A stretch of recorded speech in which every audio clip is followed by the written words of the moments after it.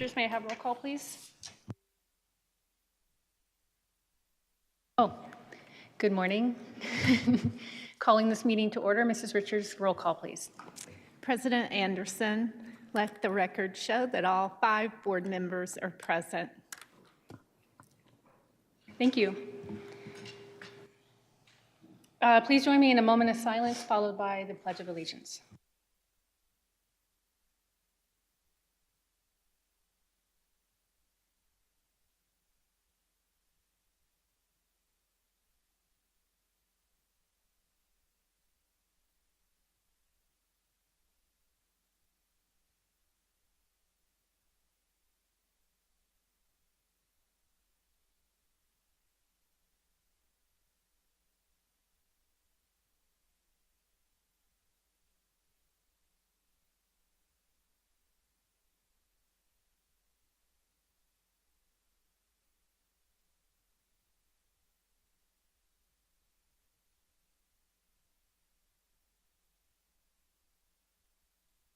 Okay, a motion to approve the agenda? Second. And a second. All those in favor? Aye. Aye, motion carries 5-0. We're going to move into a public hearing to discuss the fiscal year 2025 proposed budget, and we'll be getting a presentation from Mr. Moore. Good evening, President Anderson, members of the board. Tonight, presenting the proposed FY25 proposed budget. And as they pull up the presentation, this proposed budget is the final budget with utilizing the budget forms from the Auditor General. As you recall, all through January, February, March, I walked the board through estimated what this proposed budget would look like so we can issue contracts in March, et cetera. So what I've done in this presentation is show you the difference from what the board tentatively approved to what we're officially proposing to adopt. And so I'll get into that presentation. So again, our school budget timeline, we are at the start of the year. We are in the process of proposing a budget, and then as statute outlines, we do have to adopt this budget at a later date and before July 15th. So we will bring back the same budget on June 26th to officially adopt. One thing to note, in this legislative cycle, there is no official K-12 budget approved at this point in time. So what we're utilizing at this time is tentative budget forms that the Auditor General sent out. Those budget forms kind of leave everything flat because the Auditor General is very conservative. If there is no increases right now in the legislature, they're not going to include that in the forms. And so I'll go through that in a second on some of the assumptions that I'm taking that I'm pretty 99% sure that are going to happen and that I'm taking into this proposed budget. So with that being the case, I did put a September date in this kind of budget timeline because at the point in time the legislature does finalize a budget, they will give us final forms. And so if for some reason during now and the time they produce the final forms, there is maybe new funding, I'm optimistic, we would have an opportunity to revise our budget before September to capture that new funding that the legislature may have passed in the time between right now and they finally approve a K-12 budget for next year. So that's what that September date is for. Again, I'm optimistic there may be new funding, but realistically, there doesn't look like there is much available funding to maybe do some of the things that happened in previous years, like the one-time supplemental funding that came this year. And so, but it's on there, and we'll wait and see as they work through that process. And then in December, again, we have the option because we're taking in this proposed budget takes in assumptions on enrollment, and our budget is directly based off enrollment. That's the main multiplier. If we're off by 1% in December, ADE will tell us, hey, you're required to revise your budget prior to December 15th. So in years past, we haven't, but we have, I think 3 years ago. So that date's always on there. So as we look at the 25 proposed budget highlights, I'll start on the left, the legislative conversation, like I just alluded to. The FY25 budget from the state that is not approved yet. So we are using tentative budget forms. A part of that budget conversation, this has been the kind of expectation now, is every year the AEL limit gets either exempted in that legislative cycle during the budget conversations or exempted at a later date. And so I put that bullet point in there because we're currently exceeding the aggregate expenditure limit, schools in total, by 1.3 billion. So that would be, again, we would have to look at cuts approximately of like 16 to 19% to our budget if that AEL is not exempted by March. Again, I put it in there. I'm confident that they may come to a resolution where they exempt that. But again, right as it stands right now, that is not exempted for 25. So an important bullet point to note. The last bullet point there, it does look like, again, with the funding concerns at the state level, I think we've all heard about the deficits and how are they going to make up some of those deficits. There is conversation, again, I'm being presumptuous, that they're going to look at reducing the school facilities division allocation, specifically in the building renewal grants program. Currently, they're appropriated $19 million, that's statutorily. And in previous years, they've been, through the legislative cycle and the K-12 budget cycle, they've been appropriating additional dollars to the tune of $183 million in this current year. Where we anticipate some of the cuts being made to make up some of the deficit at the state are this building renewal grant program. So we could potentially see $183 million less in that program. That program has been very important to us as a school district who doesn't have bond funding. Higley High, for example, we were appropriated $1.2 million to complete that weatherization. So without that funding there, that really puts an emphasis and a strain on our capital budget to remove that grant potential. Again, it's just another avenue in which we will have to navigate with funding concerns going into 25. What we do know, again, and what I'm taking an assumption on these budget forms, because I'm 99% sure these are going to happen, is the 2% inflation adjustment. Again, there's a statutorily formula that outlines when the legislature needs to appropriate that. Everything right now is showing it's at 3.5%, so minimally, I know 99% sure they'll put 2% when they finalize this FY25 budget. So I'm taking that into consideration. And also the 4.62% increase in capital that was previously enacted by Governor Doug Ducey. That was a 3-year program. This is year 3 of 3. And so those are the only 2 assumptions I'm taking into consideration. Like I said, if something optimistically were to be added to the budget that affects K-12, we can revise in September and capture that, optimistically additional funding for schools, if that were to be the case. And then the last bullet point, as the board is aware, the board approved a resolution calling for an override election. This is our last year of being fully funded. So if that election does not pass in November, in fiscal year 26, we'll have to start the phase down approach. And again, that's approximately $3.5 million. We'll have to phase down that first year, and then it grows on the next 2 successful years. So the last section there, the budget transfer, I've talked about this many times, but we transfer M&O dollars to pay for our capital leases because our leases have to be paid for from the capital fund. And so this year, in the past, we've transferred more dollars to cover major projects, but again, with our budgets being tightened, right now we're just transferring the minimum amount needed to make our middle school lease payment for next year, which is $3.55 million. Again, the bullet point there, no additional transfer for major projects. Okay, so looking at the FY25 budget, what the board last approved was our revised budget on May 8th, 2024. So you'll see that number up top.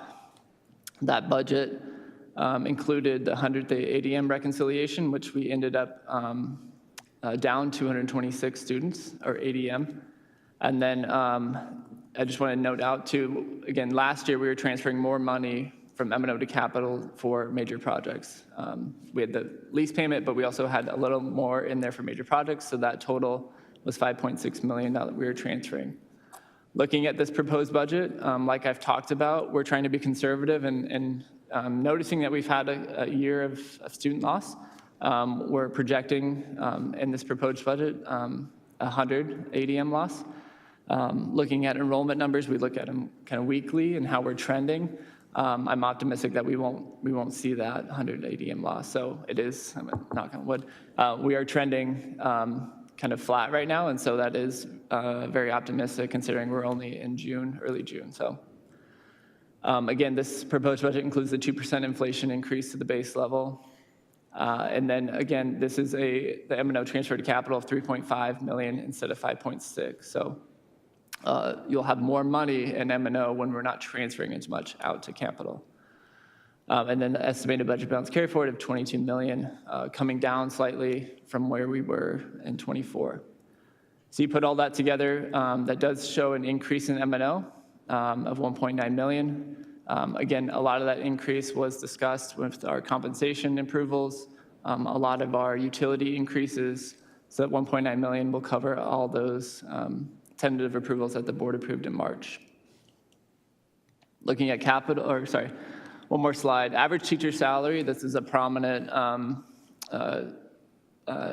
point on the budget forms, and it's been, now we have to post it on our website, et cetera. So I wanted to highlight the average teacher salary calculation and why you see a percentage decrease, essentially. There's a typo up there, sorry. It says increase, it should be decrease. But anyways, the average teacher salary is calculated by taking all teachers employed in 24, the prior year, and then looking at the budget year, which is our proposed budget, in 25, and then you see the either decrease or increase, and so we are seeing a slight decrease, approximately 2% decrease in average teacher salary, but I have some comments below that kind of explain how that happened. So again, our average teacher years of experience has decreased by just under half a year. So taking cumulative teacher experience from last year to this year, we have come down. This shouldn't be new news, as you've seen many teachers leaving the education field. And so we've had new teachers hired that has less experience than teachers that are leaving the field. And so that decrease is probably 5% decrease in average teacher salary experience. We also had 2 very tenured teachers moving to contracted teaching, so that takes them off of our payroll. Between the 2, there was over 55 years of teaching experience, so that's going to swing. The average. In addition, this calculation does not include supplemental pay, so it's just base pay.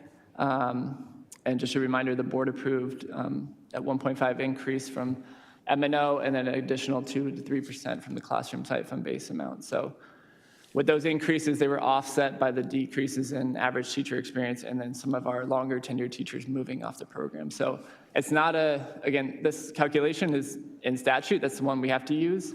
But again, it's not a reflection of kind of what the board has done to increase teacher pay, so much as it is a reflection on where teachers are moving in terms of the experienced teachers, right? They're moving away from the profession. And again, that should not be news. That's been nationally documented across the nation, and then Arizona is not immune to that. So looking at the capital side, again, you're going to see some larger decreases here as we've allocated a lot of our capital to major projects. We're putting our capital dollars to work. So what the board revised to on May 8th was we had just over 26 million. Just a footnote that the capital budget formula uses prior year ADM, so a little easier to kind of budget for, as you don't have this huge swing in the middle of the year. We can actually look at prior year ADM and know exactly what our capital fund will be. Again, last year we were transferring, capital was getting a little boost from M&O because we were moving more funds over to cover major projects, such as Higley High and the Williamsfield track. In 25, again, that's not the case. We don't have the funds available, the resources available to transfer over for those major projects. And so the main thing that the capital budget includes in 25 is that 4.6% increase, again, than previously enacted legislation. Less money being transferred to capital, so you're going to see a lower dollar amount. and our budget balance carry forward, because we are putting those dollars to work to come to, again, pay for projects and the maintenance needs that we have. We're bringing that down to $4 million. And so all that total $15.3 million was highlighted when I did the capital plan, capital budget plan to the board. And if you want to go back and look at that, it has all the details on how that 15.3 will be spent throughout our district. So that's going to show a drastic decrease from our revised, 24 revised to our proposed of $10 million. But again, we are using our capital dollars for the needs of our district. And just kind of next steps is, again, today we're looking at our proposed budget, and then later on the agenda, we have an action item to approve this. Again, we're using preliminary school budget forms that the Auditor General has issued in conjunction with ADE. This must be approved by July 5th, but the way our board calendar works, June 5th meets that deadline and gives us enough time to get back for June 26th, which is when we have to have an adopted budget approved. So what we're proposing today on the adopted, I can only decrease, I can't increase any of our numbers. And so like I said, the legislature did give us that September date in case there is legislation approved where there is increase in K-12 funding, we can come back in September. But I cannot include, if something were to happen in the next 2 weeks, 2 or 3 weeks, I cannot increase what I'm presenting tonight to what I'll present on the 26th. I have to come back in September, include those increases, just the way statute reads and how I have to present the budget forms. So with that, I'll be happy to answer any questions.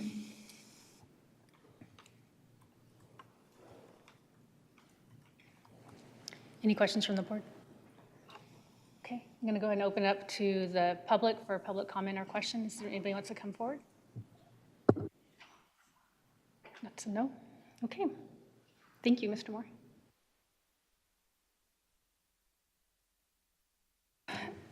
Now we have a public hearing regarding the instructional time model, and this is going to be from Mr. Berkshire. Thank you. Good evening, Madam President, members of the board.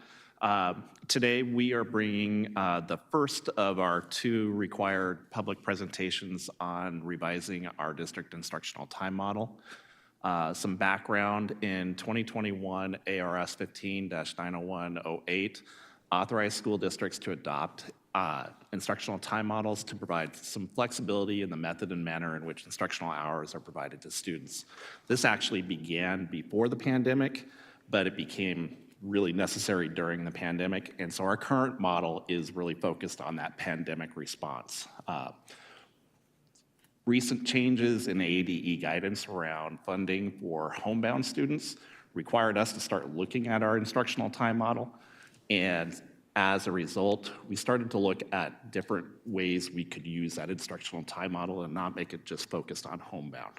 So our context, what we really want to do is provide students in unique attendance circumstances with a continuity of learning. So these would be students in homebound situations, chronic illness situations, specialized athletics and performing arts. For example, if a student is an athlete and they're gone 2 days of the week on a consistent basis, we could provide continuity of that classroom instruction without them actually being absent. And then advanced academics. So some requirements around the ITM. We have to provide ADE with the modes of instruction, so how will students receive their instructions. We need to provide them with how are we going to track attendance, and then finally we have to provide these 2 public hearings.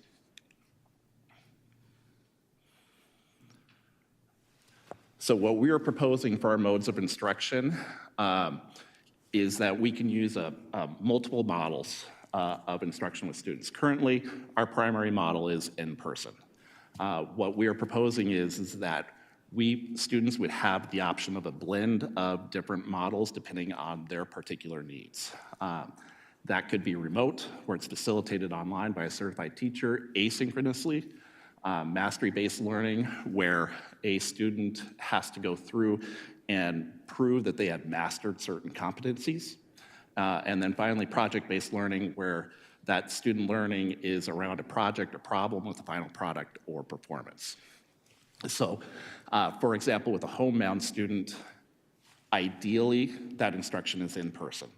But there are days where they've gone through chemo and they're unable to participate in that in-person instruction. By allowing us to do a remote option, they can still qualify for the hours necessary for attendance, but not have that burden of trying to work at a specific time on a specific day that we've supplied for them. So how would the attendance tracking look? Currently in person, it's taken by a classroom teacher. K-6 is daily, 7th through 12th grade is every period. So for remote student, when the student goes remote, the hours will be tracked and reported in parent view by a family, similar to HBA.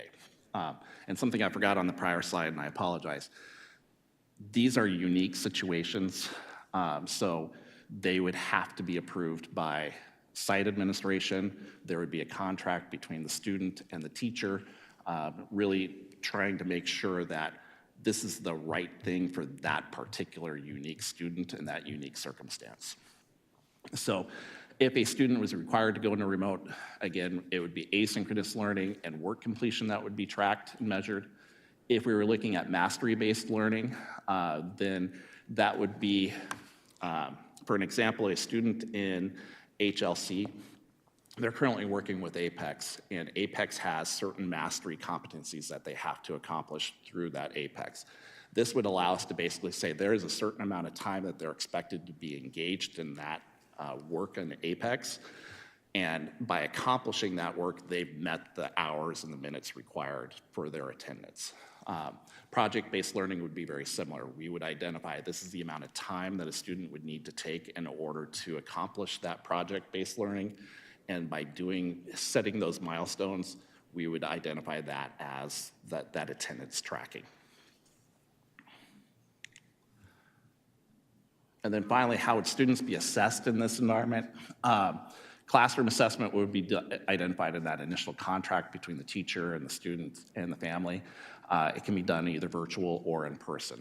District and state assessments, those would be required to be proctored in person at the student's homeschool site, and that would include final exams, district benchmarks, and state testing. And obviously, with unique situations, there are accommodations that might be made in all of these. Any questions?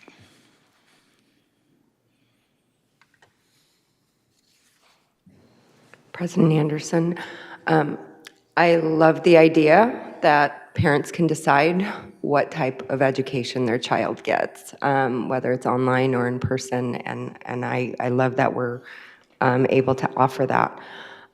One question I do have is, will a child be able to go back and forth between online and in person?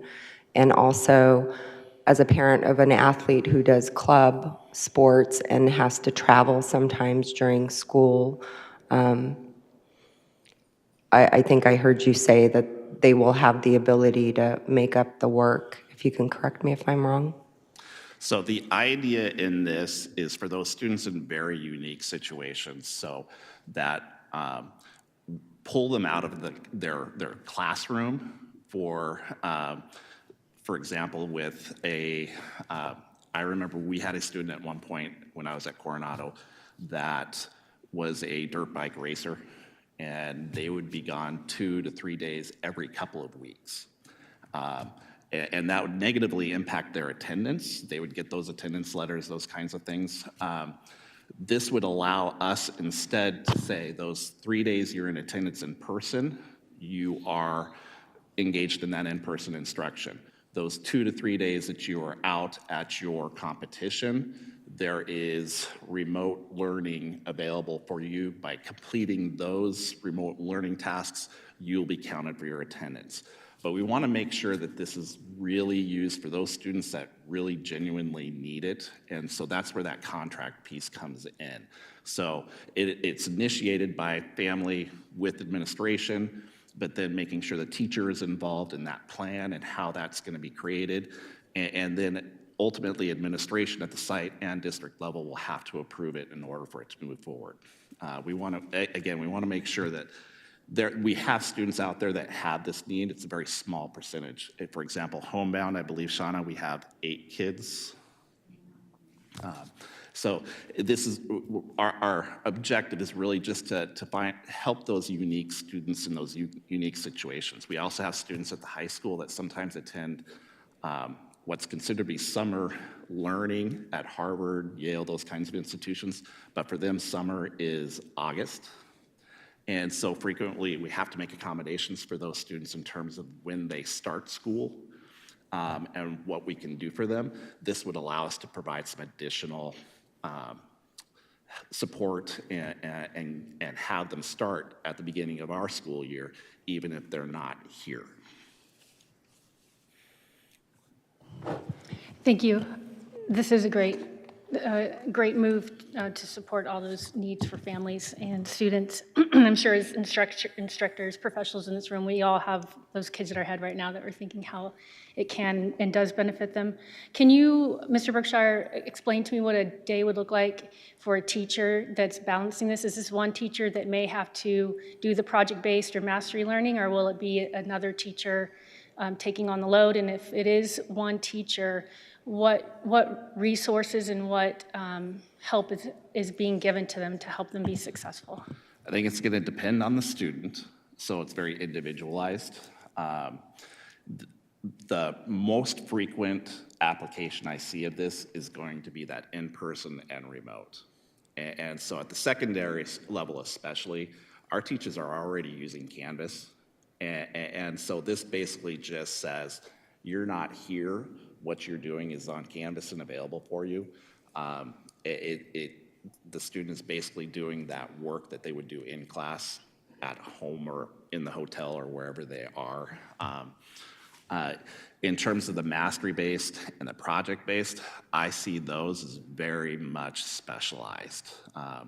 Those are probably going to be most likely our kids that are enrolled at HLC and our HTAP kids, and maybe some CTE applications as well, but very limited on those two. And so again, because of that limited basis, that's where that teacher and student and administration collaboration piece come in and identifying what it is, what's the responsibility on each side. It's very similar to what we do right now with students that are on a chronic illness form. There are certain things that they all agree to, each side, but it's a collaborative effort in how that's developed. And we are still working on what that form will look like, but we will certainly bring that to you once we have it. Thank you. That would be good to add. I'll add it to the later agenda items or status updates on my list. Thank you, Mr. Berkshire. Are there any other questions or comments? President Anderson, I do have one more question. How will this impact, let's say a child with a 504 and IEP decides to do online, and their accommodations aren't necessarily hands-on that would require them to be here, but they do require some sort of accommodation that could be supported online. How would that work? So anytime we have a governing board member, Vice President Van Hook, anytime we have a special education student that reaches out and wants to do the online learning or some sort of different type of learning than is typical and that we see, we require that the IEP team meet, review those students' needs, and identify how those needs can be met in that online environment. Unfortunately, we do have some students where the online environment is not the best option, and we have those difficult conversations with those families and then work with those families to come up with an option that they're happy with and where we feel the students' needs are going to be met. Sometimes that involves changing the IEP to clearly identify which things can be offered in person and which things can be offered in that online environment. But just like Mr. Berkshire had said, everything's unique and individualized to that student, so it's part of that IEP team process. President Anderson, I just wanted to make a comment on, I recognize that this is such a small number of instances in which this would actually be used, because it's not intended for all of our IEP kids or the large bulk of our population. But from a teacher perspective, from a student perspective, from a parent perspective, I think it's really great that at least the state allowed us these options to be able to accommodate, because in these circumstances, what often happens is all parties involved, from teacher to parent to student, spend so many hours trying to figure out how do we not penalize these kids for the circumstances they happen to be in according to state standards. So I think not only should it save teacher time on how we can do some of these things, because we already have the canvas or it's set up ahead of time, but I think overall from parent to student, at least feeling as if, you can live your life dealing with the other things that you're having to deal with while also trying to not have to prove yourself from doing these things, I think is really great. So awesome, thanks.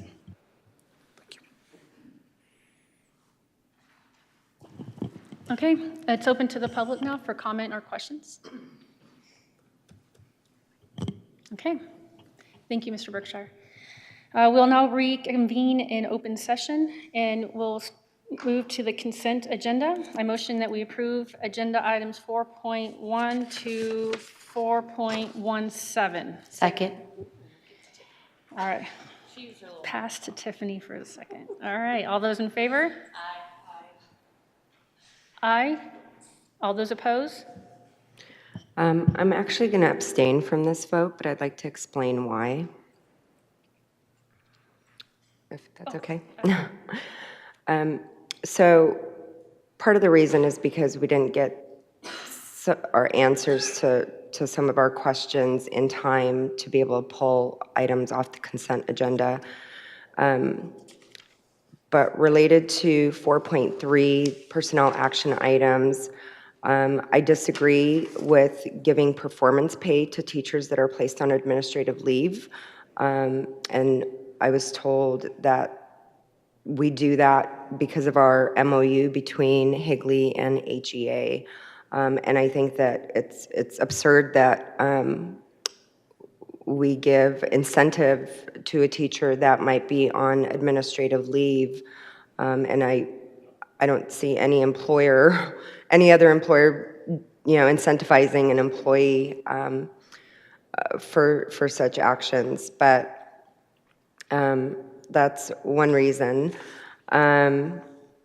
Also on voucher 1102, I did notice there was 2 books on that list.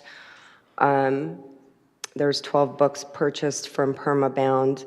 One book is Big Nate and Friends, and if you're reading this, it's too late. There's content in the book related to sex, disrespect towards adults, teachers, eating disorders, and alcohol use, and I don't find that appropriate for students. There's also 4.6, staff travel to ASTA Biosphere 2. There's a lot of information in this conference related to climate change, and I know that this is a hot topic and there's a lot of debate that happens, and if our teachers are going to be bringing that back into the classroom, I want to ensure that they're teaching and allowing critical thinking amongst the kids, and that it's not just a one-sided view, so the students have the ability to make up their own minds. There's also Adobe Max. It looks like we're spending about $4,700 for one person to attend this conference. And I understand that professional development is necessary, but I have concerns about the amount of money we're spending on conference fees, lodging, meals, et cetera. And, if it's something that we can find something local to be able to eliminate some of that cost, I think it's definitely important to keep in mind, being mindful of that. And that's it. Thank you. Okay, thank you. Motion carries 4 with 1 abstention.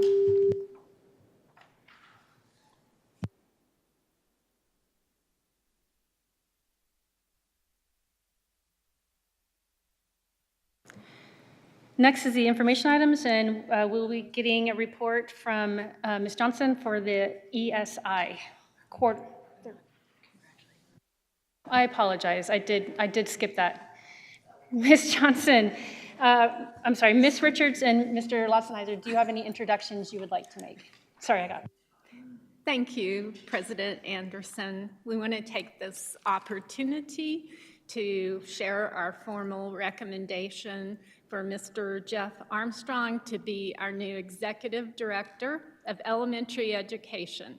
He has completed 5 years as a principal here at Coronado Elementary, and it would be amiss of me not to acknowledge this past semester he did that without his AP. And all of us that are principals know when we've done that, it's extra fun and extra challenging. So I want to acknowledge him and give him a round of applause. And if you don't know who he is,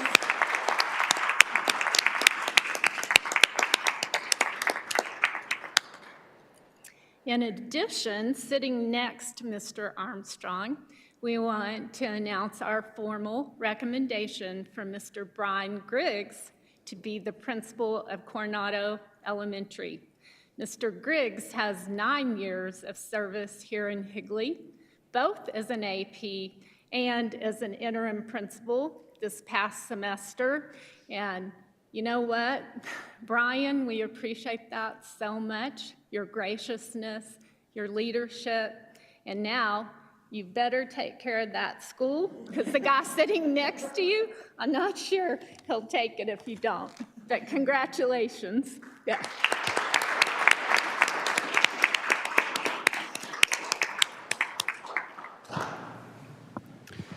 Congratulations to both. I was just kidding, but I just wanted to say congratulations to both of you. But I will hold it until the end. Oh, thank you. I appreciate it. President Anderson, members of the board, very excited to announce 2 deans being added to our middle schools. And so at this time, could I have Leslie Cook please stand?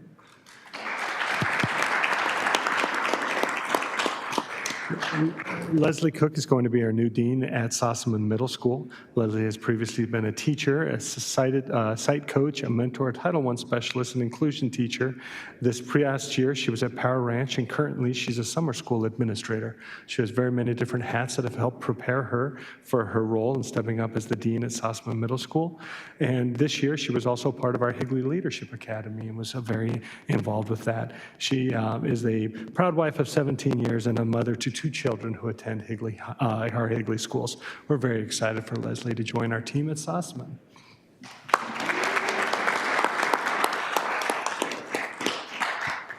And now at Cooley, could I have Kenneth De Lorera please stand for us? This is Kenny's 15th year as an educator. He started as a 7th and 8th grade math teacher in Phoenix, and he has served in administrative roles at both the elementary and the junior high schools. This past year, he taught math at Williamsfield High School, and we're very excited for him to join the team at Cooley, working with the outstanding administrators that are here today. So welcome to the team, Kenny. Thank you.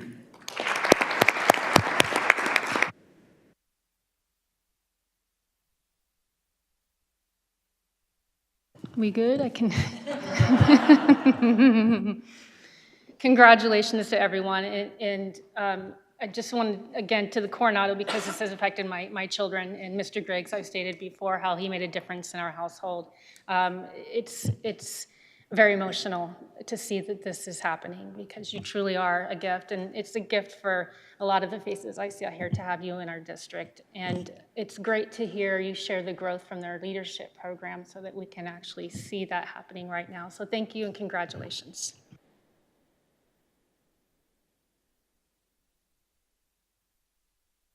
All right, next on to the ESI report. Good morning, President Anderson, members of the board. Before you, you have the ESI report for 3rd quarter, and I want to thank Sharon Rushkamp for always assisting our HR area with this report. As you can tell, third quarter, we were spent 775,000, just over $775,000. And to date, we still have some remaining dollars available on that purchase order, but we are at the fourth quarter, as you know, and we look to be doing pretty good so far. The return to work, any questions on those?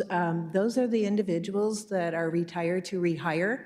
So some of those folks will be either coming back with us or not. And we'll have, I believe we have for the new year about 6 individuals that have selected that retired to rehire program. So you'll see those next year on our reports as well. Any questions on this report? Thank you. Thank you. And to confirm, what was remaining gets put into the bucket for next year? No, the bucket ends and we start a new purchase order. Yeah, we always end with June 30th, and then, we'll start in July when we have somebody come on board to retire to rehire program and subs. Okay, thank you. Thank you. Okay, we will now do a short recess, about 10 minutes, and then we will reconvene. I invite those participating today to help themselves to refreshments. Do we have refreshments? In the kitchen? Okay, I was like, I didn't want to say it if it wasn't there. Prizes, half a mile. We'll join district leadership. We're going to come down to the tables. Thank you.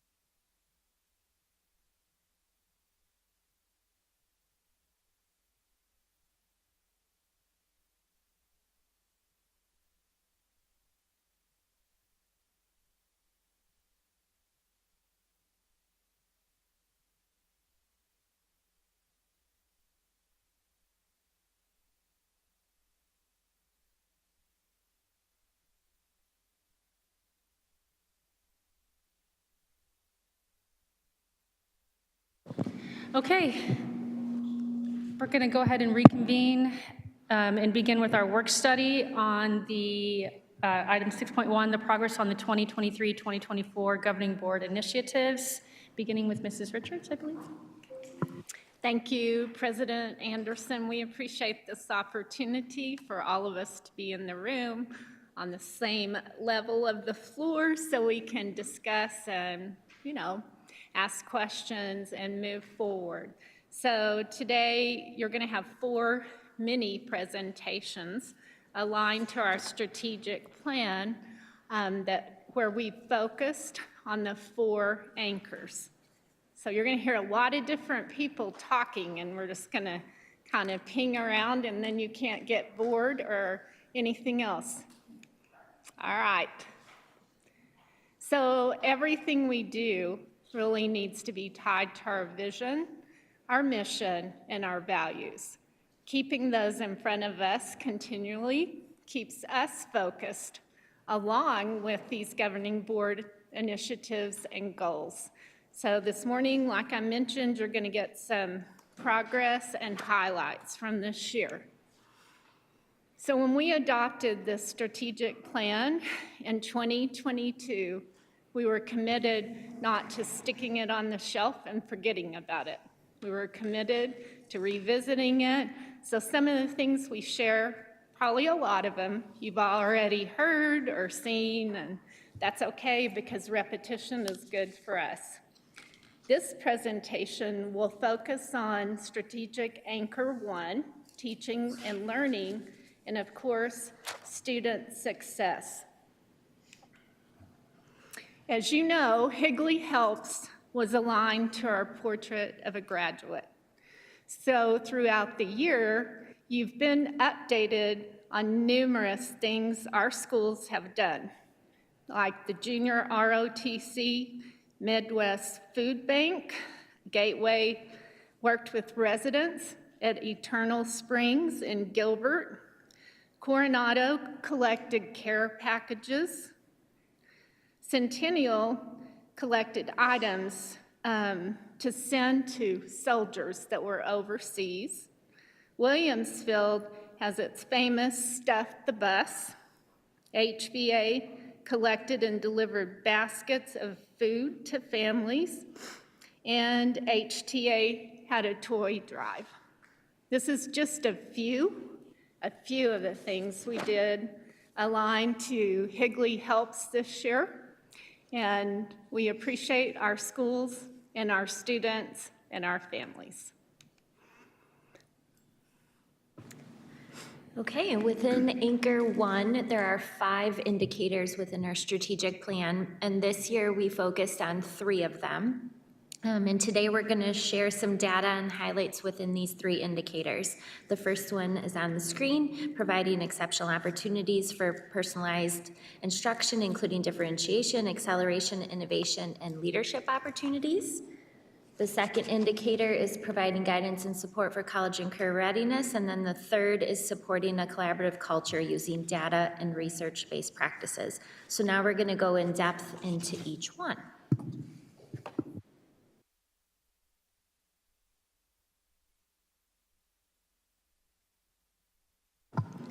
Good morning. For the first one, develop and implement grades pre-K through 12 instructional maps for all specials and electives.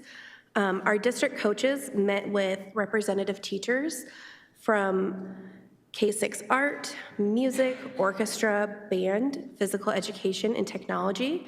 And we came together 3 different times throughout this past school year to create instructional maps for their given content area. And they also met with their PLCs to seek feedback on the maps and then make any revisions from that feedback. Our instructional maps are aligned to the state standards for that specials content area, and they include vocabulary, skills, resources, and assessments to support what is being taught each quarter. We were able to create and update 16 instructional maps for our K-6 specials. And then we did learn some valuable lessons through the process, and part of that was the time that we needed to devote to ensuring that our maps were thorough and included the feedback cycles. And because of that, we wanted to make sure that we had the time needed for the 7-12 maps. So we are moving that to the 24-25 school year because we want to make sure we give it all the time and attention it's needed.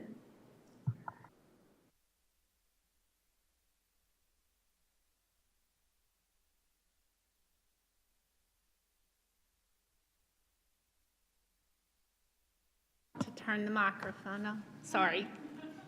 We started Higley Adventures this year, and honestly, sometimes that's my favorite part of the meeting, seeing our kids so happy and proud of the leadership opportunities they've been involved in.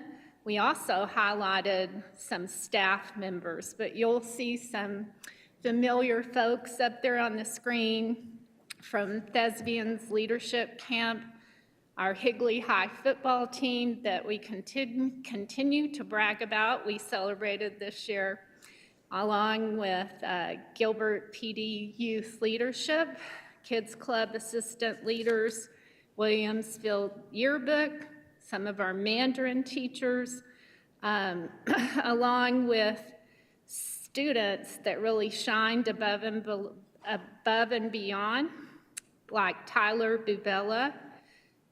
And it would be amiss if I didn't acknowledge Tyler Moore in his Certificate of Excellence for Financial Reporting in Higley. We have our lighthouse schools of Chaparral and Santan, and then we have individuals like David Lotzenheiser and Nicole Johnson, Gustavo Landeros, and Jennifer Ignacio that went through Gilbert Leadership. I think we have some other individuals that are going to sign up for Gilbert Leadership this year. So we're excited about those opportunities. You also heard about Future Business Leaders of America.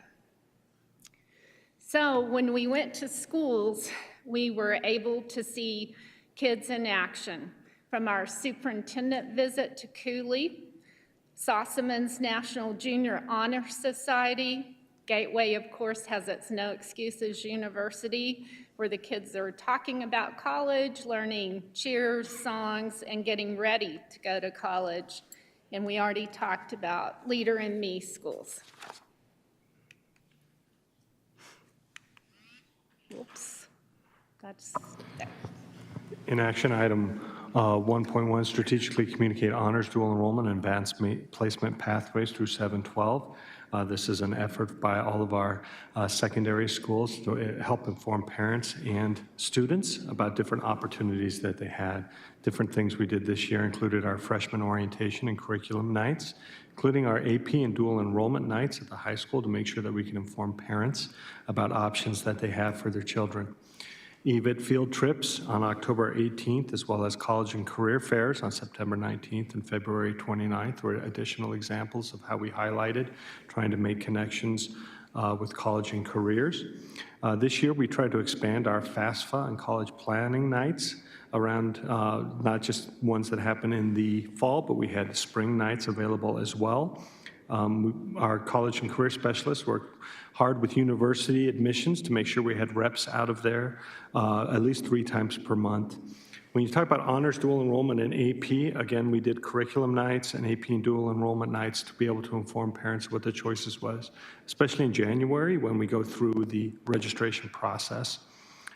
Additionally, high schools held AP and honors freshman parent night orientations. At the middle schools, we talked about, once again, making sure that students understand that the pathway is from 7 to 12, and the beginning of that starts in 7th grade. And so through the course guide process, you can see the 7-12 development of those programs. Additionally, academic opportunities, we're going to talk about CTE, the AP capstone, our diplomas and diploma seals. I really want to brag and highlight our CTE programs that are on our campuses. This year, we set an industry a record for our industry certifications with 502 industry certifications earned by Higley students. That is an increase of last year from 364. So I need to give credit to Craig Pearson and all of our CTE people for really focusing on that. Not only did we earn 502, the most that we've had, 95.6% of our students who were in the class participated in the industry certification testing, and we passed at an 85.5% rate. This is outstanding, and so it's really kudos to those CTE programs for developing students that can have an industry certification that truly can go from school to work immediately.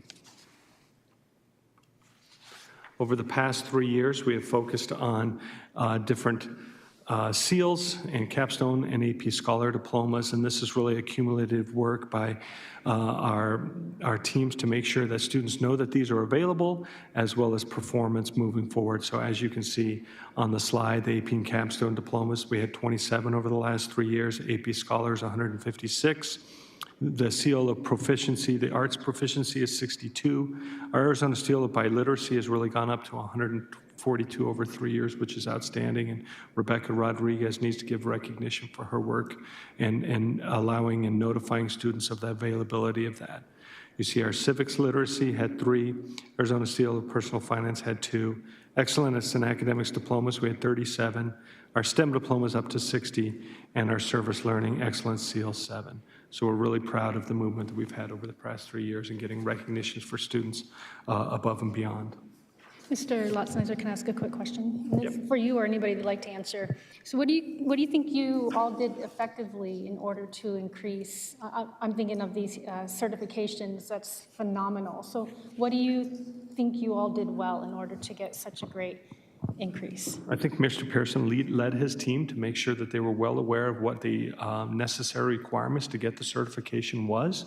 And so that it was really working with the teachers. And so he would pull in the small groups of the teachers to make sure that they knew what to do to be able to prepare the kids. And then he's the one that actually goes out and tests the students out on the campuses. So it's not something that just gets to the end and be like, hey, if you pass the final, you can do this. No, it's building it up as we go through the year and making sure that we're aware. And so when we look at our programs specifically designed to make sure that they pass those, and it's working with the teachers to know, work with the kids under Craig's guidance. And so I think that specific thing has seen that growth. Additionally, I think our numbers improved because of growth within our police science and our early childhood, 2 different programs that have really taken off. And so as those programs get bigger, we were able to see that jump as those students are coming through more and more. But we speak to all the variety, but those were 2 that showed growth this time. Thank you. One of the things we expanded upon this year was our parent information nights. So we offered a variety of after-hours parent nights at both the district office and school sites, addressing pertinent issues like social media use, drug abuse and drug dangers, drug trafficking, suicide awareness and prevention, registration for preschool and welcoming in for new families into the preschool programming, and a special education academy to help parents understand ins and outs of some of the nuances of special ed.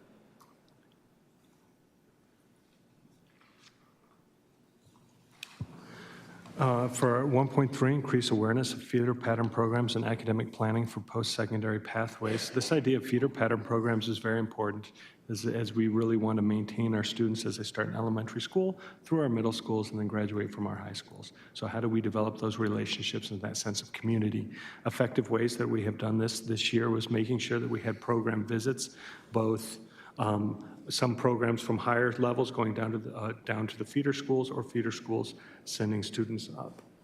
And so highlights that we had, and we'll go ahead and switch to the next slide. So I'll start with some of the elementary opportunities. As part of Kindergarten Roundup this year, we had the opportunity for early childhood development centers to visit our elementary feeders. They got to take field trips, which was the first time we've done that since prior to the pandemic. So that was a great opportunity for kids. Also, our 6th graders had an opportunity to visit middle school, so they get a taste of what middle school life will be like. And then new this year, coming up in a few weeks, 2 weeks actually, at the end of June, for the first time ever, we're gonna have a Kinder Kickstart. So incoming kindergartners get an opportunity, if parents signed up through Community Ed, to have a taste of what kindergarten life will be like when they come to school in July. And our hope is that we get some of the jitters out and they can be leaders among their classmates as they start their kindergarten experience within Higley. Additional things that we looked at this year to highlight the district supported, actually our arts programs at the high schools going down to the elementary schools and spending times on those campuses, and with the goal that we get them excited for multiple years of being in the arts. And so that was a highlight for us. Additionally, our Air Force, our junior ROTC program, visiting the middle schools and working on recruiting through that. And it's such a vital piece that the students get to see their older peers or older groups and what they're accomplishing.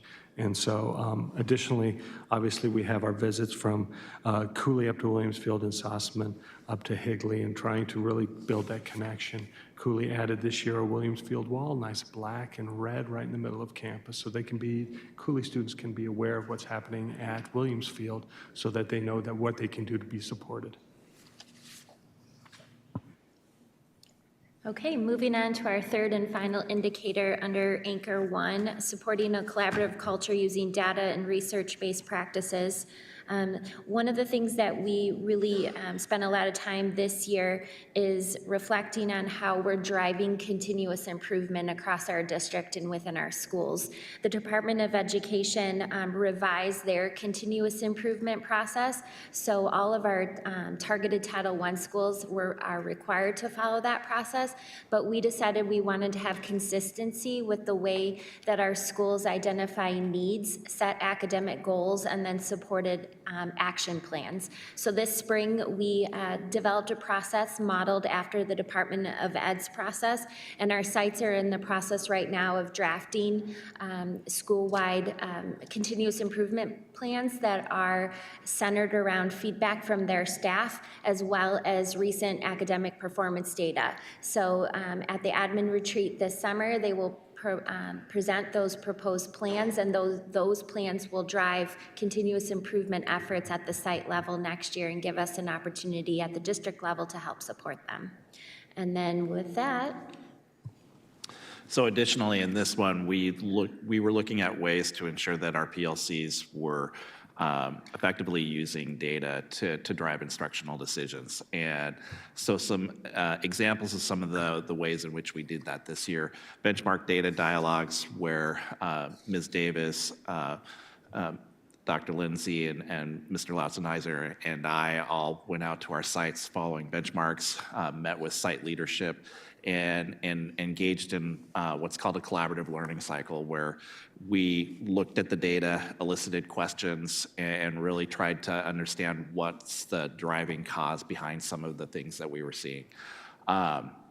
Additionally, that allows us to provide our site leadership with some professional development, professional learning on tools that they can work with their teams, their PLCs at their site on using our new DNA platform, as well as just analyzing data in general. A great example has been the work that Chaparral's been doing around PLCs, along with all of our other sites, but specifically with Chaparral. I had the opportunity to collaborate with individual grade level PLCs. We were able to work through building PLC learning cycles and specifically working with the 5th grade team in math to align the work of their Tier 1 and Tier 2 instruction. Was a great learning experience for them as well as for me in terms of how we can better improve our PLCs as a district. And finally, as DNA is new this year, we wanted to share some of that usage data around that formative assessment creation within that platform. We had 1,948 assessments that were created that actually had students engage in the assessment and have data that teachers could act upon within that assessment. Cortina had 295. They were one of our leading elementaries in the use of DNA.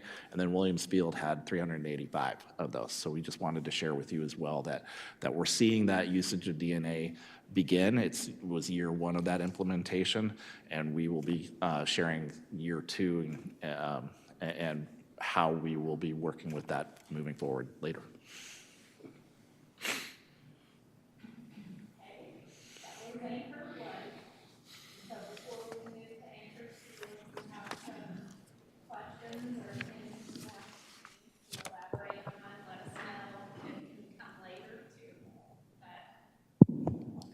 President Anderson, I see this word collaborative in education now all over, and I'm just curious, by saying like collaborative culture, like what exactly does that mean? It's all over the document, collaborative. Like, what does that exactly mean?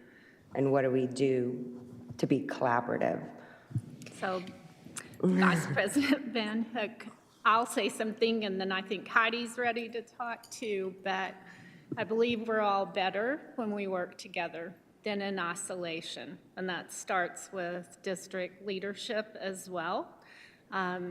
We learn from each other all the time, and I know teachers specifically can get in a room and deliberate, argue sometimes, and come up with a beautiful product that they couldn't do on their own.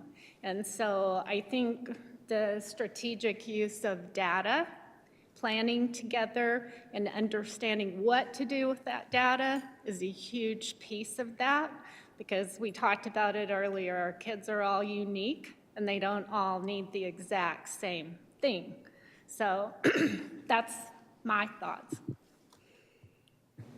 I agree with that, Mrs. Richards, and I would just add, there's the saying, the smartest person in the room is the room, so it really depends on the audience, and so it could be groups of teachers collaborating around academic performance data. It could be a group of principals collaborating around a problem of practice, or working towards one of these initiatives that we talked about and just strategizing next steps. We do that with our ed services team. From a teacher perspective, it also includes parents. When parents come in for parent-teacher conferences, a lot of times our students are a part of that process too, so there's collaboration on what's working well for that student and having the voice of the parents and the kids as part of that. So it really depends on the circumstance and who's a part of that conversation. But yes, it's we don't want to make decisions in isolation. President Anderson, I also, I don't see anything in here related to parents, and I would like to be able to add something on here to include parents, but also I don't see anything related to student achievement and increasing proficiency rates. It might be included in different bullet points and worded differently, but I think that's important to also to ensure that it is included, because that's something that we need to ensure, considering only, we have 60% proficiency rate, and what are we doing with the other 40 with the district? Agreed. No, you can go first if you want. I might have lost my train of thought, but I would just say that all of these initiatives are with the goal to raise student growth and achievement with academics. That's why we're all here, is to support student learning and achievement. And I forgot what I was going to say after that, so Ms. Richards, please go ahead. Vice President Van Hook, when we get into these suggested goals and initiatives for next year, then that's where we want your input on additional things to focus on or tweak the wording a little bit.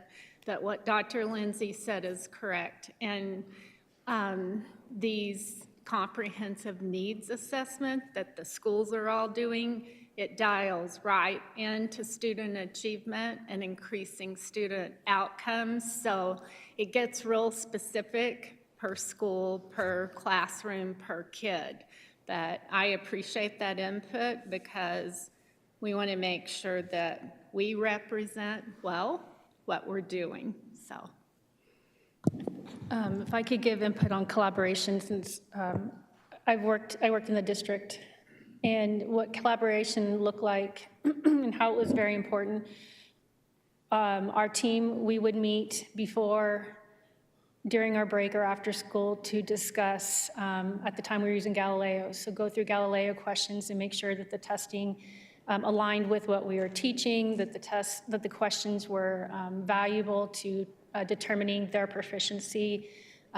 We met to go over our weekly plans, any labs, a lot of science, any labs that we planned on doing. Then we would also collaborate with our instructional coaches. Ms. Horn was a coach at the time. I don't know if she's still science. Is she still? It doesn't matter.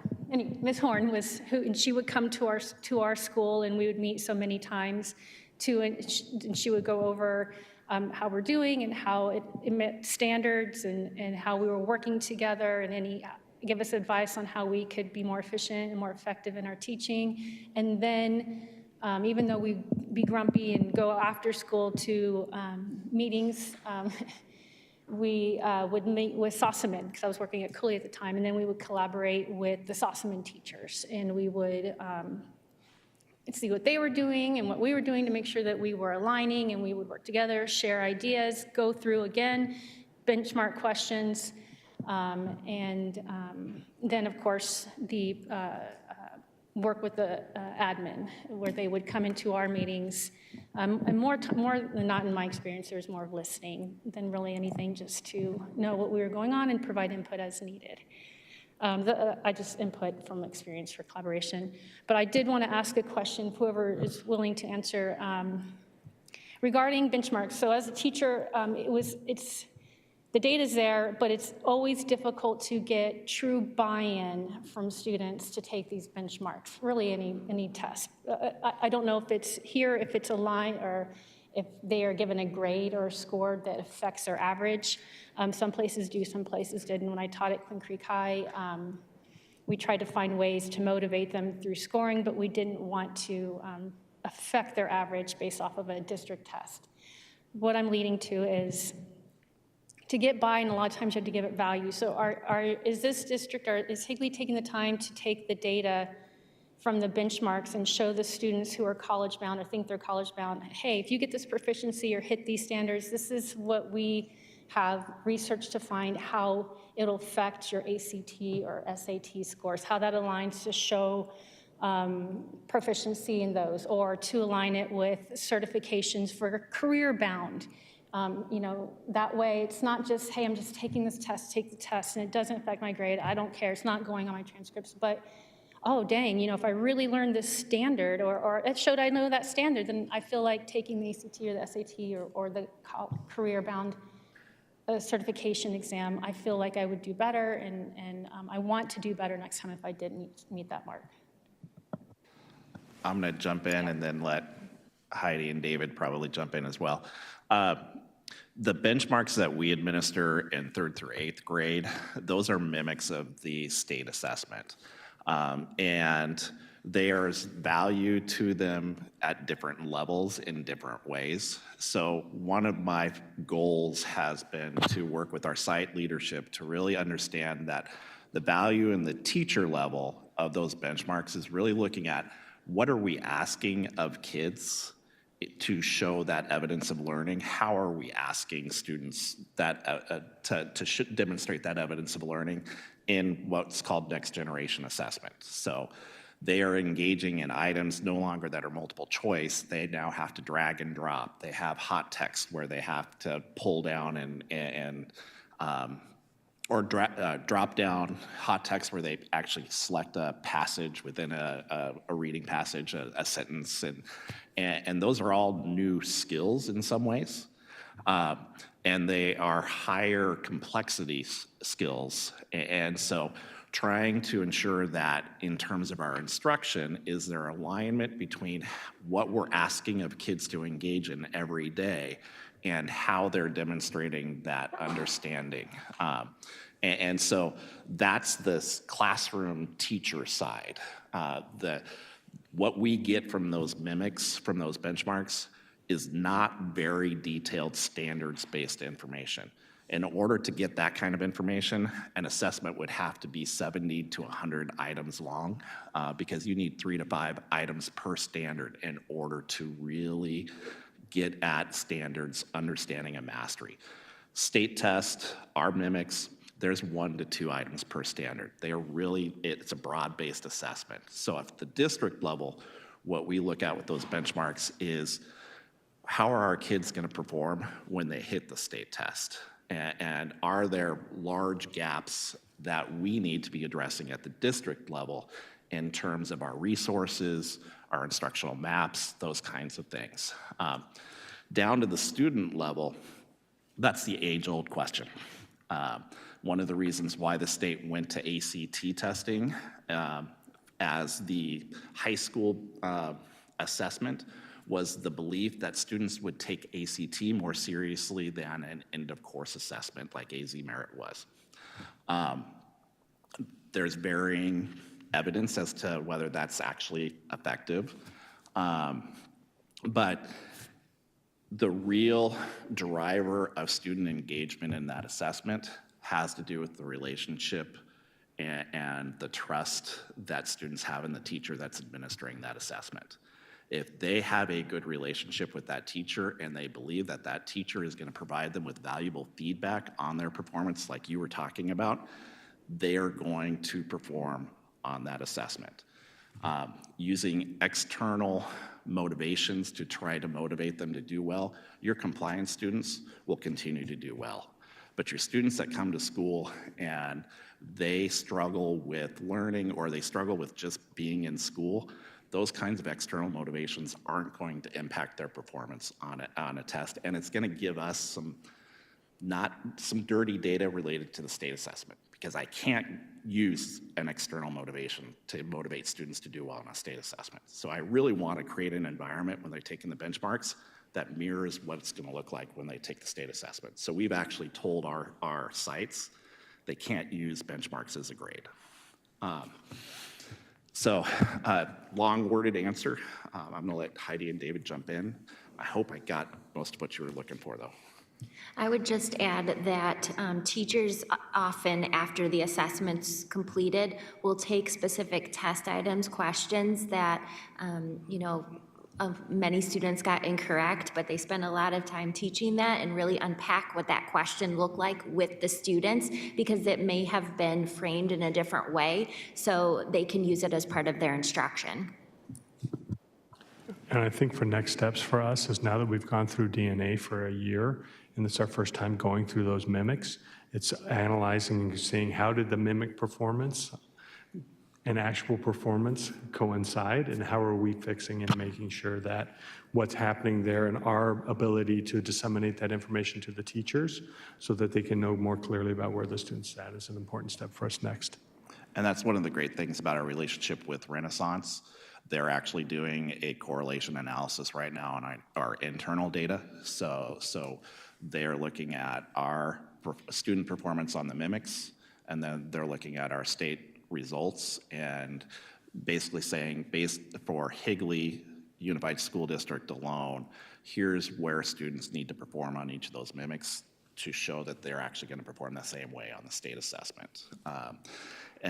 In terms of ACT, within DNA, we have a benchmark for ACT as well. This was our first year using it.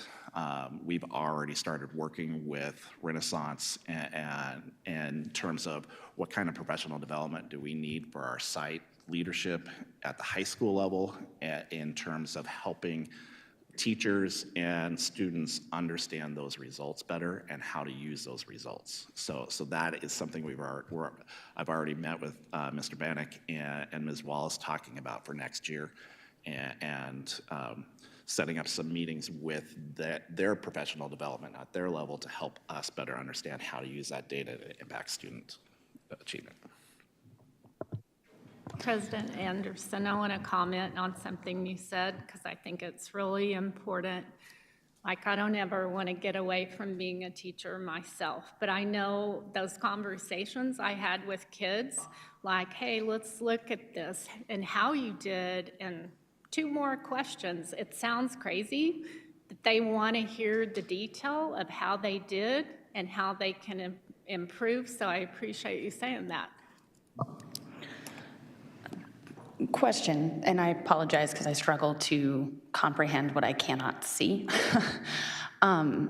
especially at the elementary level is where my question is. If some of these, the test questions, the DNA, where they are looking at a new type of question, right, where you're reading a passage and dropping it down, it's just not the standard multiple choice, do we have beyond the DNA, or at least can teachers access it for like unit quizzes or tests or whatever, so that way it's more than just these benchmarks that they're getting at? Because I feel like from a teacher perspective, not only do you concern yourself with the content, but maybe part of the reason everybody's missing it is because it's a new skill that we're asking. So like, do we have those things? I'm assuming we do. Yeah, cool, awesome. Thanks for all the head nods. Yes, that was one of the most exciting things about moving to DNA is the item bank. So teachers can create their own classroom-based assessments aligned to the instructional maps and do just that. And then they can utilize multiple questions around the same standard and then unpack those findings with the kids. And it's considered to be one of the best item banks in the country. It used to be Key Data Systems, now it's Inspect, but the quality of the items, it is far superior to what you used to see with Galileo. And they spend a lot of time and effort on continuously adding to that bank. And one of the exciting things for me is that they're actually adding social studies items. So right now it's very limited, but at the high school level, they do have access to some of those items. So in terms of the other exciting part about DNA is it's very easy to use compared to Galileo. Galileo was a nightmare to use. DNA is very simple. I can filter based on the standards I want. It will pull up the items. It goes into detail on the different, like the rationale behind the answers as well. And then at the other side of it, the data reports that we can pull out of DNA are phenomenal. And so actionable data related to where students are.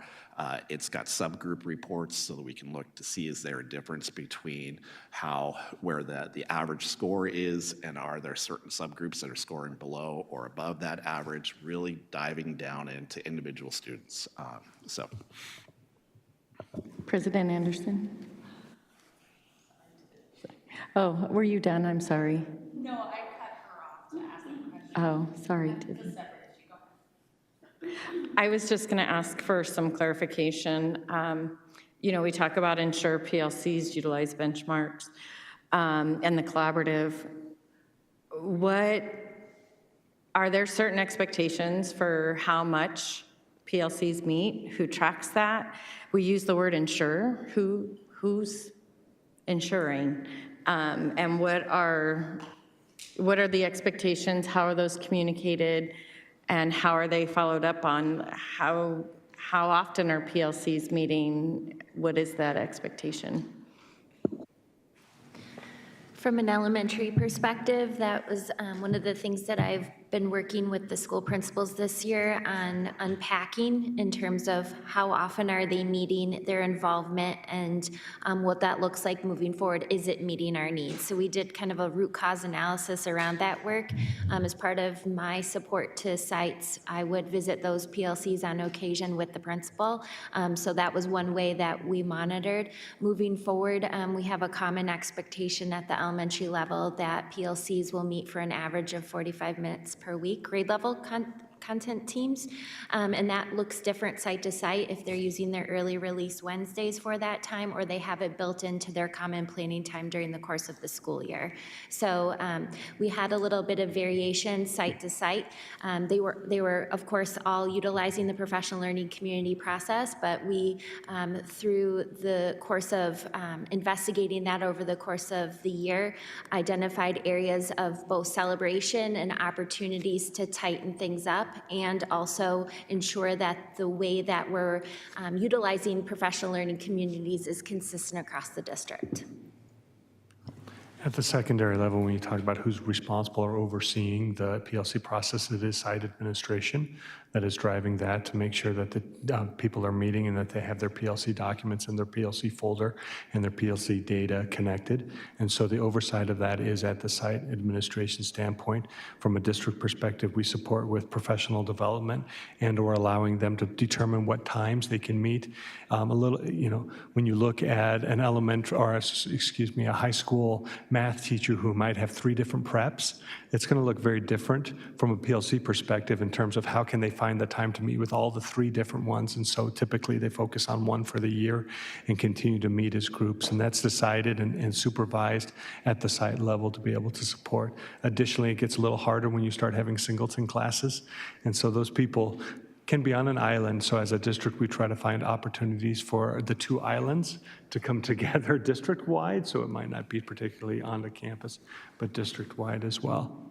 Can I add, and thank you for acknowledging the teachers that had multiple preps, because that was really difficult, not only for that teacher, but the other people on the team that really wanted that person there. I worked under one of the best administrators I've had the honor to teach under in all my years, Dr. Wolf over in Queen Creek High School. He's now since been promoted to assistant superintendent, here nor there. But he would tell us, whenever you're collaborating in the hallways, you're PLCing. At lunch, whenever we would really try, we'd like, we're not gonna talk business at lunch. We'd always talk about how the students are doing and what are we gonna do and how can we make that, this didn't work. He's like, you're PLCing, and so I don't know if you have the same mentality here, and that's at the secondary level, but I agreed, because it was having not organized time, but it was definitely time spent where we were collaborating and talking about our plans and what worked, what didn't work, what do you want to do, how do you plan to do, what do you do if they didn't get, going through the questions for PLC.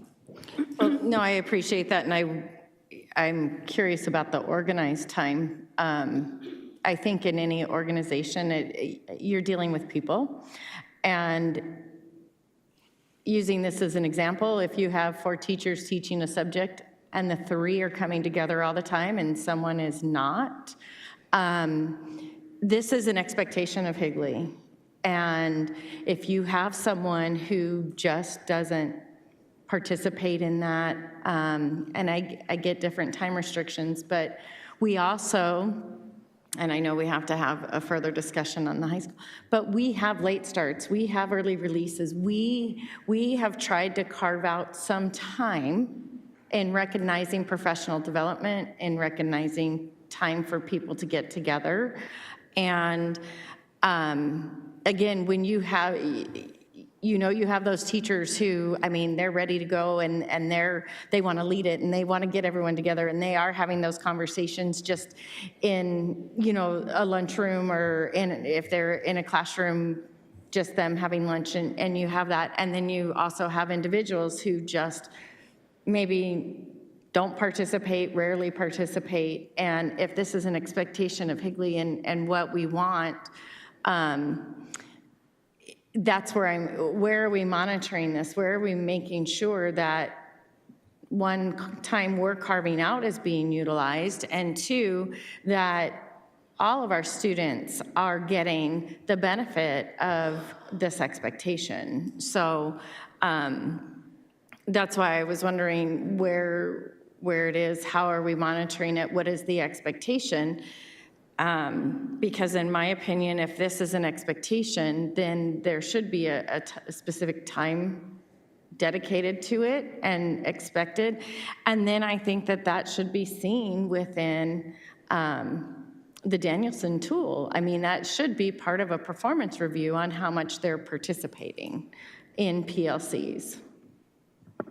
Yes, and there is a direct alignment with that within Domain 4 of professional responsibilities, as well as Domain 1 with planning and preparation. So, and we're making those connections for our teachers and for our administrators. So Board Member Reese, you'll see that in proposed initiatives and goals for next year too, because it's kind of like the strategic plan. If we don't continually revisit it and communicate expectations, it'll go away. So we have to keep supporting.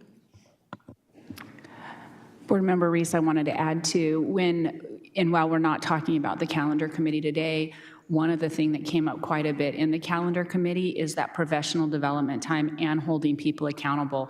So I want you to know that the members of that committee, that was very important to them. And I've been working directly with Ms. Davis in talking about what that professional development looks like, what those expectations are, and how we're going to keep track of those. So it is something that's being discussed right now quite a bit. And it's a work in progress. It takes so much time, because Queen Creek is very big on PLCs, and it started way back before I even worked there full-time. And it has transitioned and grown so much. And of course, it has to do with the different leadership at the schools.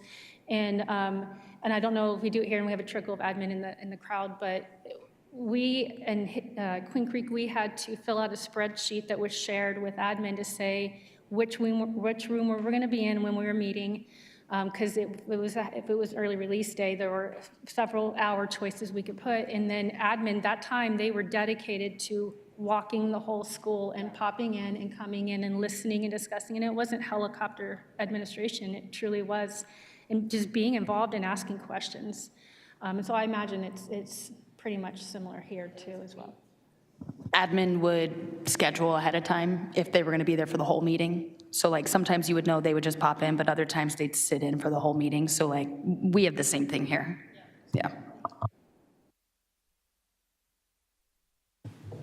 President Anderson, I have 3 questions. One, for was it called Kinder Kicks? Okay, I'm wondering, has the registration opened for that? And if so, what our numbers look like for that right now? We have, let's see, we have up to 12 kids. I think Melissa's here. Do you know the current enrollment, Melissa? I don't know the total, but our high side was 14, and then our lowest, I believe, I think we have approximately 140 kids or so registered, and it has been open for a couple of months. And so it starts on June 24th through the 28th. And so can you still take kids, or? I think we closed registration, is that correct? Okay. There were a couple of sites that I already had waiting lists. Oh. That was exciting. Yeah, for sure. And we wanted to max the enrollment, like between 10 and 12. We really wanted it to be a small group for the teacher. So it would be like just a really interactive experience for the incoming teachers. And so due to planning, we had to get materials and things like that. So hopefully next year we could expand it, since we had such an interest in it. That's a great program. I love it. And then for the seal, when we talked about the seal of biliteracy and some of the others in particular, what would you say, or do you happen to know, because I don't remember past numbers, but it seems really high with the 142. Like, what is the growth or the percentage increase? Can you? I don't have that, but I'll be able to. Okay, find I was it. just, that was just my own. And then my last thing, I know we're talking about reflecting, but I'm leaving in 2 minutes, so I'm going to ask this question really fast. The Leader in Me programs, are we looking at expanding those across other sites? I know that I've had parents, say things like, oh, we don't have that at our school, or, some of the other ones I know that we do have different programs at different school. Is there plans to expand the programs to other schools? Not even just Leader in Me, but Gateways is No Excuses, University, and some of the other ones. So it's a good segue for later when we talk about proposed board initiatives for next year, but expanding extracurricular and specific program offerings at our elementary schools is an area of focus that we would like to work towards next year. So potentially with Leader in Me, yes. I know that's an expensive program, if I remember correctly, correct? Or it's at least has some expenses? There is some Tyler's expenses shaking his head, not really. So I guess we can put it at every school. Yeah. To get Sorry, it Mr. Moore. started is pretty costly. It's intense. Okay, is that what it is? And I then thought there you've was got to something. sustain it, but the initial year, first year, second year, and, our parents have been so great because they've supported a lot of that. But I think when we visited schools, you guys have gotten to see these little leaders take off. And I would have loved to have my kids in that, so these are good questions. Yeah, no, and just being able to expand all of our great programs to all of our schools, hopefully with the collaborative learning or collaborativeness. Is that a word? I don't know. Okay. Collaboration, that's what I'm looking for. Thank you. Collaboration, then we can do that at more schools. Jeff and I were just talking about this morning, so Perfect. I am looking at you, but I should be looking that way.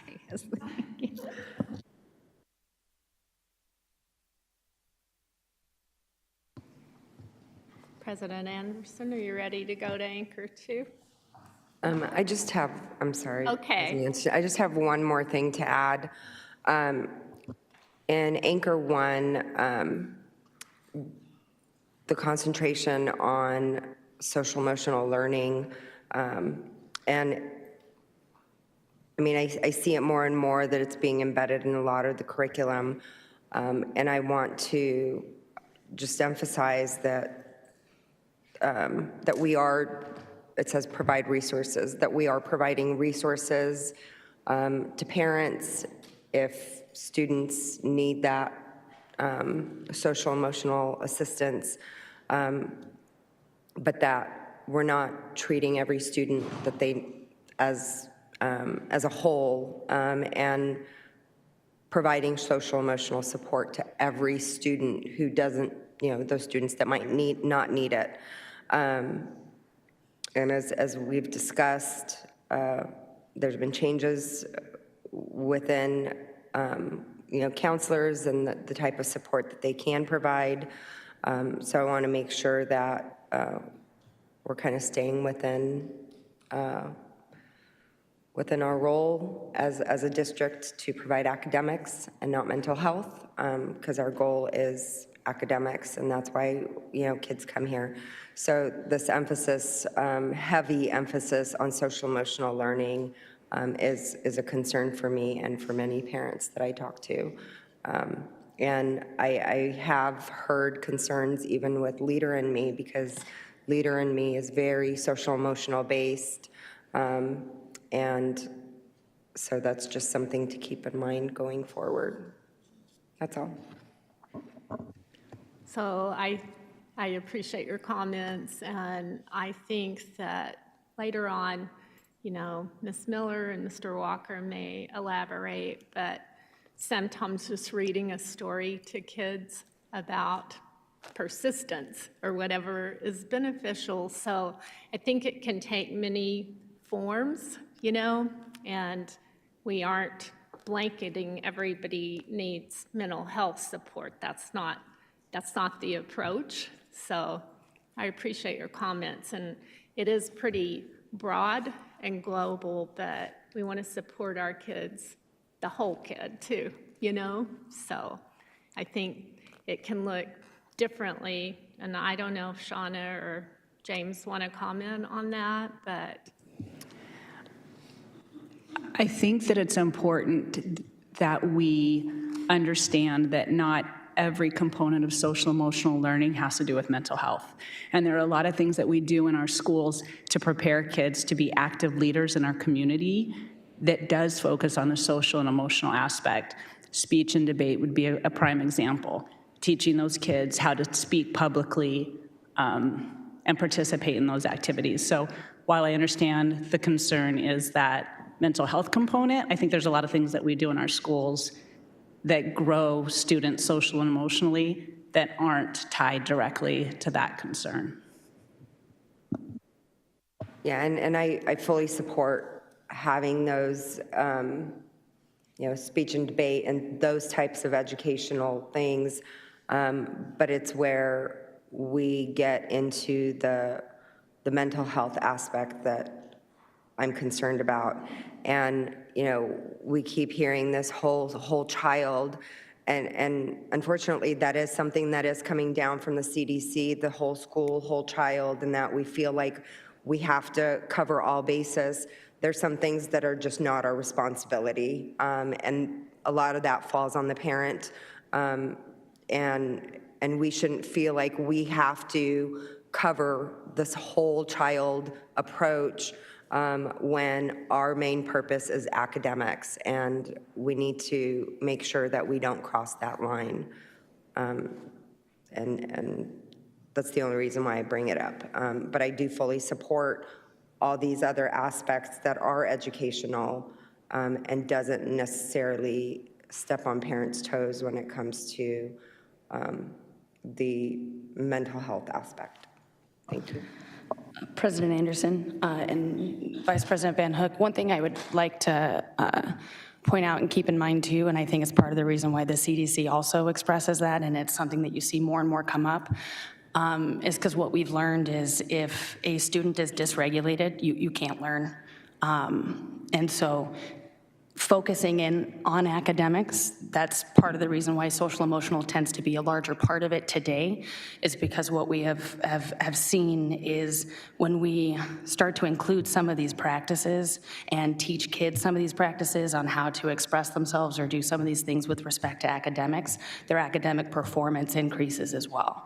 So they are kind of one and the same. So I think your concerns are in fact being met by that, by focusing on academics, because we can see how these programs help students perform better academically, because when their needs are met, they can perform basically, and we can understand that, and that's part of the reason why you see it more and more, is just because in conjunction it overall helps all students' academic performance.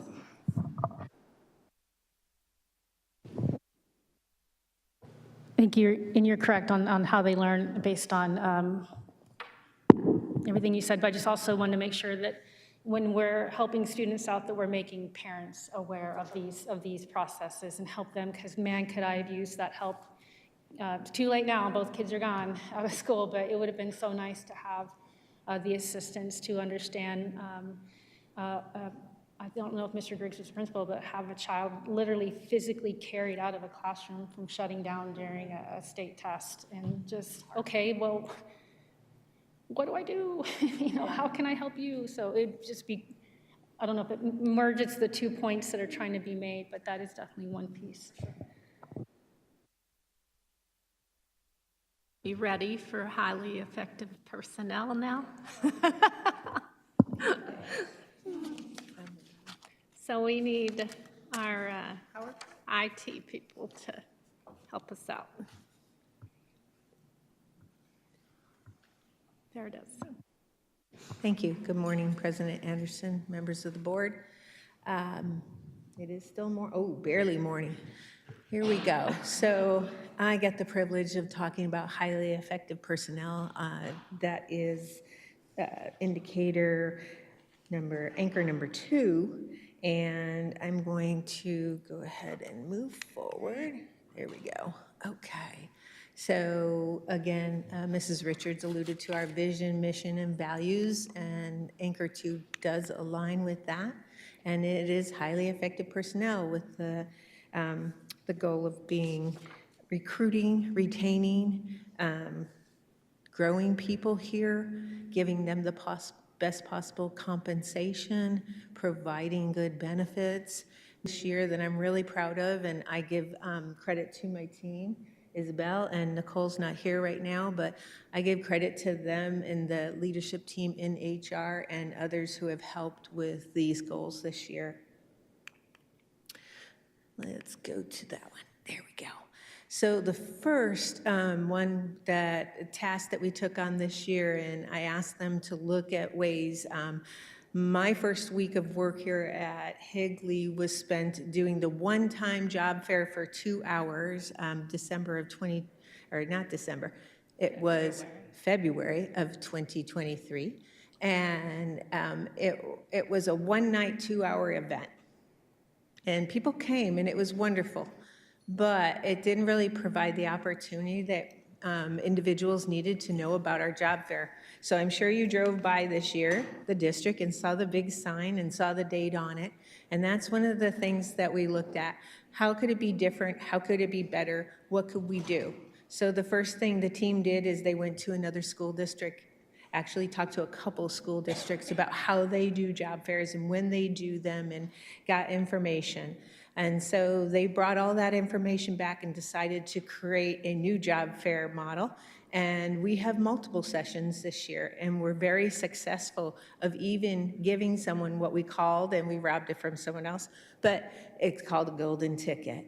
And that individual basically is hired on the spot.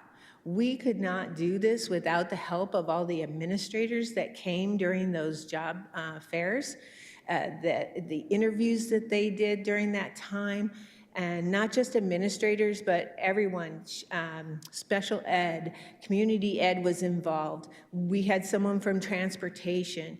We had every area covered so that if someone showed up, whether they were going to be a certified or a classified employee, and when they were looking for employment, we had someone available to interview them on the spot. Some folks were given what was called a second interview ticket, and they were invited out to the campus at the school site to meet with others, because the principal may have been here, but other people involved in the hiring process were not here. So they wanted to bring them on site and meet with them then. So this has been a great benefit to our hiring process. It has streamlined the process somewhat. We believe we hired probably over 30 individuals by doing the job fairs, and also just opened it up really to people. One lady even said, I was just driving by, and she said, I'm looking for a job as a para. And boy, do we need paras, right? So it was just really enhanced the process, streamlined the process, and became more effective. We're reviewing what we did this year. They created a QR code where people could scan in their information, so we gathered data that way. We had the help of the marketing department, putting it out on all of our various accounts that the job fairs were coming up, and then they're doing the same thing as we have new positions available. So that's one of the things we've done this year to really attract and retain folks here at Higley.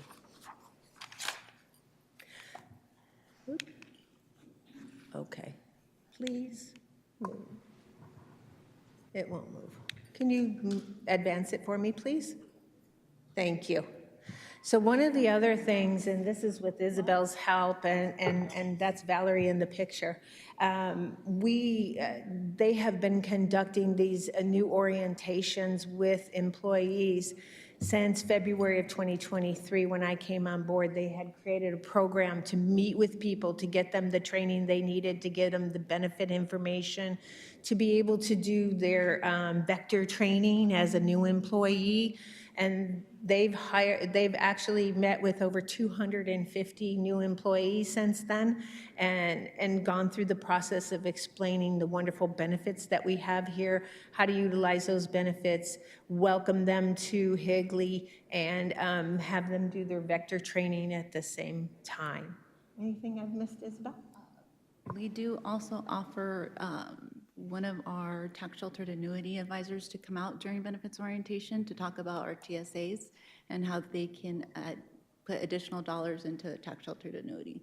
So that's something new that we brought in as well, and employees have appreciated that information. So not only can they contribute into Arizona State retirement, but other annuities. Thank you. I'm sorry, I couldn't hear you. Additional dollars into what?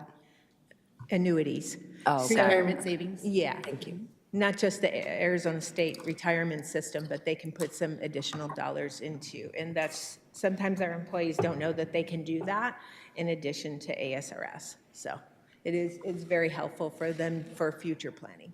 And we also do give them an opportunity to enroll into Arizona State retirement and create an account at that time, because very often, 9 out of 10 times, employees don't do that, and those, heaven forbid, something happened to them, and those dollars are just sitting there not associated with the beneficiary. Okay. So let's see if we've got action now. Okay. So some other things under 2.2 action items that have taken place this year.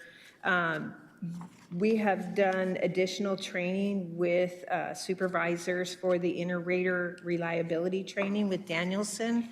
And we talked a little earlier about Danielson, and that has become very successful and implemented the systems, especially as Dr. Lindsay had mentioned, domain 1 and 4, where domain 4 is for professional development.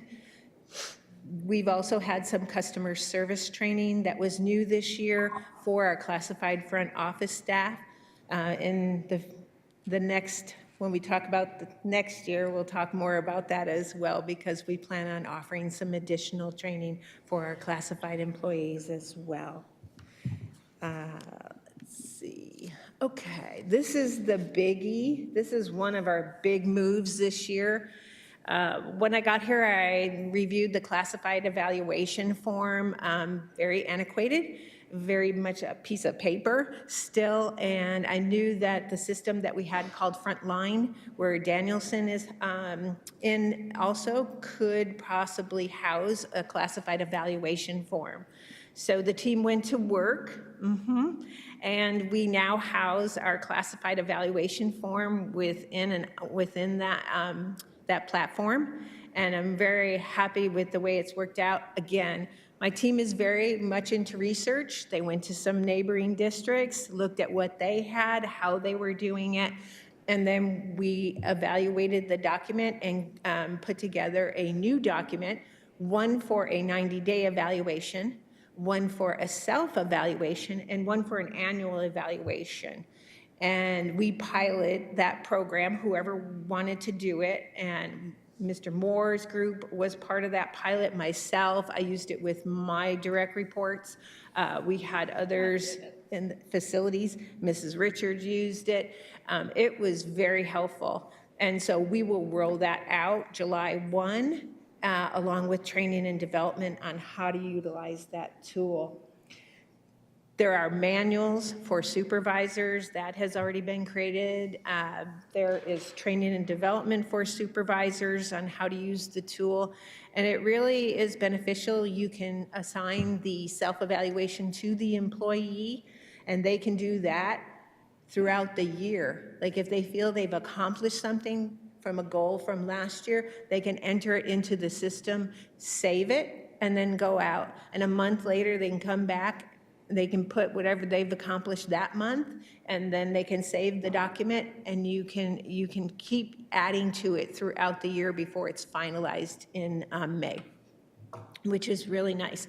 And that's not just for the employee, that's for the supervisor as well. So, okay. I think you're up next, maybe. And I'm sorry, real quick. Sure. Or maybe I should say it. So internet's down, so just, sorry, I didn't want you to think we were like ignoring what you were trying to say. We're trying to figure out how to get it to work. It works on my phone, but not on our computer. Yeah, IT let us know board docs is down. Any other updates in relation to that?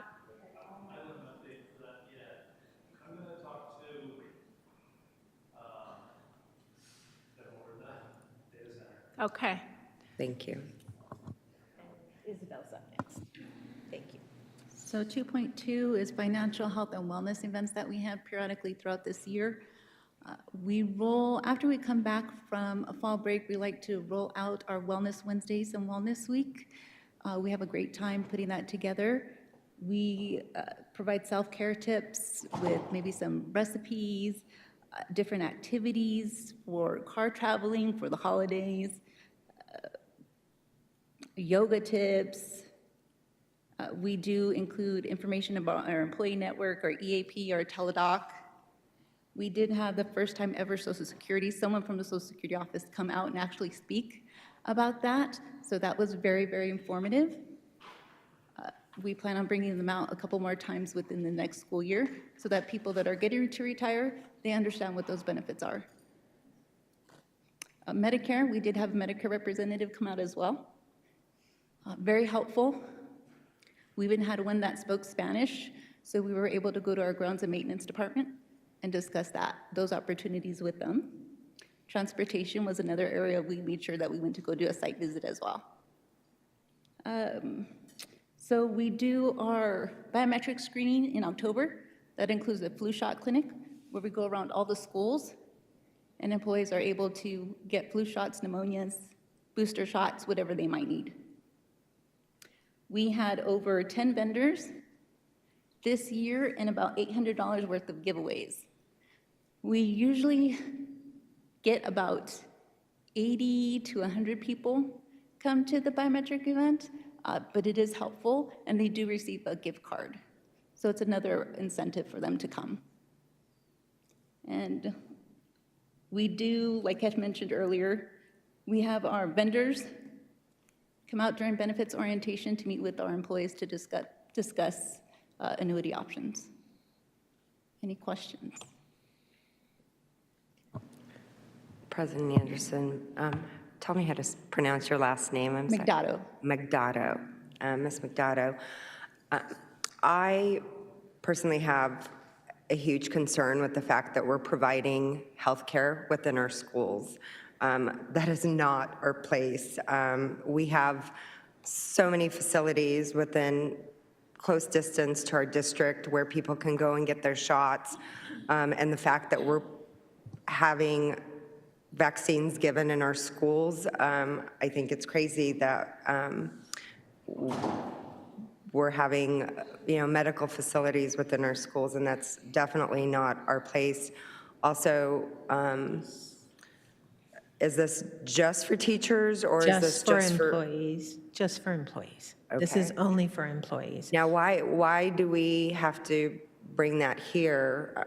It's just a service that we provide. Sometimes it's convenience for the employees. It's like having mom or pops, the vans come and do that kind of screening where I may not have the time, but I can schedule it right after I'm done working, during my prep time.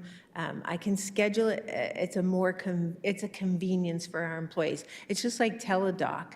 Teledoc is a convenience for the employees, so they don't have to go anywhere. They can just phone in.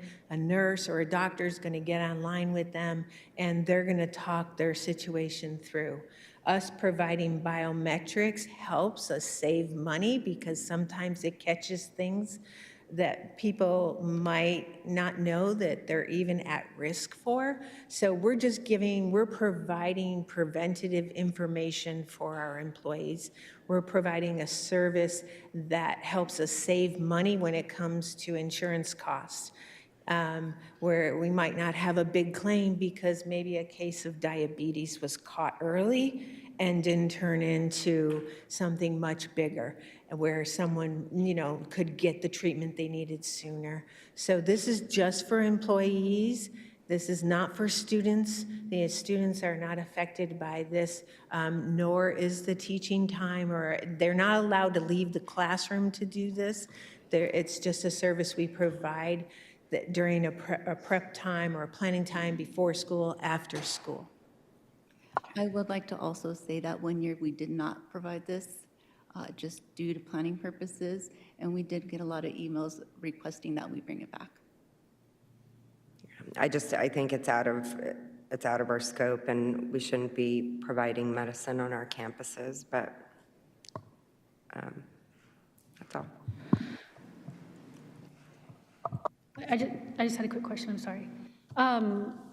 For the teachers that have 6/5 preps, am I still saying that right? How, I had that and I could never make it to the blood drives or anything. Do you guys try to, I know you're working around their schedules and how long they can stay, but is there a way to meet the needs of those teachers that can't make it? Yeah, so we are looking at probably doing it more of a later evening, but we're also coordinating with the company that works 8 to 5. So we also considered maybe doing a Saturday event as well. Last summer, we did have a summer blood drive. Mm-hmm. We did. It was in the month, I think it was June. It was a June blood drive. And it was something they really needed and we could assist with. Question, if it's too much, it's obviously may not be worth it. My question is, I'm curious if we could do a survey to figure out, so having an autoimmune disorder, I every year relied on this because as a teacher, getting a sub, especially getting a sub just to go get a shot, not worth it. And so it was something I utilized all the time, but as my needs changed, I started needing a pneumonia vaccine. I need to get all these other things I didn't used to. So I'm really happy to see that we start doing that as well. So it's kind of like a one-stop shop for me. So I don't have to make these appointments because again, it's really, really difficult. One of the issues I have, as a parent with my kids, for example, is my primary care doesn't get the flu vaccine until later than CVS or something does. I'm curious if we can send out a survey to staff, potentially of like, maybe is the reason you didn't use this because you had already gotten one, and then kind of see if that plays an impact. If it's not really that beneficial in the grand scheme of things, I'm just curious from that perspective. Because I mean, I've worked, even in insurance, we did the same thing. We had, you know, flu shots and things that they would do, and they kind of often gave out those surveys with it to maintain the value of using that program, and so I'm just curious. Yeah, we did do a survey a couple years back, if I can remember correctly, and we did get some feedback, but it would not hurt to absolutely do it again. Yeah. To be clear, I think it's a wonderful thing. It was always very beneficial because, as you know, Ms. Anderson pointed out, and you guys expressed as well, it is very difficult for teachers to take time off or find the value in that. And one thing that we are learning is our teachers, especially given the increased level of stress teachers are experiencing, we be real unhealthy. So getting these types of things and kind of making it harder for us to make excuses is definitely beneficial. Yeah, we are looking to bring the mom bus twice this year. Yeah. One more question, I'm so sorry, I apologize. Is it possible or do you share the company's information, those that show up for the clinics or the drives with our college and career staff at the high schools? Because outside of teaching, there's high needs of hiring for medical staff in other careers, and I didn't know if that's something you could share, like, hey, invite these people. They're familiar with us, they're doing drives with our staff. It'd be good to see them again whenever the high schools have their college and career days, to have them there to show their needs for staff as well. Absolutely, we can reach out to them. Okay. That's a good point. Okay, thank you. I just have a quick question as well, and maybe we're going to go into this. Are we doing some things different to try and increase these numbers? I mean, I think it's a good thing, and I understand it's a good benefit and a service. But given the number of employees we have, these are really low numbers. And at some point, you have to determine, is it worth it, the amount that we're doing and using. I hear Ms. Van Hook saying, there is a lot of other options that have after hours, that have Saturdays and Sundays that people can go to, different things like that. And I just want to make sure we're getting the best option for if we're getting use out of it. So I don't know if that's something we're going to go into, because it seems like we keep talking about stuff and we're getting to that. But I mean, I think it is a good service, and I do hear, what you're saying on availability. Is this a cost to the district? Is it that that they come and kind of donate it? I know there's different companies, because it's not being utilized given the number of employees we have.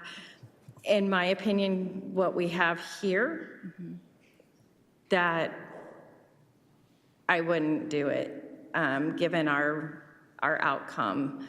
Now, we're just starting and ramping up, and that's something here we're going to talk about, and especially if there's a cost to the district, things like that, it's something we would have to look at, because there's not a lot of participation given the number we have.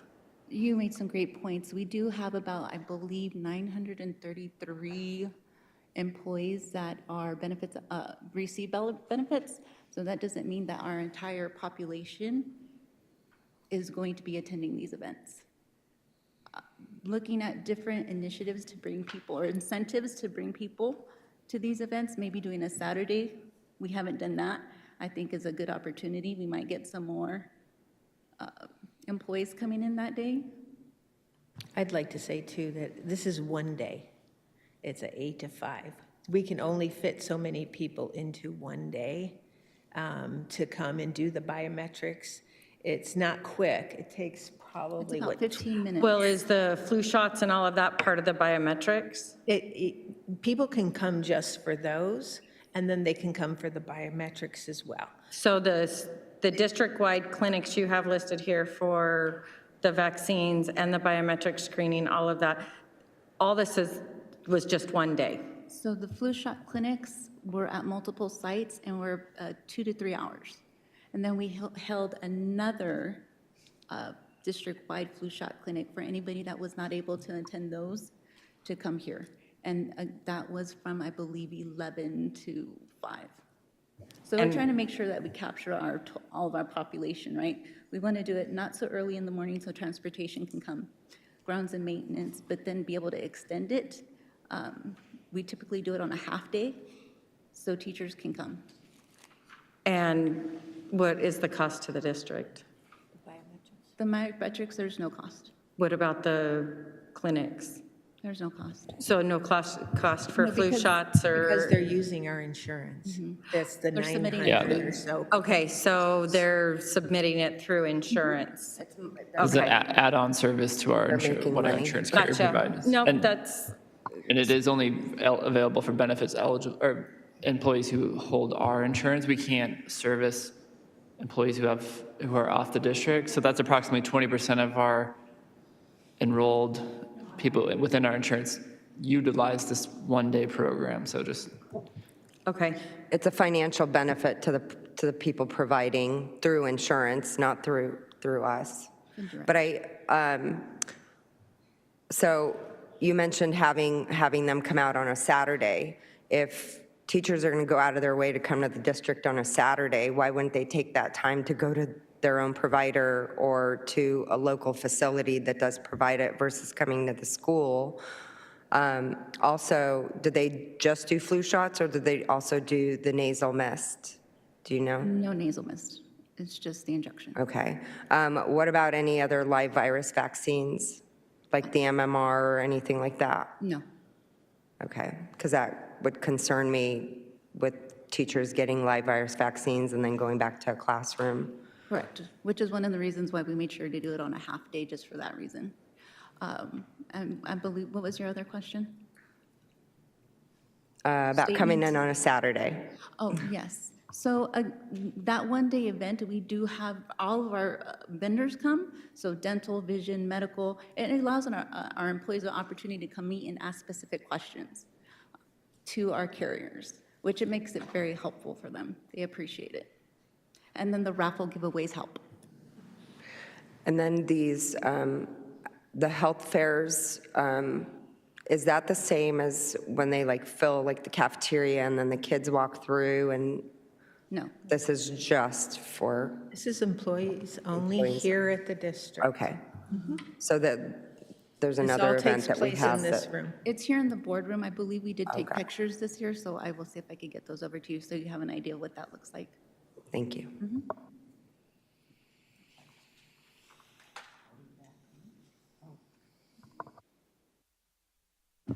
So one thing that in the special education department we look at is, while we definitely want our special education staff to be part of the bigger professional learning community on their campuses, we also recognize the unique needs of special education staff, people that work with special education students, the staff, in the unique challenges that our students bring. And so as a department every year, we really look at where we've been, where we're going, and where we need to grow and things that we need to do better. And I have to give a lot of credit to my department, Kristen Nash, Greg Keith, Stefan Reed, Emily Harrison, and Rachel Goad.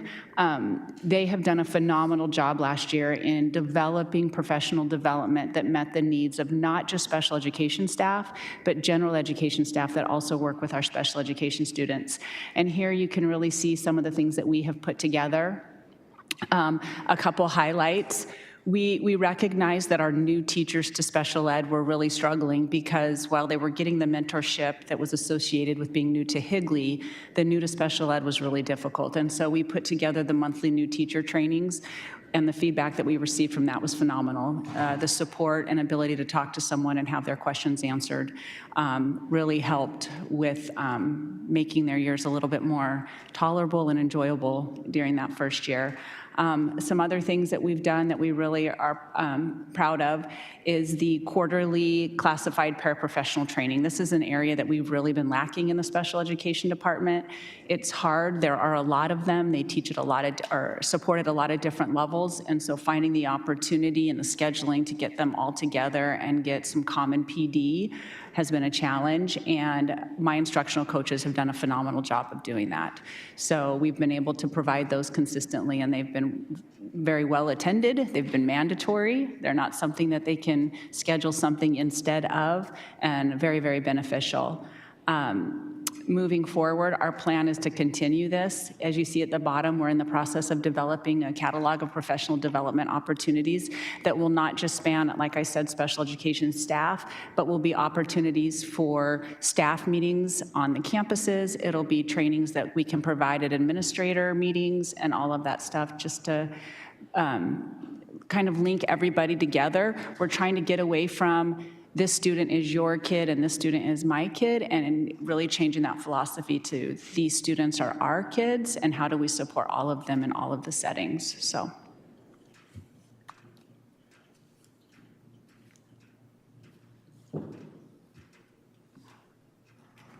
David, would you like to talk about this, please? Because this is yours. Absolutely. I think when we start talking and recognizing people, it's great to have an opportunity where we can recognize individuals within our own group. And so we started 4 years ago, the Higleytown Heroes process, and we've continued to grow this. We're quarterly. We have a theme. We have individuals who nominate each other, and then we go through and recognize every person that gets nominated, and we provide them with a certificate, a separate recognition, normally a Dutch Bros gift card, because that's my favorite coffee place, and just a nice celebration. I think what's really nice about this is we expand it out, not just, a lot of times we do it within our GAM, our general administrators, and we recognize them up front. And we read what people say about them, and so when somebody else goes out of their way to nominate you and recognize you, it's a good feeling, and it's nice to be able to recognize our peers. We also do it where we have campuses recognize teachers. They don't even know what's going on until we show up, and we have this recognition and we go into our classroom. So it's been a very positive thing, and especially from a culture perspective where we can recognize the good works and the support that everybody else does with us. Thank you. Okay, longevity. So this is new this year, and thanks to Tyler Moore and his great work with his team and my team as well.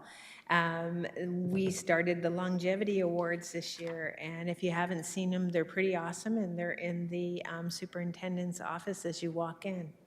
The longevity awards that were presented staff this year are a new tradition.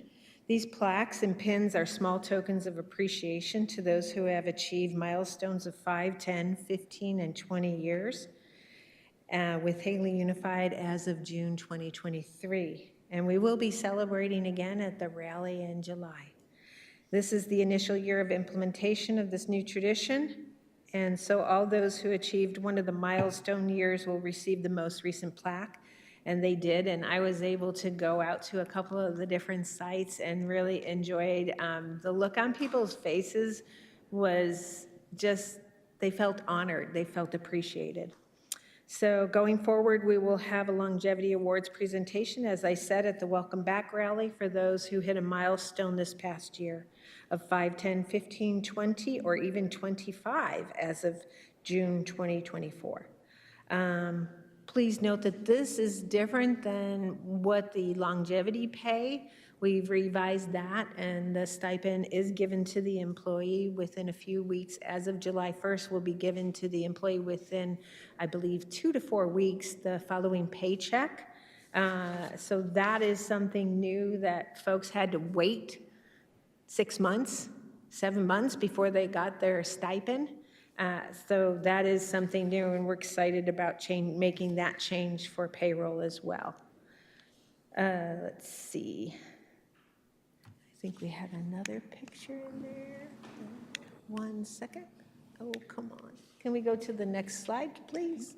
Thank you. I know it's not. So another area that we wanted to to focus on in our department was really recognizing the employees that work with our special needs students. And that included our gen ed staff. We didn't want to just focus on our special education teachers and paraprofessionals and related service, but we felt it was important to also recognize our gen ed teachers that play a huge part in the lives of our special education students. So one thing that we have done is through nominations, we recognize staff that have been nominated by their colleagues. And so these are just two examples. One is a fourth grade teacher at Chaparral that works with our special ed students, gen ed teacher that was nominated on his campus. And then the other one is Lisa Bowman. She is one of our speech and language therapists over at our preschool that was also nominated. So these are just two examples of a way that we're trying to also recognize the individuals that work with our students. Thank you, Shauna. Down. Oh, there we go. So this is just a wrap-up of the information about how we used the Kairos last year's survey, opening discussions with Kairos, our broker, and you were all presented information about insurance for this coming year, fiscal year 24-25. The Live Well Reward Solution Program is another one that we didn't talk about, but we just launched that in January of 2024, where if you complete certain things within the Live Well, you can earn up to a $100 gift card to your choice of vendors.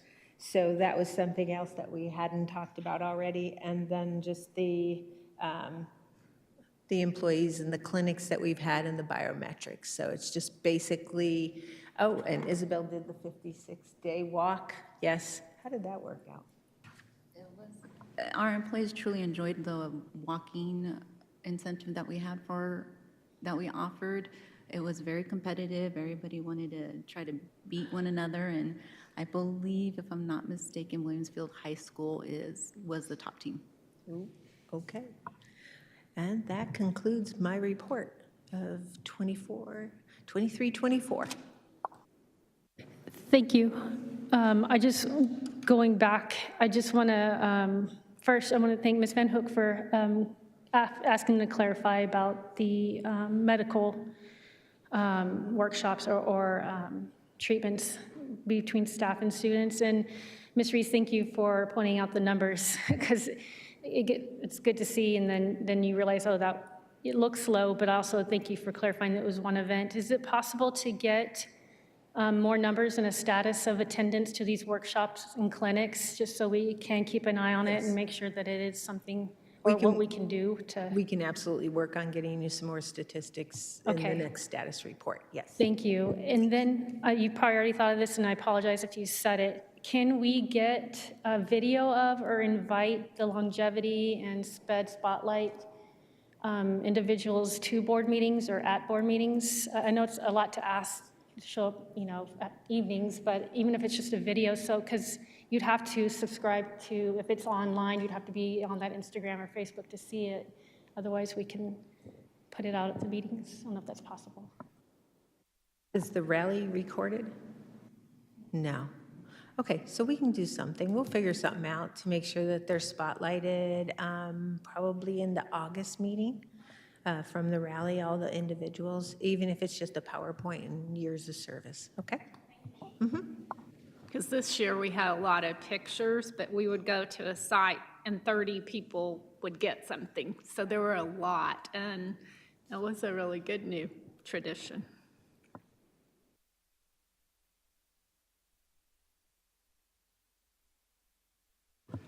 Are you ready for the next round, or are there additional thoughts? Okay. Next, Anchor 3, Communication and Community Relations.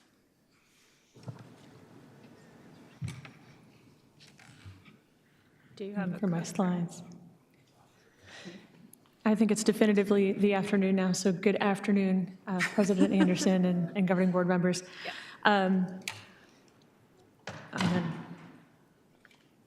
Trying to test this to make sure it works. As you may know, I started in late November as the Director of Public Information and Marketing for the district. So these strategic initiatives were determined last school year. And so I kind of hit the ground running as soon as I began to work to push these initiatives forward. There we go. I'm aiming behind me. And so today we're going to talk about those initiatives and goals, the progress and the highlights that we've made, and then later the proposed governing board initiatives and goals. So I apologize for this being the Jessica show. I know other people had tag team their presentations, but we're focusing on strategic anchor 3, and that's communication and community relations. And what I see my department doing is really supporting and amplifying all of the great work that you've already seen and that you will continue to see here today.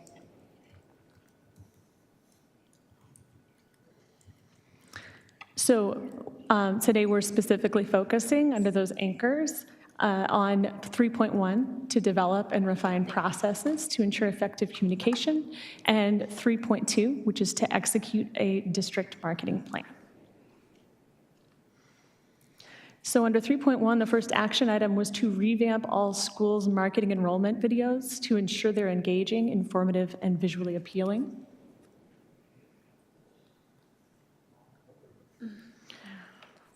And one of the keys to communication is to remember that people connect with people. So taking that approach, we put out content featuring each school through the lens of their principal. This is someone on campus that, everyone should know, everyone does know, and they make themselves visible to the parents and families of our community. Not only does this establish credibility and build trust, but it gives users a glimpse of campus life and the priorities of each school. So far, we've created and released 13 principal spotlights, and they've been widely received, with more than 20,000 collective views across all of our social media and YouTube platforms. I'm not going to test the internet with the example. We'll just move on. Oh, it will work. There we go. With no sound. All right.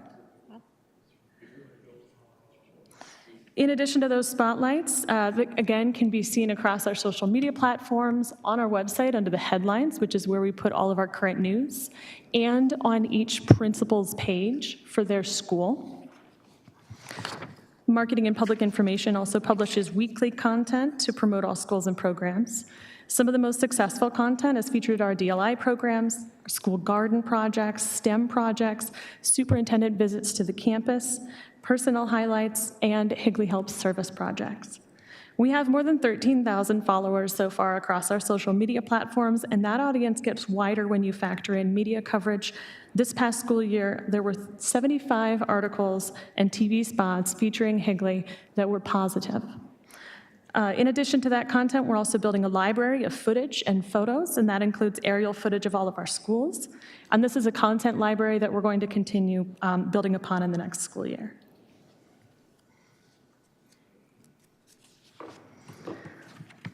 So action item number 2 for 3.1 was to create promotional materials for each school that effectively communicate the value of each school, highlight key areas, and generate interest.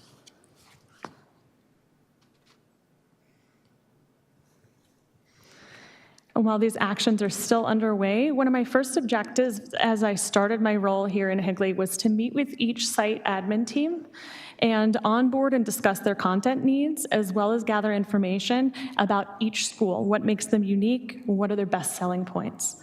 So with this information, we assembled in our department what we call cheat sheets for each school. And we're still working with each site on content like the draft shown here on this slide for Higley High School.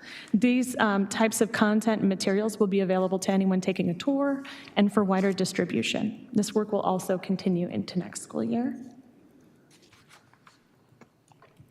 In addition to the site-specific programs and content development, we did a marketing push for our kindergarten programs. We ran geo-targeted digital ads, e-blasts to all families within our boundaries, including those who don't currently attend Higley schools, distributed flyers to all daycare and preschool facilities in and around our boundaries. This was done twice, once in August and then December, right ahead of that kindergarten roundup event. And the kindergarten roundup campaign, as you can see here, some of the stats yielded more than 1,500 link clicks on the social media ads to our website. 432 clicks on those e-blasts that drove to our landing page as well. And in total, we had about 1,300 new user visits to the kindergarten landing page.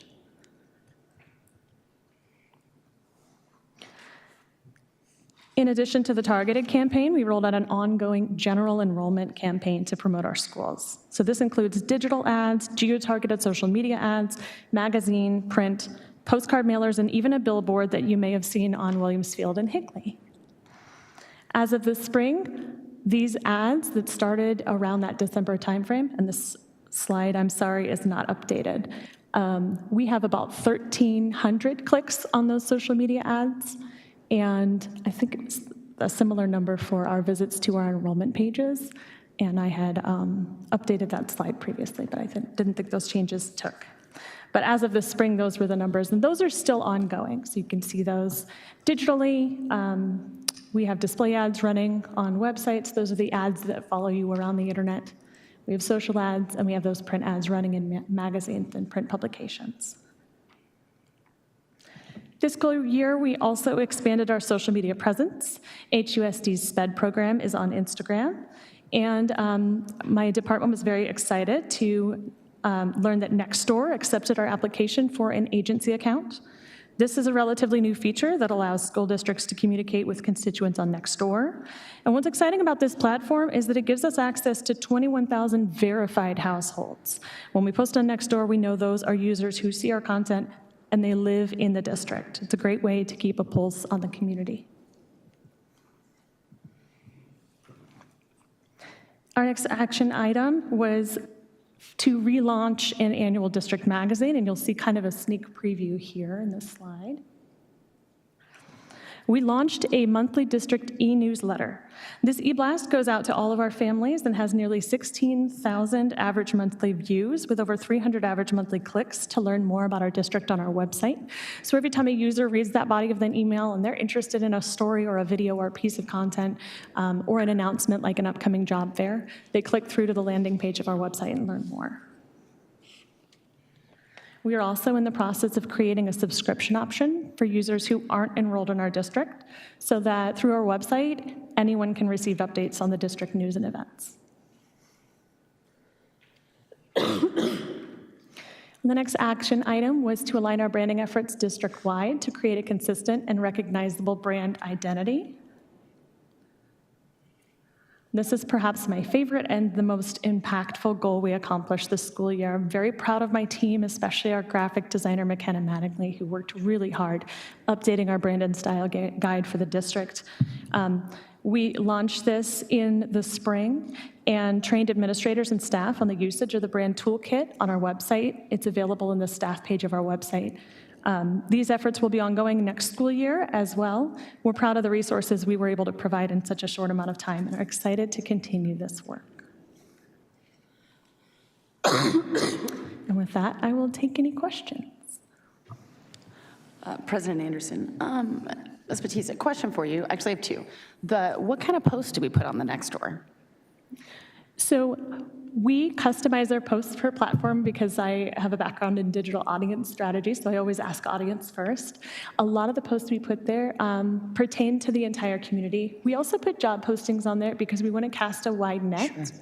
And anything really district level news. So those school shout outs and things, those are more for our followers. Mm-hmm. But on Nextdoor, we put, announcements for upcoming district-wide events. We put our Teacher of the Year awards on there because it's a really good broad shout out to a lot of our amazing staff members and kind of an overview of the teachers who work for us.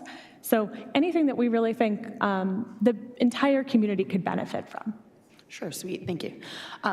My second question, and I think you may have kind of explained this, and I can't visualize, so it's harder. You talked about for the kindergarten roundup how you did one in August, I think you said, and then December. My assumption is that we would do stuff like that too, like for preschool or those types of things. Do we do anything, let's say like around June? I feel like a lot of times families purposefully wait to shop around, or they know that they're moving come summer, like they try to coordinate some of those things. Businesses, I think, kind of do that as well for families, and that could be when a lot of new people come in. Yes, that's great feedback. We do have another, we call it a last minute push for those families who may live out of state, who I know don't have our modified year-round schedule. So we do know that's a big moving time for families. And we do have a push, especially for the kindergarten and lower elementary enrollment happening.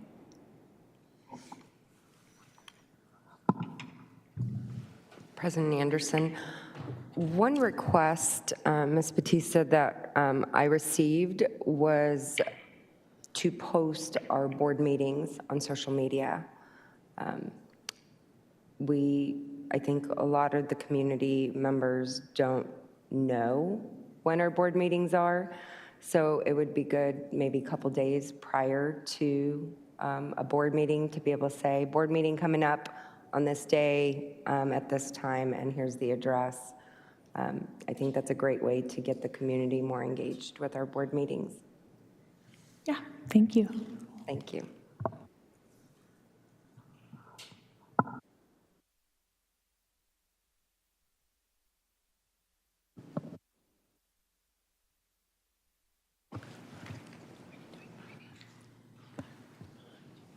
President Anderson, are you ready for finance and operations?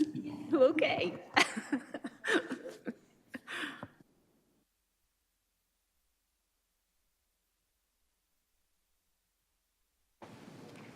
So first, strategic anchor number 4 for finance and operations. Today we'll be talking about specifically indicator 4.3. 4.3 is the indicator that aligns with school safety, make sure schools are well maintained and have the appropriate resources to ensure student success.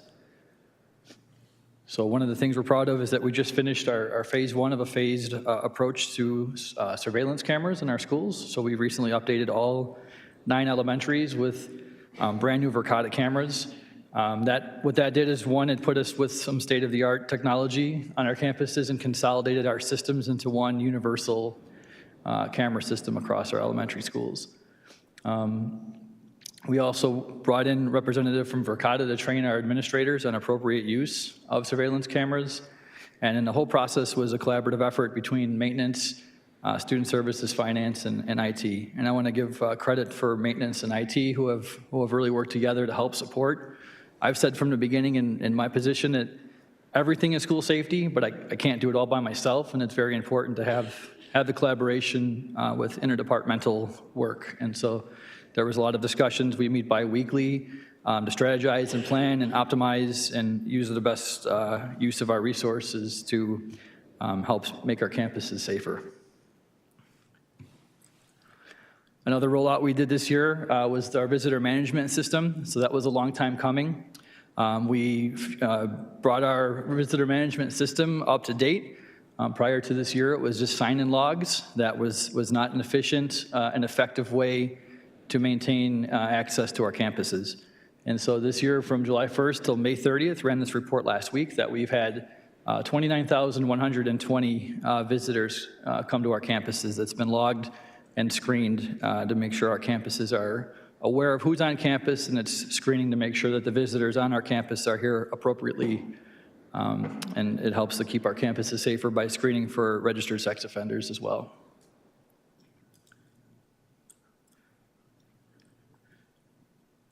So we also rolled out, this is a big year for safety initiative rollouts. We implemented the standard response protocol across all of our sites and all of our departments. We involved everybody in this process, not just the schools and teachers, but also our departments. We have quarterly meetings now at the district office with all of our staff, IT, maintenance, and we continue to pursue just the universal application of the standard response protocol, and we've enhanced our organizational chart for our emergency management and response protocols. We've also refreshed our two-way radio infrastructure. That was outdated. We were able to outfit almost 500 two-way radios across our district, along with new equipment and a new standardization of the use, as well as a couple emergency channels. And then as Kids Club has over 500 kids participating right now in summer camps, they're equipped with their own frequency and be able to use the radios through not only the summer camps, but also Kids Club on our 9 elementaries and 2 preschools. In addition, 4.3 defines, not only ensuring schools are safe and secure, but also well-maintained and have the appropriate resources for student success. So one of our main internal systems, facilities management software, the acronym's FMX. We utilize that software to assign preventative maintenance as well as work orders. And so this current year is year 2 of that. And you can see we've drastically leveraged that system to not only log the preventative maintenance application that's being completed, but also share out the ability for site admin, teachers, even custodians to insert work orders to ensure if there's an outlet out or if there is a light that's broken, right? We want to be aware of that, and the more we can leverage staff from all levels to report that, the faster it gets to maintenance's hands and the faster we can address that. And so that's reflected in that number going from fiscal year 23 of just over 1,000 preventative maintenance work orders and to FY24 we're over 3,000. And so that doesn't necessarily mean it does mean we have a larger, greater need of maintenance needs, but it just also making us more aware of those needs so we can address them in a timely manner.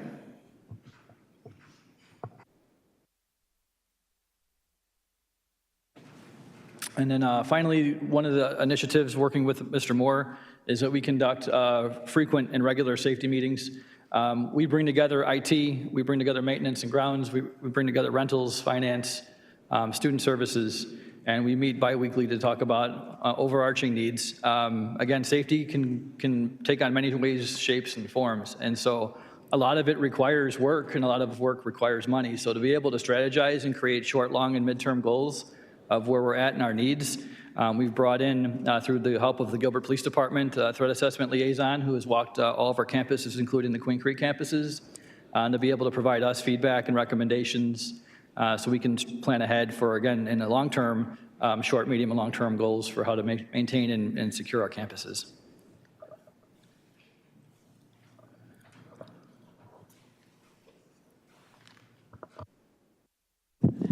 I guess we don't get to ask questions. There's no slide for that, so we'll just move on.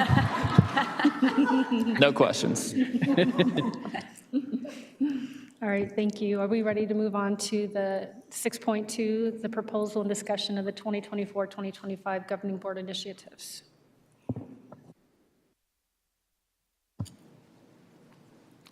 President Anderson, members of the board, the slides in this presentation are snapshots of the action steps.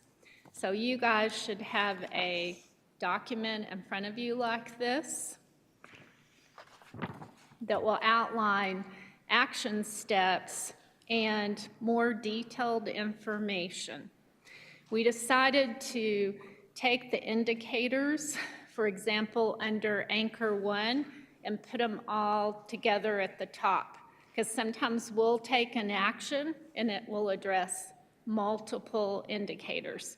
So you'll notice there's action steps, some fleshed out detail, and there's not a timeline yet because we want to get your approval on these action steps. We can add that, and then we'll add progress. So it's a little different format, but we thought it was beneficial. So in relation to strategic anchor number 1, you'll see 2 action steps there. And it's like we've said all morning or all afternoon or whatever it is. We work on things and we don't leave them. We continually go back, review, revisit, revise. That includes the development of these instructional maps for specials, electives, and core content areas. We also had discussion about the necessity and the importance of PLCs and having expectations and a framework. This would include multi-tiered systems of support to support our students and meet their needs. We've talked about Danielson and how important that is, as well as the use of data and research-based practices. And we talked about collaboration quite a bit. Action step 4 would be to continue to provide resources in relation to social emotional growth, which is part of our strategic plan. And this is in relation to positive student behavior and outcomes. And the number 5 is, we briefly talked about that as well, to continue to enhance feeder program offerings with unique academic and extracurricular programs. So Board Member Schultz brought this up about, oh, can we look at doing some more specialized programs at schools? So you'll be happy to know in Cabinet, we've been talking about some different things a little bit out of the box. And we want to continue to do that because sometimes specialized offerings bring students, which is, we want them, right? But we need to be creative and thoughtful and bring you guys some different ideas as we work through it. So before I keep blasting through this, I think it might be beneficial to pause on Anchor 1. And I wrote down some things already from you guys, but I had written down some of the discussion about include language about students' evidence of learning. I think that's what I heard. I believe we also talked about parents and making sure they're part of what we do in terms of our strategic plan and teaching and learning. We already talked about PLC expectations.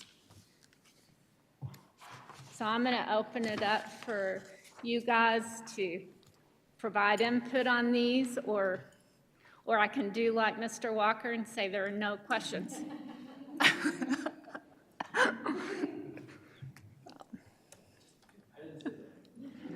Well, you just left that slide out, so it was strategic, right?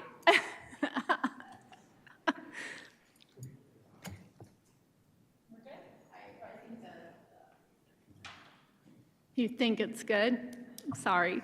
Well, I just think it was beneficial to, as we discuss stuff that was Yes. coming up, to include it, so. All right. If you guys are good, we'll go to Anchor 2, proposed action steps. You are. Okay. You are talking. I'm talking. Okay, so as you can see, establish a climate and culture that sustains excellence and retains high-quality employees. No, I'm not. No. No? Okay, Sherry, you're my clicker. Thank you. So to recruit, hire, retain the best employees for our district. Go ahead and move forward. I love that picture. That's part of our job fair. Love that picture. So here are some of the things that we're going to continue, enhance, improve, and implement for this year. The job fairs, of course, will look at the surveys that we received and take a look at what we can do differently or better. Continue to do on-the-spot hiring for sure. That was definitely a plus. Advertise more aggressively, looking for other areas to advertise in, using our social media, using Jessica and her team's resources. And then the benefits package, of course, and then the well-planned onboarding program that we have already, but to enhance that in any way that we can. Other things that we'd like to do is enhance our professional development. We want to provide this year some supervisor training, continue with the customer service training. The online performance evaluations will be for all employees starting July 1, and that would be with the implementation of the new classified evaluation program. So we'll have training and development, like I said, for all of our supervisors since the pilot was so successful.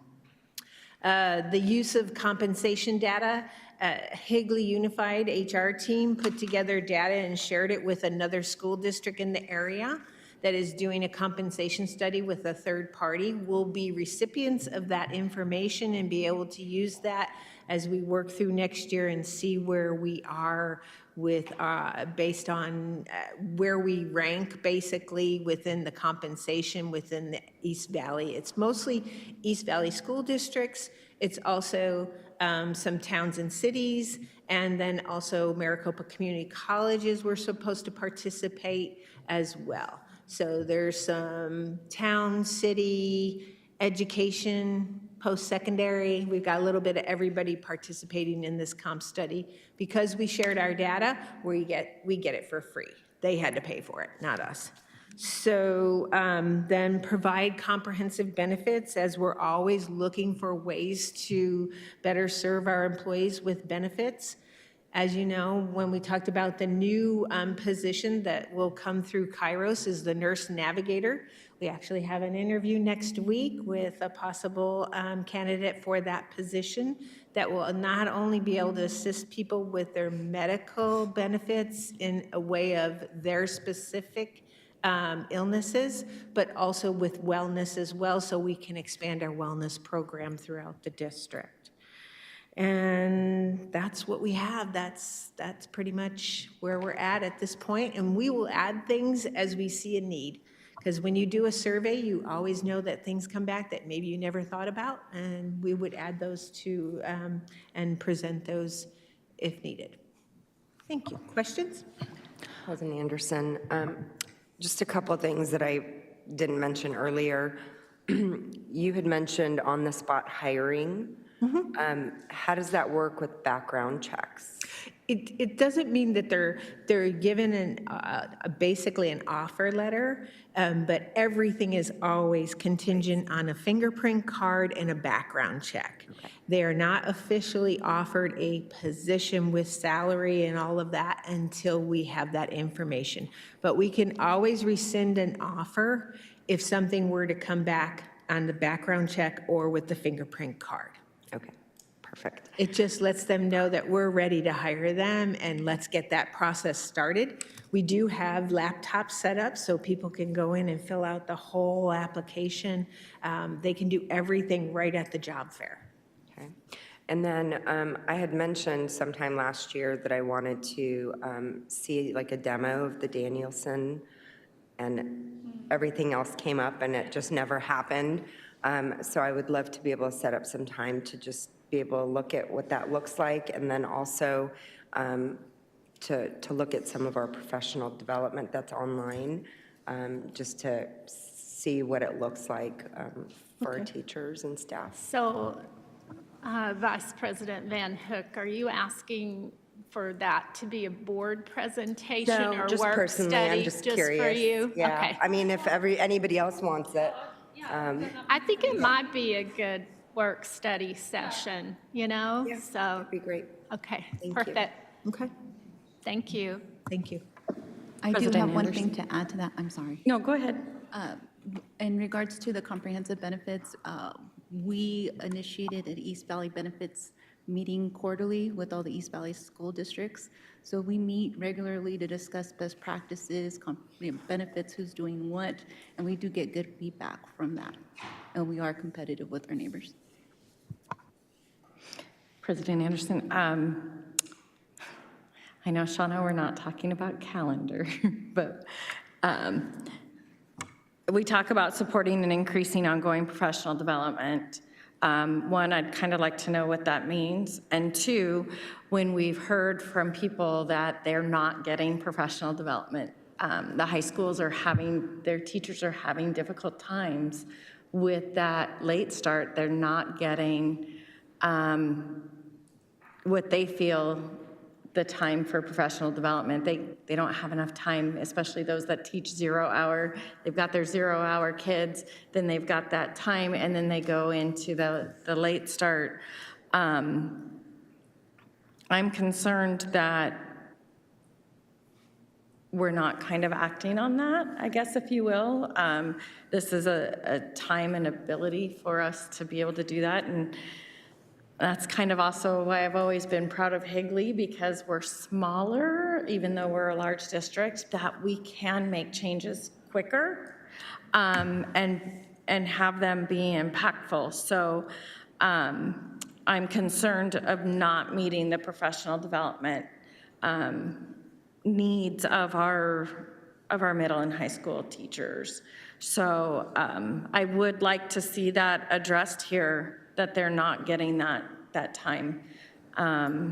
And this is what we have this time set aside for and the ability. So I do have concerns on not meeting that. So Board Member Reese, you do get to have a little preview about the calendar discussion from Ms. Miller here. Yes, so on the 26th, I believe, the June 26th meeting, you are going to get a pretty detailed presentation on what that committee looked like, the things we discussed, the decisions were made, the rationale behind the decisions, the pros and cons of the decisions, and really kind of look at that. But I will tell you that during those calendar committee meetings, one of the main topics was professional development. I mean, it was hashed out, it was argued about, it was discussed. And the biggest concern was the high school. We worked very closely with Brian to look at the high school required instructional minutes, and that's kind of where we get our hands tied a little bit, and I'll share more with you guys on the 26th, but then working also closely with Ms. Davis on what we can do to ensure that our high school campuses are getting the professional development that they need, deserve, and are wanting. And I think we have a really good plan. I do want to point out the calendar committee is creating calendars from a year out from now, which does tie our hands just a little bit, but there is something that we're going to discuss on the 26th that is something we may be able to do a little bit more quickly if it's something we want to move forward with.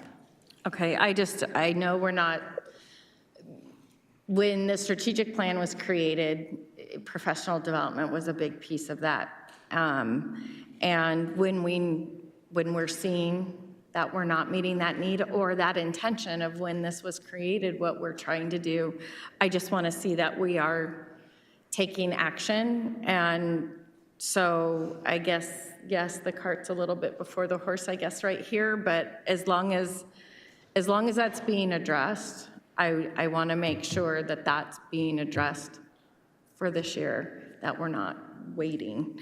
And I get it, we have calendars and we commit to things, but if we see a need, we need to make a change. And so if it's being addressed in here, then I'm okay.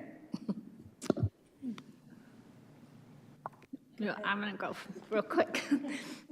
Board Member Reese, I think it might be beneficial for Mary Davis to share the professional development plans for next year too that she's been working on.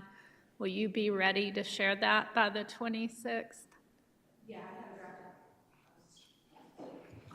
sorry, I do have a draft of it currently, and I'm working to build it out a little bit further. So yes, by the 26th, I can have more. Board Member Reese, we also are enhancing for the classified employee. Although Shauna's doing a great job with our paras, we have other employees that need some professional development, so we're working to do that as well. That's what that means for us.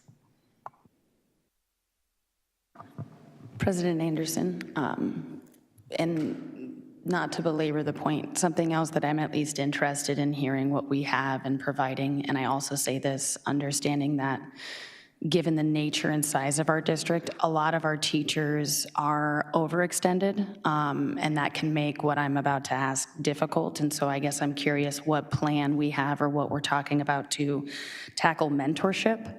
As Mr. Moore pointed out earlier, we have younger staff than we have had previously, and something that I think is going to be really, really important as we progress forward is that mentorship.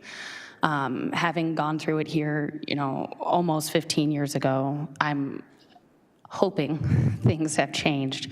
Also having gone through it at a different state level and kind of getting to see the difference of what a larger staff capacity could provide for mentorship, I think that's something that's pretty lacking for us. Again, just given the nature and structure of how it is for teachers, I also recognize and understand there's cost with that, because being a mentor, you get a stipend and where that comes from. I think it's a valuable key component, and I guess I'm not really clear what it is we still do with respect to mentorship. Yes, great question. So we do offer, for teachers who are new to the profession, we do have a mentorship program for them, where we do trainings with the mentors and the mentees, so that they are coming in for both trainings in that route. We are going to revamp a little bit with that program, so that we're meeting with them like the first week of school. So we're not waiting until August or September to bring them in. There was some scheduling conflict last year, or beginning of this year with it, but we're going to bring them in sooner so we can get that rolling a lot quicker. And we are asking our mentors to be able to meet with the mentees, I believe it's 2 times per quarter, if not more. And they're logging that and tracking it. And like I said, they're coming in for trainings as well with our district coaches. Yeah. One additional thing we're going to do is we have some new individuals and new roles, principals, this executive director, and being very thoughtful and intentional how we mentor people in new roles in administration, teaching, etc. So. Something if maybe we can meet, just so I can kind of get some more detail on how some of those things are. I just feel like when I went through education, my master's program, the statistics were the likelihood of, all of us staying and teaching beyond 3 years is really low, and this is 15 years ago. We are losing teachers quite quickly, and considering veteran teachers are drowning, I think it's kind of a ridiculous feat as a new person. Like, I could not imagine what that would feel like.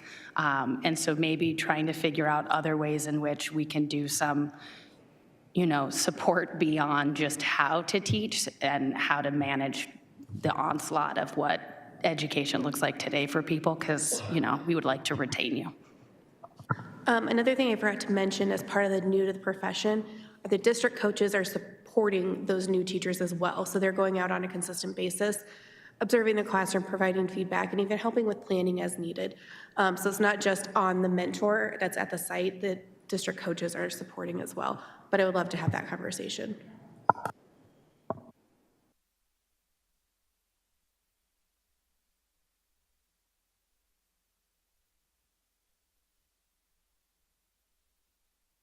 With all the mention of training and keeping staff and valuing our staff, part of that goes, and as it's mentioned, to the training and through the mentorship. Has there ever been talk, or do you think there will ever, and it's not just the educators, it's the whole picture, has there ever been talk of having a training and implementation specialist position to manage?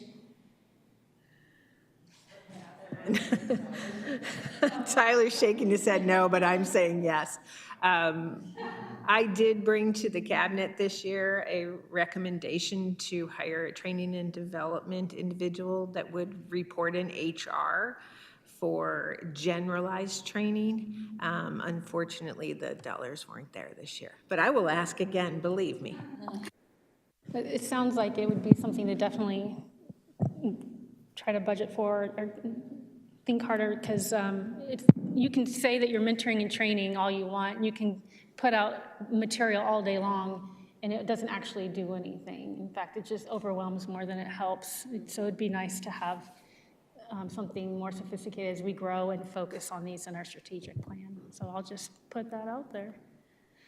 And can we get any data on para retention in relation to the hourly rate increases, how those have gone hand in hand, or has it actually made any significant difference in our status or something? Okay.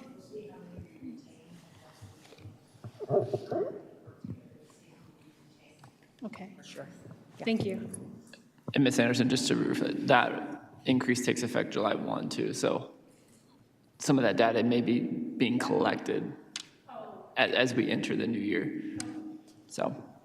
It may take us, yeah, like Tyler said, a full year to have that kind of information, to see if we retain.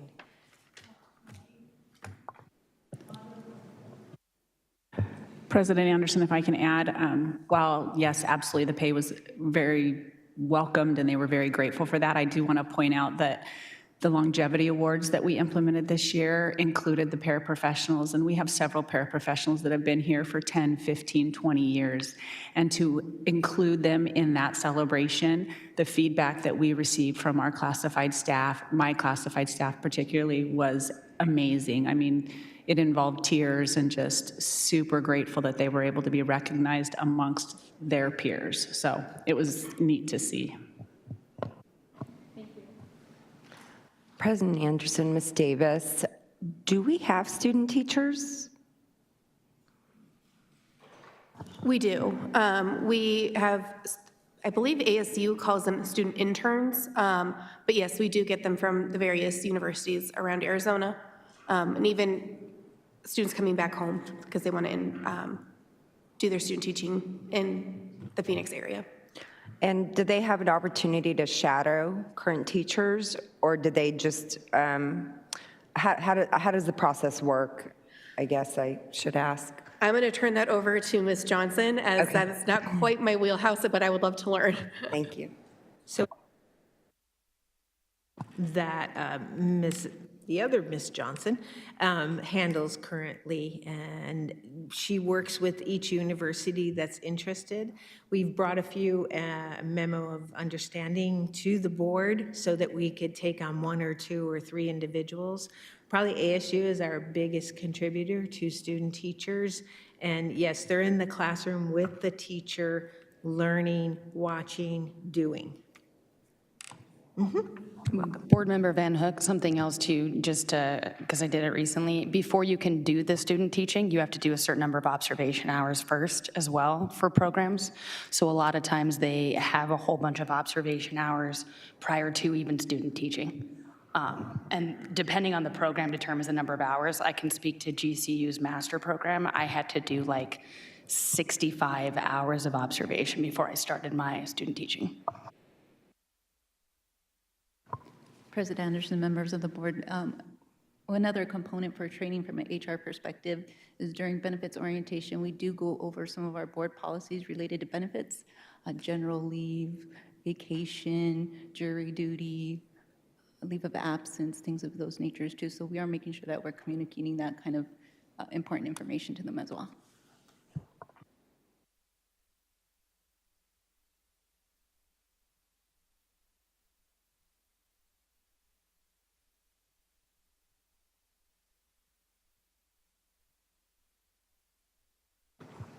This one's me. All right, we're moving back on to Anchor 3, marketing and public information. We'll continue again, as I mentioned earlier, to build upon the work that we started in school year 23-24, enhancing that enrollment marketing campaign, building trust in the community, and establishing our district as the premier destination for education.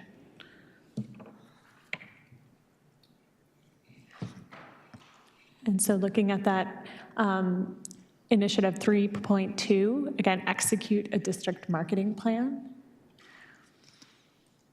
We have one really big project going on right now, and actually content migration started today. What that means is we are transitioning our website and subsequently all of the school websites over from a system called Blackboard to Final Site. That company, Final Site, bought Blackboard about a year ago, so they are in the process of changing all of the websites that they purchased, and a lot of school districts were using Blackboard, so we're kind of all in the same boat transitioning over to Final Site. But fortunately, it brings a lot of new opportunities for us in terms of optimizing our website and streamlining workflows for our staff who populate the content there. So one of our big initiatives into 24-25 is going to be to continue to provide the structure and the processes for our staff to be able to continuously update our website and make sure that they are kind of the hub that we want them to be for information for our district and our schools.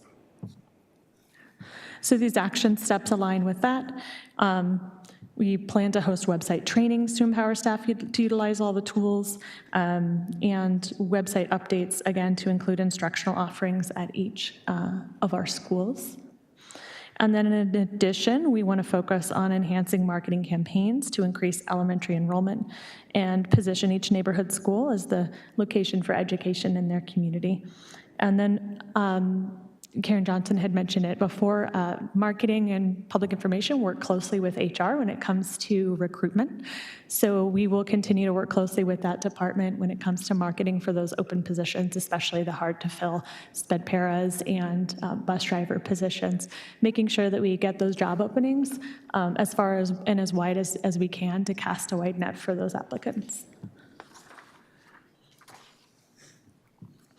And then on action, the strategic anchor 3.3, establish relationships in our community to enhance student learning opportunities.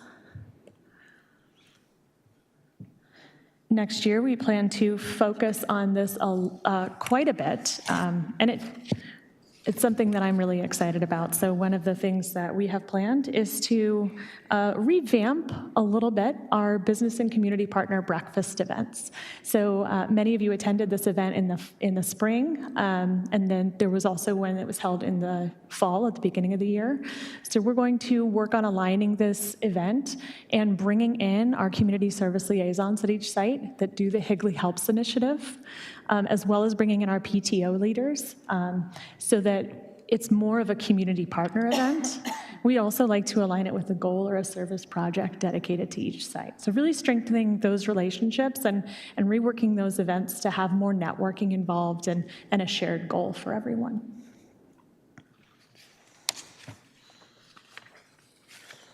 In addition, we have a goal of continuing to curate and maintain the contact list. And President Anderson, I love what you said earlier about, bringing the healthcare service providers into our contacts when we reach out to businesses in terms of partnering with our CTE programs, partnering with different schools and programs. This is, what I would like to build upon as well. And in addition, making sure that we have good contact information for all of our neighborhoods, our HOA leaders, and things like that, so that we curate and maintain these contacts so that when we have these community and business partner events, or we have Teacher of the Year and other areas where we're asking for sponsorships and partnerships, that we have solid networks to reach out to every time. And then again, that subscription option for the e-newsletter.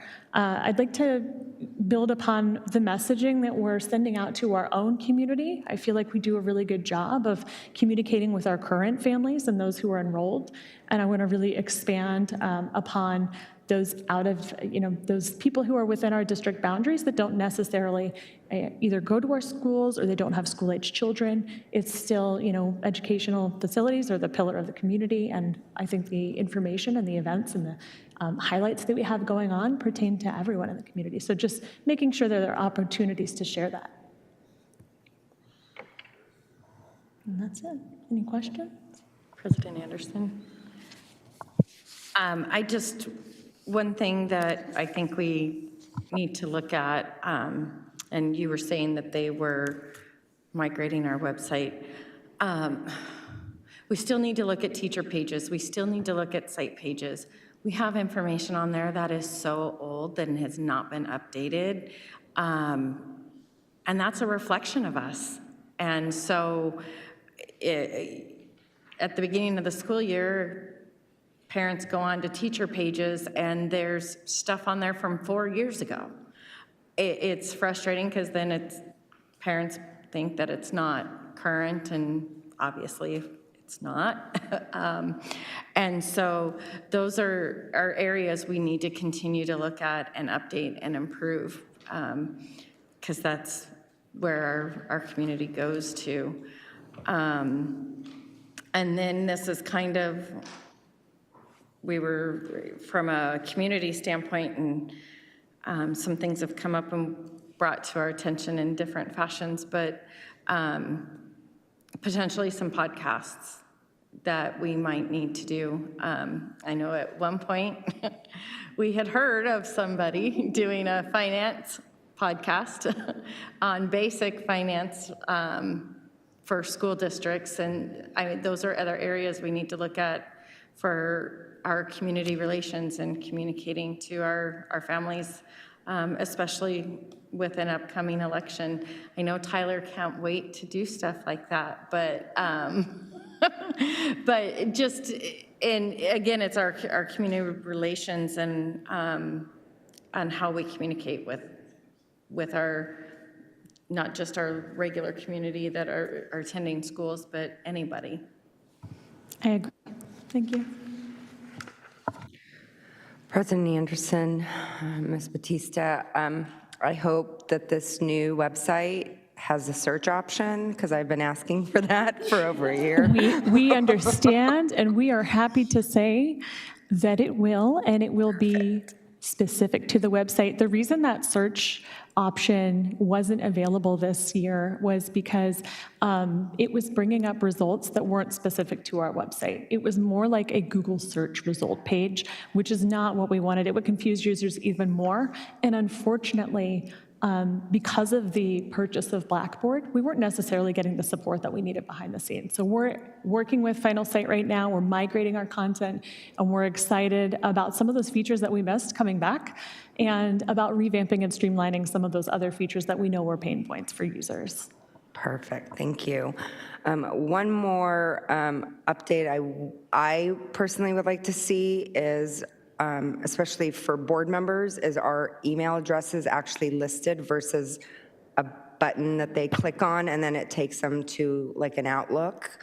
And I know it used to be that way where you can actually see what the email addresses are, because it literally opens, 5 individual emails instead of being able to email all board members at once. That's a complaint from the community. So I'm nodding to Brian because he may be able to elaborate on that. Okay. Yeah, so with the new website, all of our previous formats for contact listing doesn't migrate the same way. So it's going to be built a little differently. So emails will show in a way that our community can see the actual email. Perfect. Perfect. And then another thing is phone numbers for specific individuals, whether it's with an admin or a way that parents can reach teachers. And I don't remember who it was that I looked up, but there wasn't even an email option listed. I want to say it was Mr. Bickle, but I don't remember.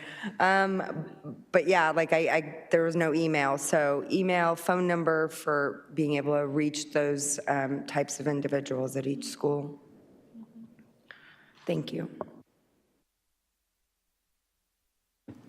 If I could just ask, because Katrina brought up a good point about teacher pages, can we get any metrics on teacher pages, how often they're actually used? Because being a teacher, I never set up a teacher page as a go-to point for anything, and I don't know if that's something that's being pushed. So I'm just curious how many people are trying to access those pages. It's low. We've looked, and I will say one of the big changes for the new websites is that we're doing away with those teacher-specific pages.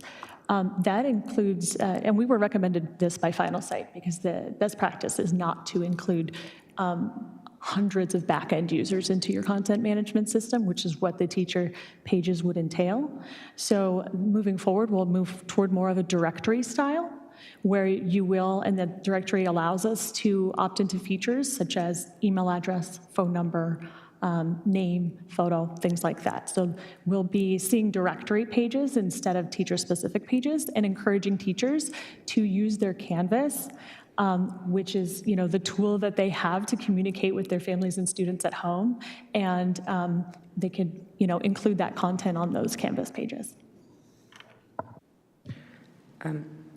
So the new website, will it list, like, let's say if you click on like 4th grade, it will list all the 4th grade teachers and then their name and phone, contact information and photo? It will have a staff directory, yeah, that it will include all the teachers. Okay.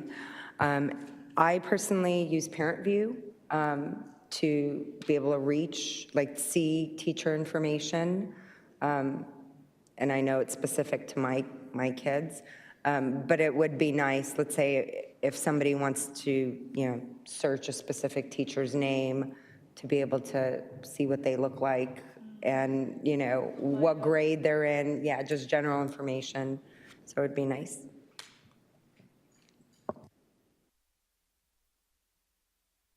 Compared to before, they were listing sometimes assignments and all this other stuff, but then will it have a bio on it, like she's stating, like, I like kayaking in the summer and. So, one thing that will go away is having a bio. It's just another thing to maintain that a teacher really, let's not lie. We've mentioned they're not the best at maintaining their web page because that's not their focus. And Canvas realistically is going to be easier for them to use for a bio for students that are in their class. At a certain point too, it's a little bit, when we put out a person's information to the whole world, we can't take it back. When it's in Canvas, we control the access at all times. So. Thank you.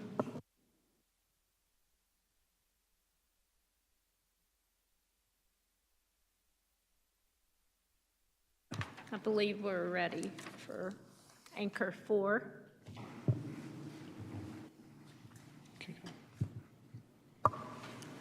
So our proposed steps for Anchor 4 for this upcoming year still aligned. Student safety is always number one priority, and so we always focus on, regardless of where that falls in the strategic plan, that always rises to the top, no matter what.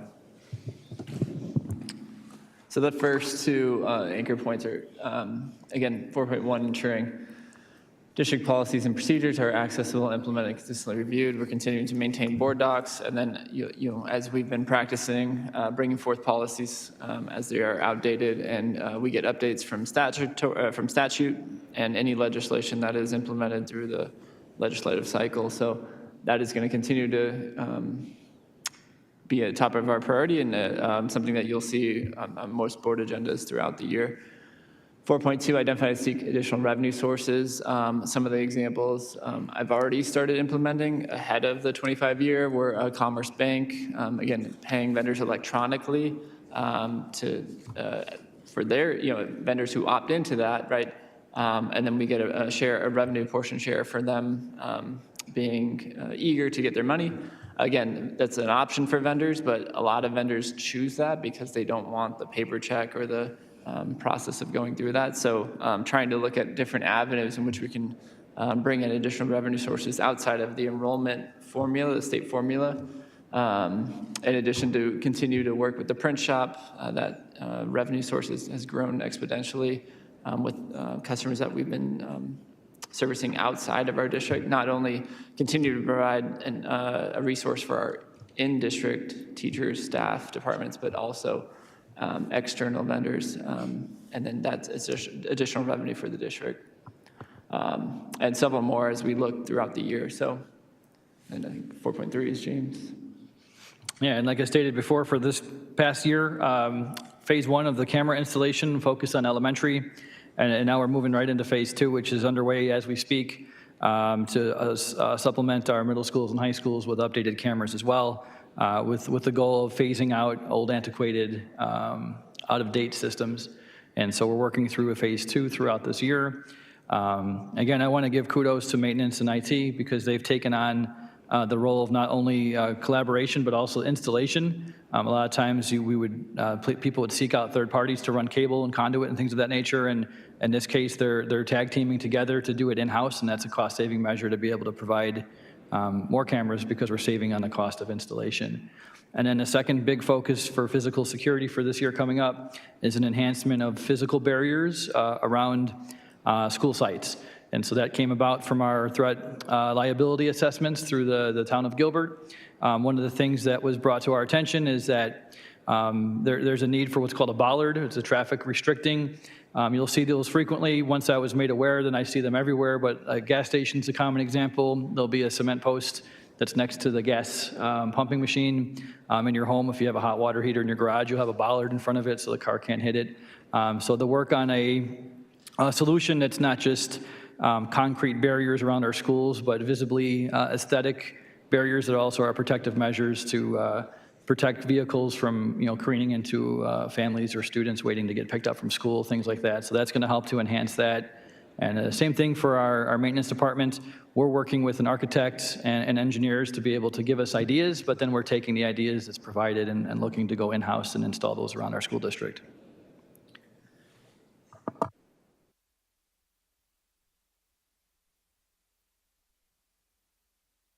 There is a question slide. Uh-oh.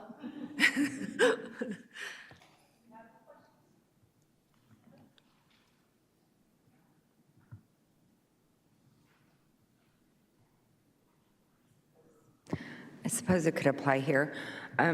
So for like increased revenue, alternative sources, I had asked previously, and if we have as like a revenue source of investment, you had mentioned that our money sits with the state treasurer, but the money that sits in our bank, is there any interest that we're earning on any of the funds that we have on hand that could be, revenue to the district with that interest earned? Yeah, President Anderson, Vice President Van Hook. We are statutorily obligated to maintain our funds at the county treasurer's office. The county treasurer does appropriate interest rates, but it's a minuscule amount. And unfortunately, we're at the mercy at the county treasurer and how they're statutorily obligated to invest such funds. So it's not really an option that we have legally to take our money from the county treasurer and invest it separately. That interest earnings is a very small portion of our total budget. I've highlighted that on a couple times, but I can certainly provide a report via status of their interest earnings across all our funds for this fiscal year. But you'll find it may not amount up to a large sum of money where we can repurpose it back to maybe supplementing programs that we're expending from M&O or something like that. So statutorily, we're kind of restricted, and we do have an attorney here who is familiar with that. But yeah, that is my interpretation on how we are obligated to invest our funds. So the money we have a bank account, right, for the district. So the money that's sitting in that bank account, it's not a type of account that could earn any type of interest, or? That bank account is at the county treasurer's office. We have a clearing account with Chase Bank. Okay. That is swept monthly, so it doesn't accumulate any interest, and it's swept to the county treasurer. The county treasurer then sits on our cash, right, as property taxes are accumulated, or tax credit or auxiliary fees are collected. That's the county treasurer sits on that cash and then appropriates interest based on that cash balance. So in a sense, that's our bank account. And again, I can share that report, but it's minuscule in the grand scheme of things, just because of how statute's written and how they can statutorily invest those funds. Right. No, I'd love to be able to see it, just to kind of get an idea of what it is that we're earning based on the money that's allotted to the district. But thank you for explaining.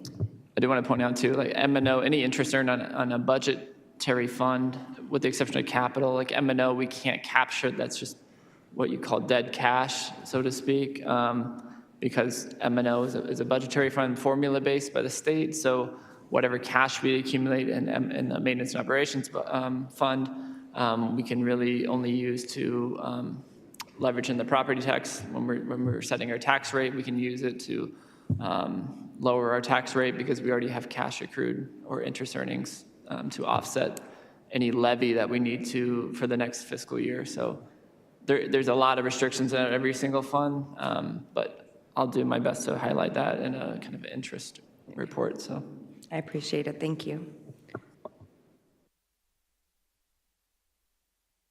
Okay, any other questions or comments before we move on? Thank you, everyone, for your presentations and your plethora of information. President Anderson, I'd like for us to take some of this feedback and add it to our proposed document here, and then we can share it with you at the next board meeting just before it's finalized, because it's still in draft form, and there's not tons of changes, but I'd like that opportunity. Excellent idea. Thank you. Okay, let's move on to our action items. 7.1, the approval of the superintendent contract and authorization of governing board to execute the superintendent contract is approved by the governing board. Are there any questions or comments before we move? All right, I motion that the governing board approve the superintendent contract and authorize the governing board to execute the superintendent contract as approved by the governing board. Second. Ooh, that's Amanda. All those in favor? Aye. Aye. Motion carries 3-0.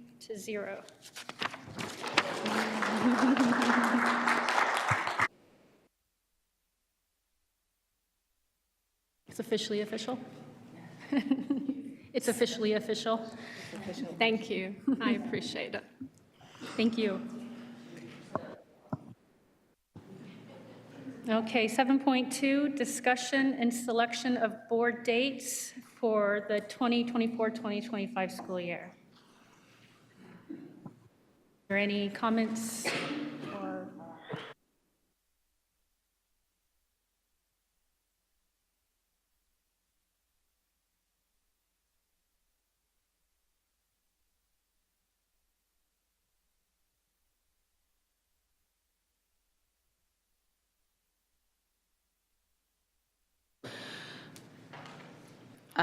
President Anderson, I personally obviously will make whatever work that we have to make work. From my understanding, for district cabinet members and overall to make these things a little bit easier, Tuesday is the preferred because of other obligations that cabinet members have.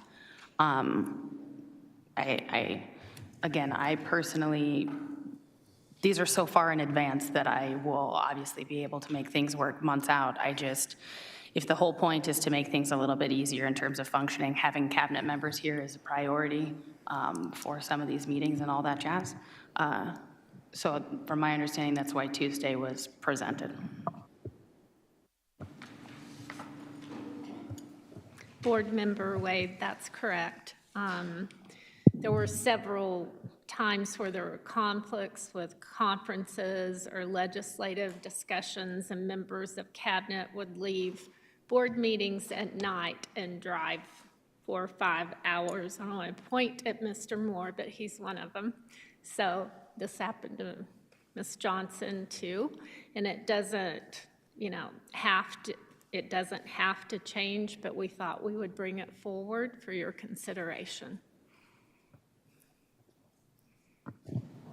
President Anderson, I personally am concerned about having a meeting on Tuesday. Part of the reason is just, catching up from the weekends, less time to prepare, and as far as even staff, responsibilities and having materials rushed for on Monday in order to get that posted and for us to be ready. Those of us who travel, if I'm typically, especially if Monday's a holiday, I'm not coming back till Tuesday because I refuse to travel on a holiday. And so that would make it difficult for me. And I understand that, Tuesdays might be more convenient for cabinet, but,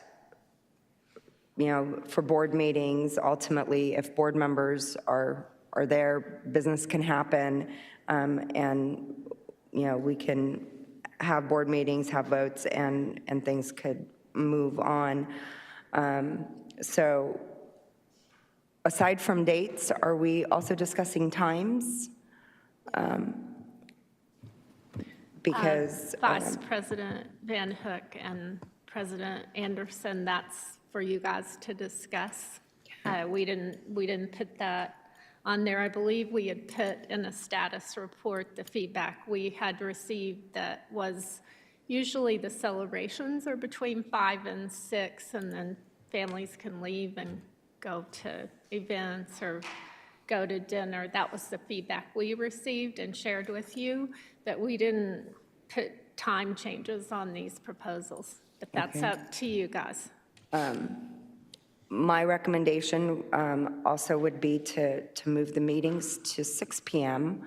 And the reason for that is it allows us the ability to have dinner.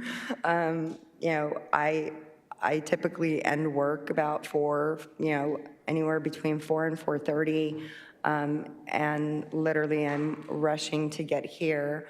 And I'm lucky if I can, stop and grab something from Starbucks or whatever's convenient on the way here. And I personally would prefer to be able to have dinner with my family before attending a 5 o'clock meeting. So I don't know if I have to make a motion to add a time to the schedule because it wasn't added. Or- Oh, okay, so it's on there, okay. So that would be my recommendation is, we're already here,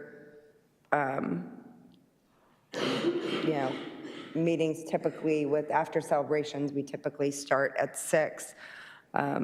So that would be my preference.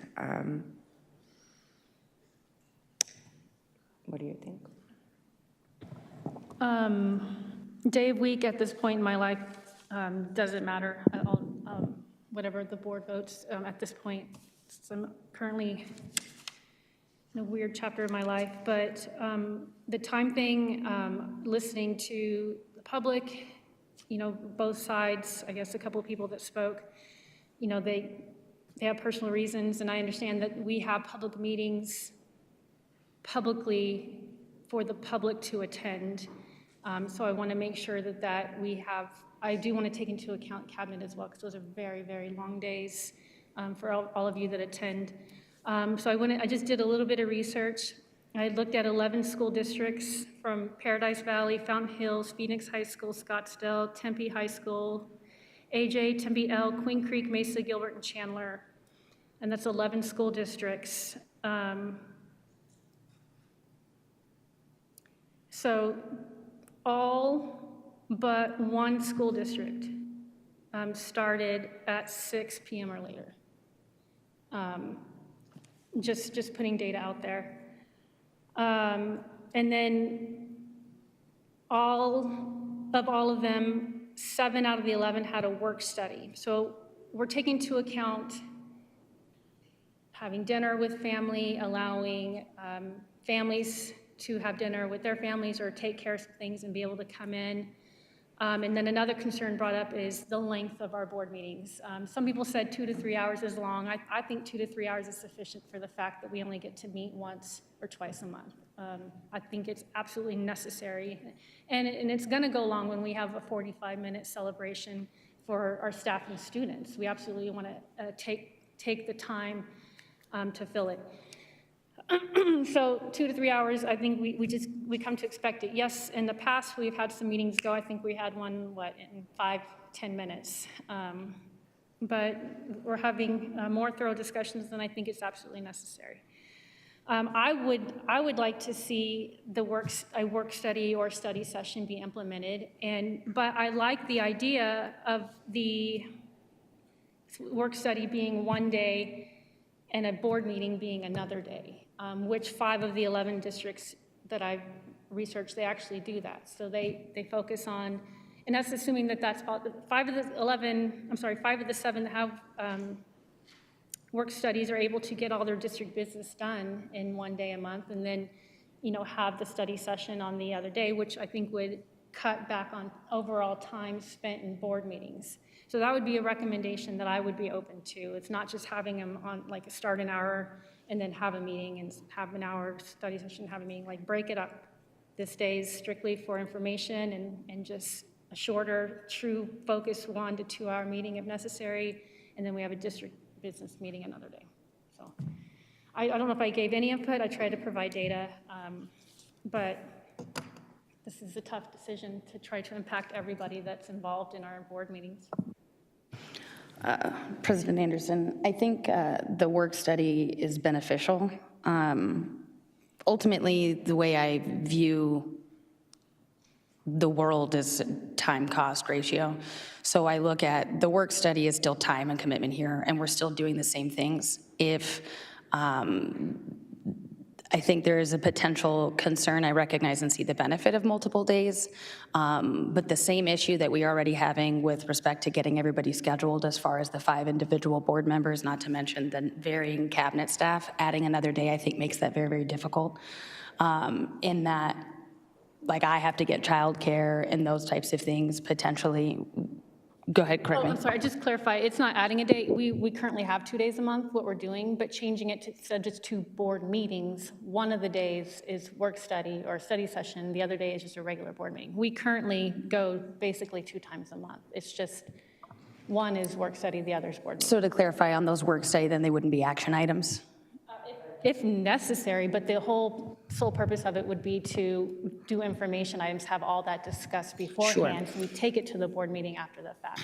I'm potentially open to that, and I guess where I'm at is I struggle to see how that's really going to change a whole bunch of time from what we're currently doing. Obviously, I am more than willing to figure out how to make things a little bit more efficient for us.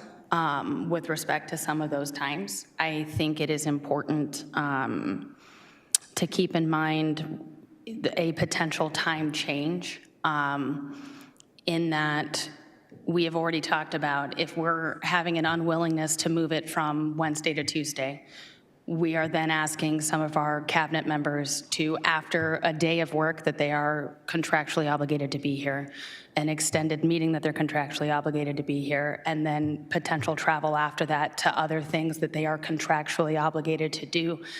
That is a lot of requirement for an hour of time. And I get that for us, we look at it as an hour of time is not that big of a deal, but if it's putting them driving at 1 a.m., 2 a.m. kind of deal, this then becomes potentially problematic because as it stands now, we usually leave about 8:30 when we start because I think it's important to do the, Higley Adventures and all of those recognitions.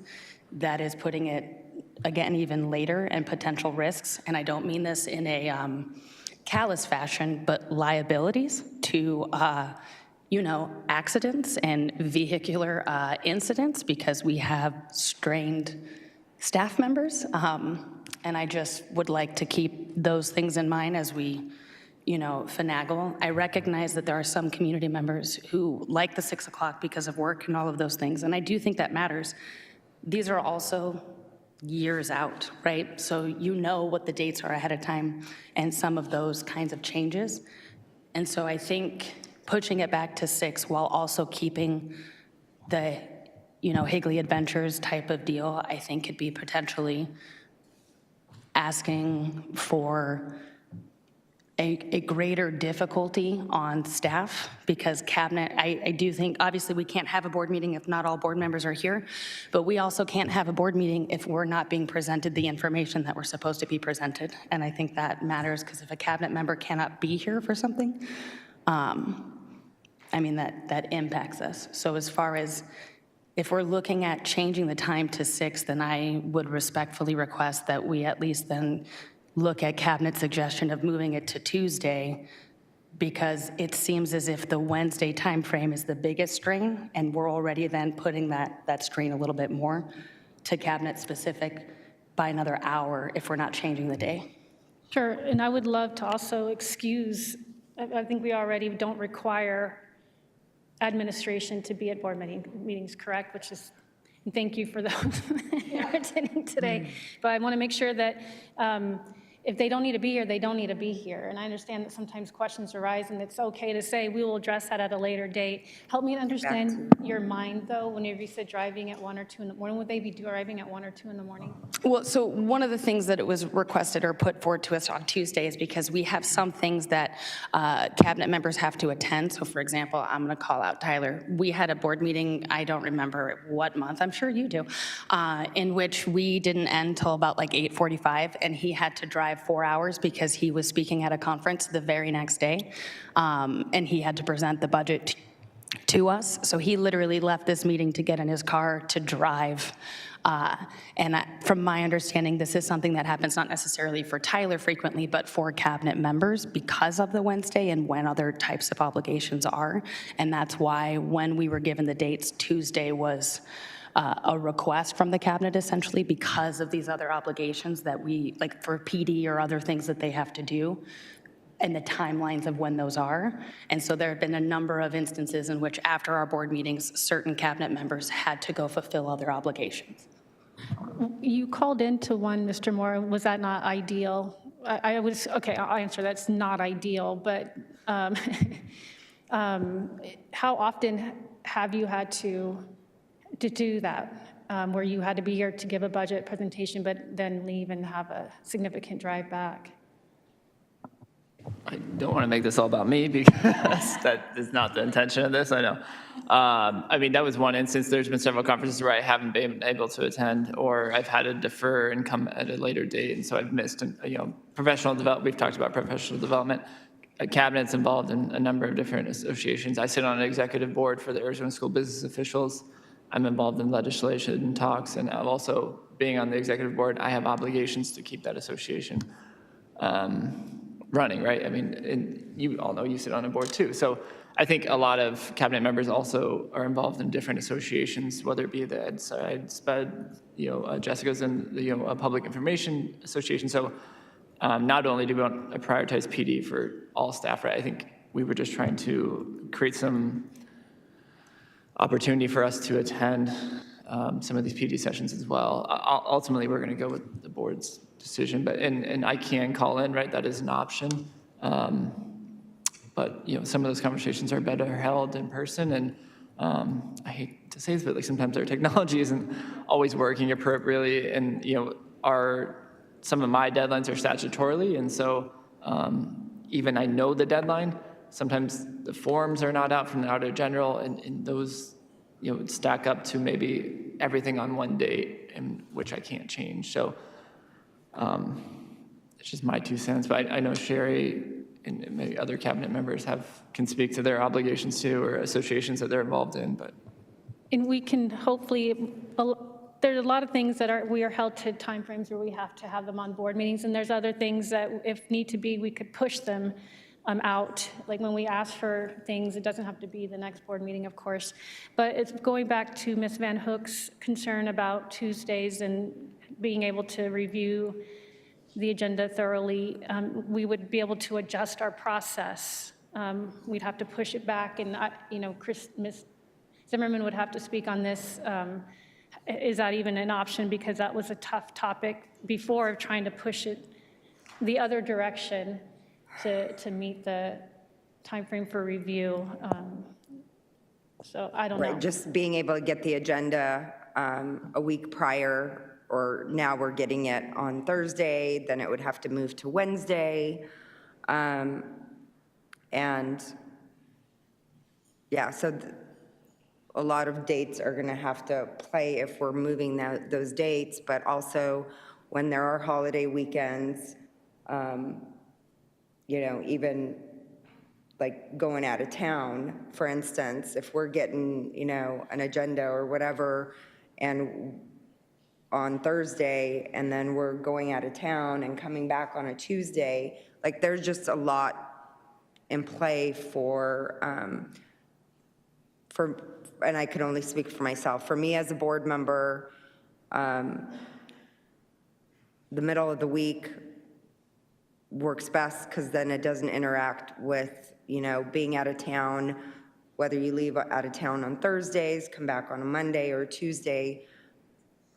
Those other days kind of play into travel if people are traveling. I mean, we've seen it with our, during the superintendent interview process, like people were traveling and just, different days weren't working. And then also making sure that we never have a 10 a.m. meeting, again, because those like me, I work and I took the day off today without pay to be here. So we need to ensure that our meetings are held on a day that, falls on a day and a time where most board members can attend and business can happen. And I understand that there are obligations,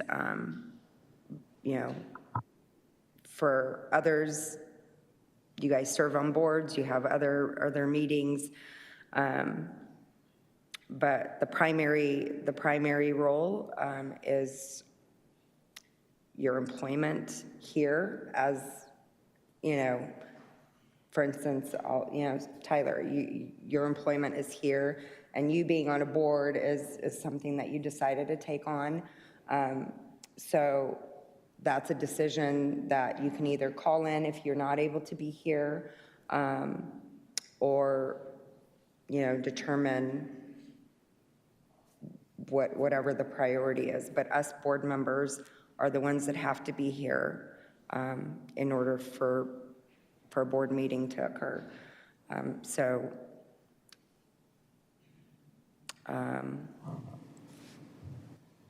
President Anderson, I think we're losing sight of what the intent of board meetings are in general, and that intent is to best serve the district as a whole.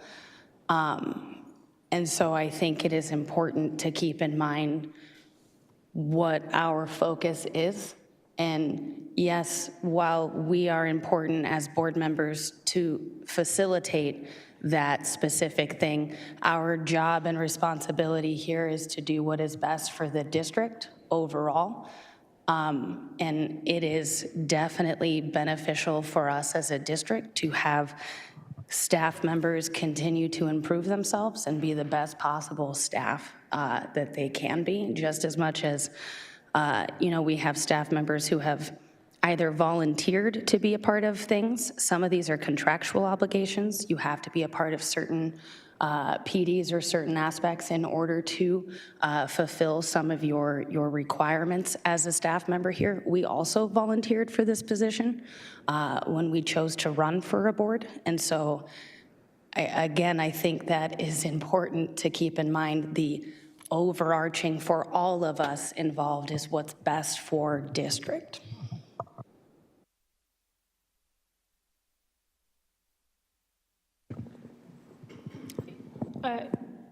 Yes, to both of you.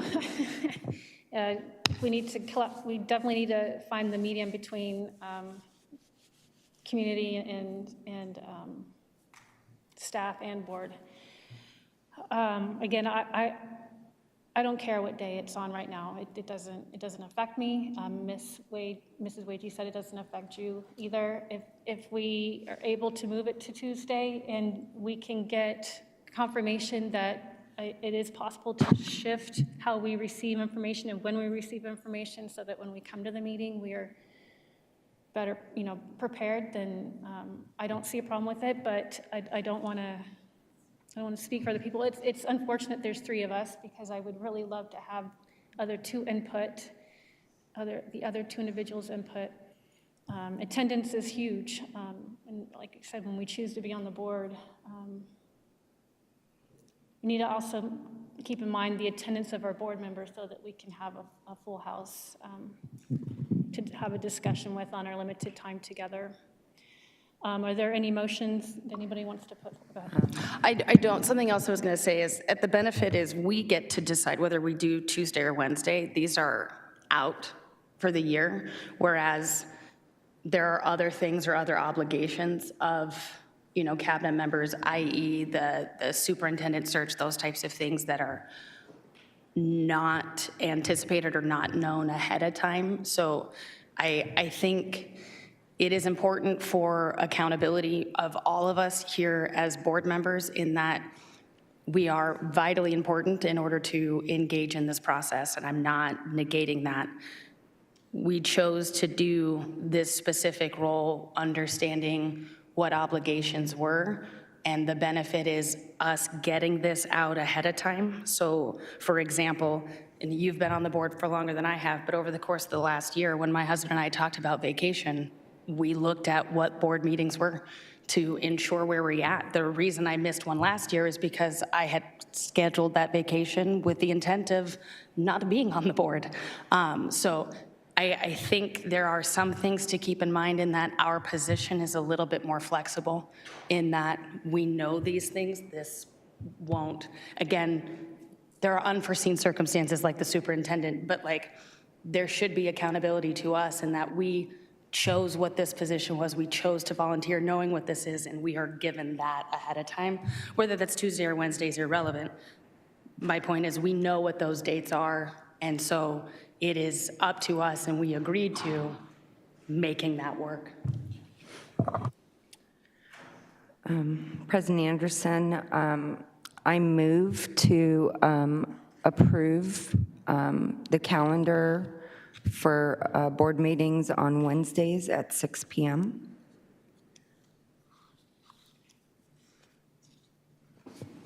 I do want to note there's one board meeting that's on Tuesday, the 15th, that's bolded. That's because we have a statutory obligation on the 15th to approve the annual financial report. And the way our fall break lands, you can't be done prior to that. For which date? October 15th. So can we have a meeting on the 9th? That's fall break. Oh, it is fall break, sorry. The 2, yeah. So with the exception, so with the exception of October 15th. So I move to approve the calendar for Wednesdays at 6 p.m. with the exception of October 15th being on Tuesday at 6 p.m.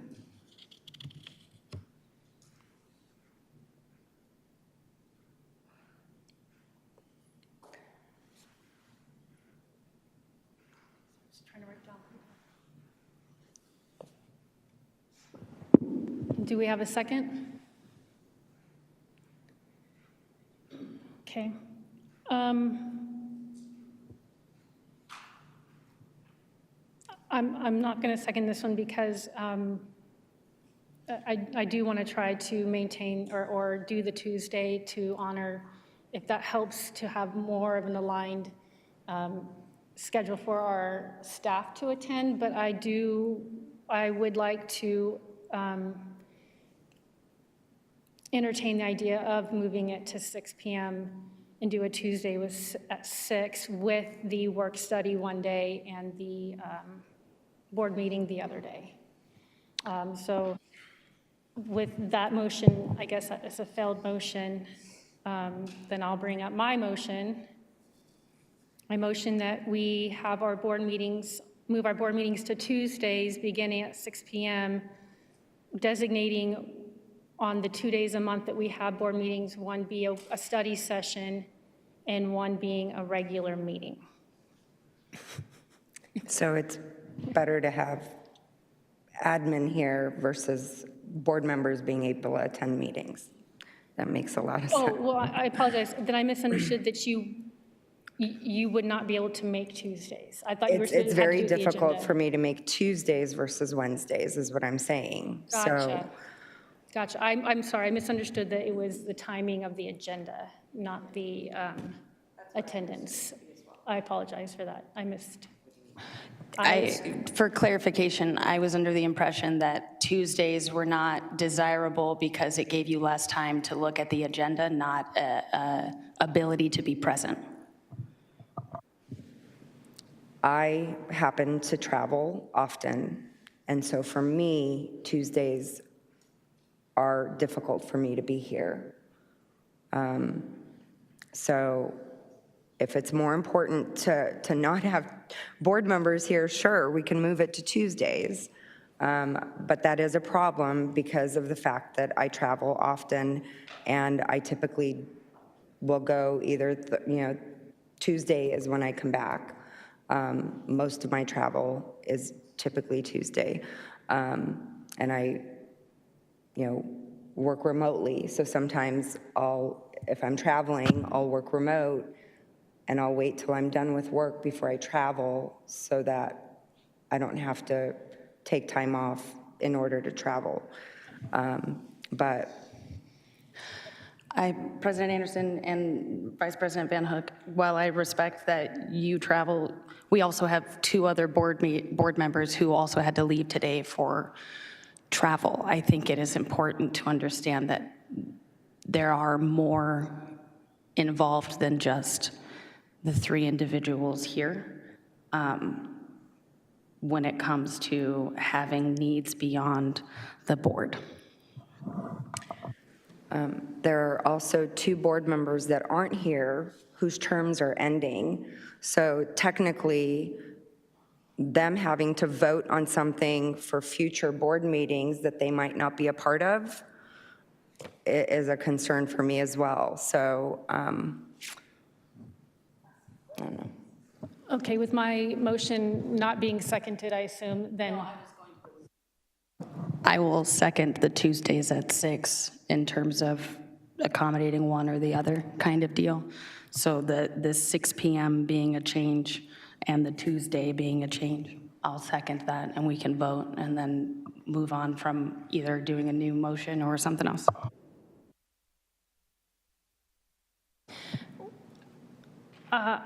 I don't know what to do at this point because I've motioned and it's been seconded, but is it too late to say, can we table it until we have 5 board members, or do we need to get this done today? I don't know. We have 3 board members here to make a vote, and to have to table it we have a quorum. Understood. We should be able to vote. Understood. And it's frustrating for me when we have these meetings and we want to table it because there's board members missing. We have a quorum. We should be able to make a vote.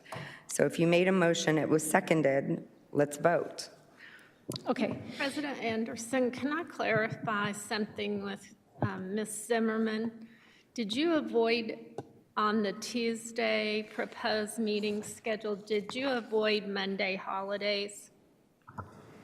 There are no board meetings following a Monday holiday on the Tuesday schedule. So that might be helpful information, maybe not, but it was hard to necessarily see it all on, this calendar. So President Anderson, Cabinet will respect whatever decision you guys make. The only concern is there's one more meeting before July. So, and we're sorry this is so late. It's just been a very interesting year, right? So we support whatever you guys decide. Thank you for being thoughtful around the holidays and clarifying that. With it motioned and seconded, all those in favor? Aye. Aye. All those against? Nay. Motion carries, nope, yes, majority, 2-1. Just a second to record this.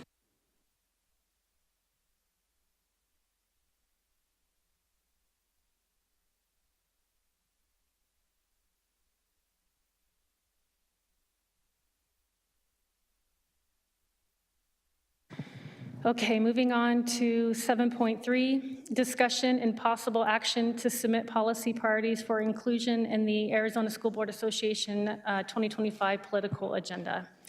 Thank you for Ms. Zimmerman and Ms. Richards for making sure that this got out way in advance. This is a lot, and I sweated going through it, how we would possibly get this down to 5 bullets. I did end up calling I forget his last name, the representative from ASBA, Chris, I don't remember. Cotterman? Is it Cotterman? Okay, God bless you. And because I asked him, I said, you know, we've done this for years, but I've never been certain. So I just want to make sure, I'm just going to state that what's expected is, it's not necessarily the headings that we're focusing on, although we can, but it's all the bullets and trying to get it down to 5. We can't have more than 5. They just said 5 was ideal. So I will open it up to anybody that, and I'm going to do my best to take notes on which items, actually I have a second printed version, of what you would like to bring forward. Does anybody want to go first? Clarification. I thought we were doing the overarching categories. That was the email that was sent out, was the overarching categories with potential top choices in that? Or did I misunderstand? Board Member Wade, sorry if that was confusing. I called Julie Bacon with ASBA and said, can you help us navigate this? She said some districts pick 5 out of the 7 colored categories and submit that. Is it Cotterman? I've lost my mind. Yes. He got on the phone and he said that's acceptable, but it's helpful if you pick bullets because they're more specific. So, and then I think we pick 5 categories and 1 bullet. We support whatever you guys decide. So either way. And with the, we can actually submit other things that we think we would like for them to focus on as well, or change wording of, or delete, or ask to delete.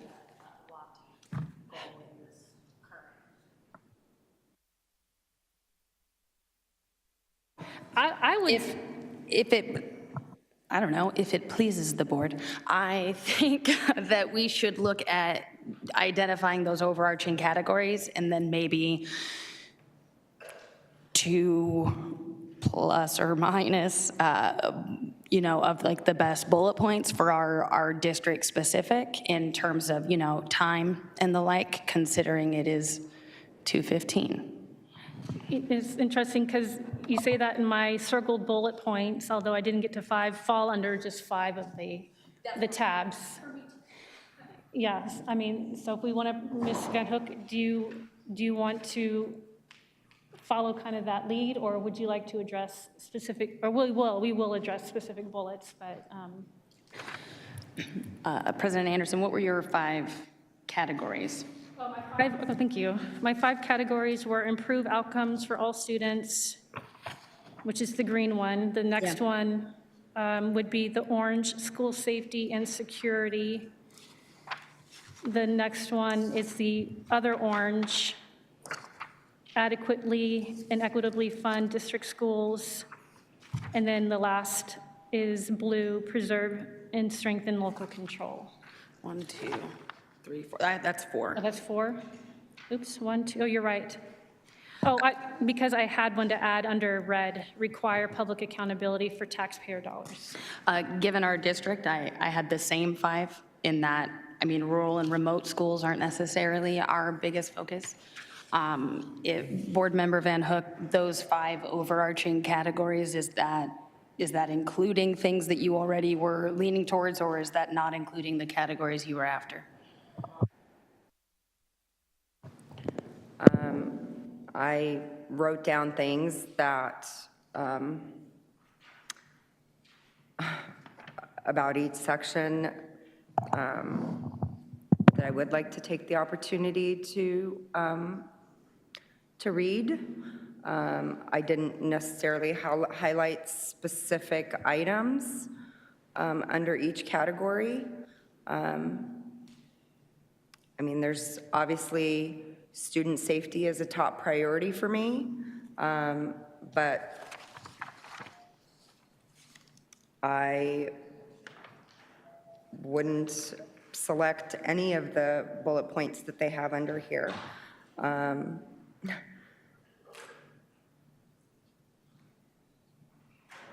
Other than that, obviously improving outcomes for students. But again, I think they're bullet points are garbage.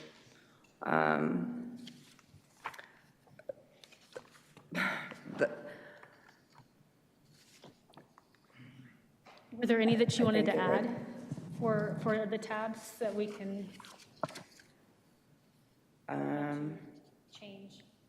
I mean, for school safety, I mean, it's an item that is on our, that's going to be on our, you know, bond and override election, but we're only allocating $2 million to our safety. I would like to be able to see more money go to that, yes, but I don't necessarily, I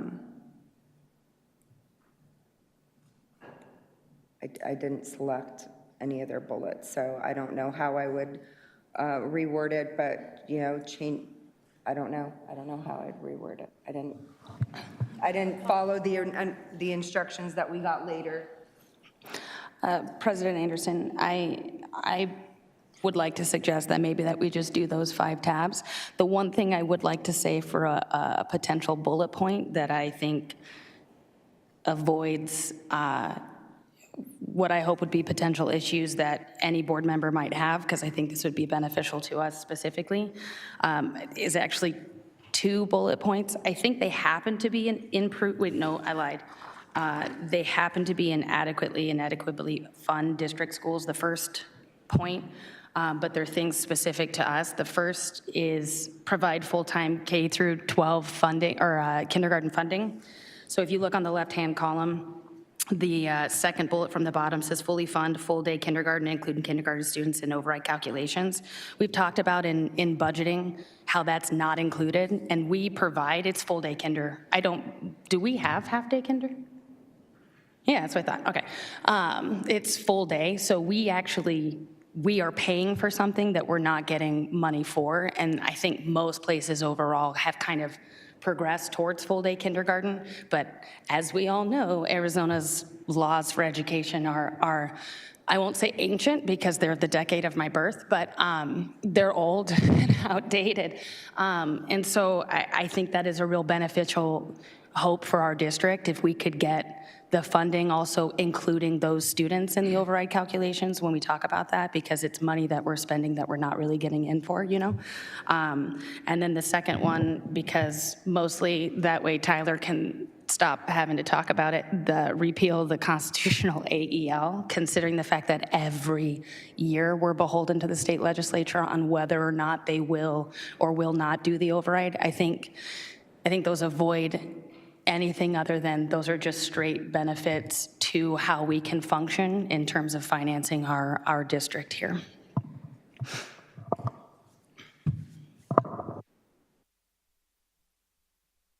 Okay.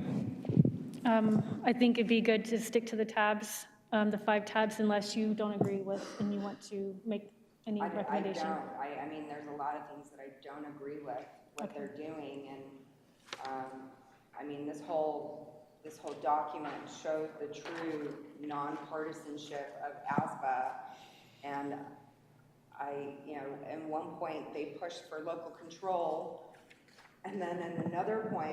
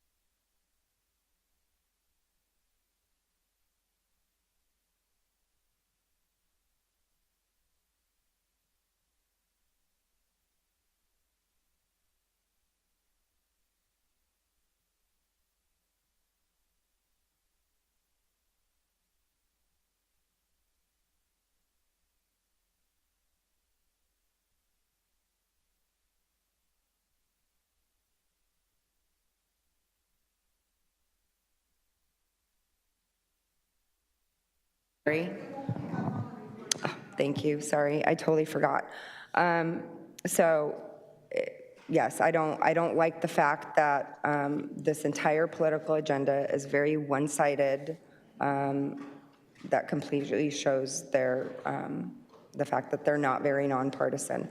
So I can suggest things, but I don't know if, I guess I could suggest it and see if you guys agree. But I wasn't prepared.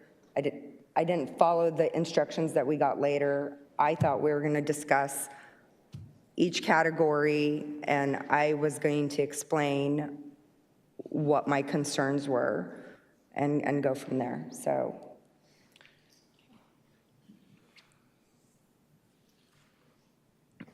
As far as adding items, is it possible to put on there, like, we would like for them to advocate for or find a way for there to be interest-bearing investments in?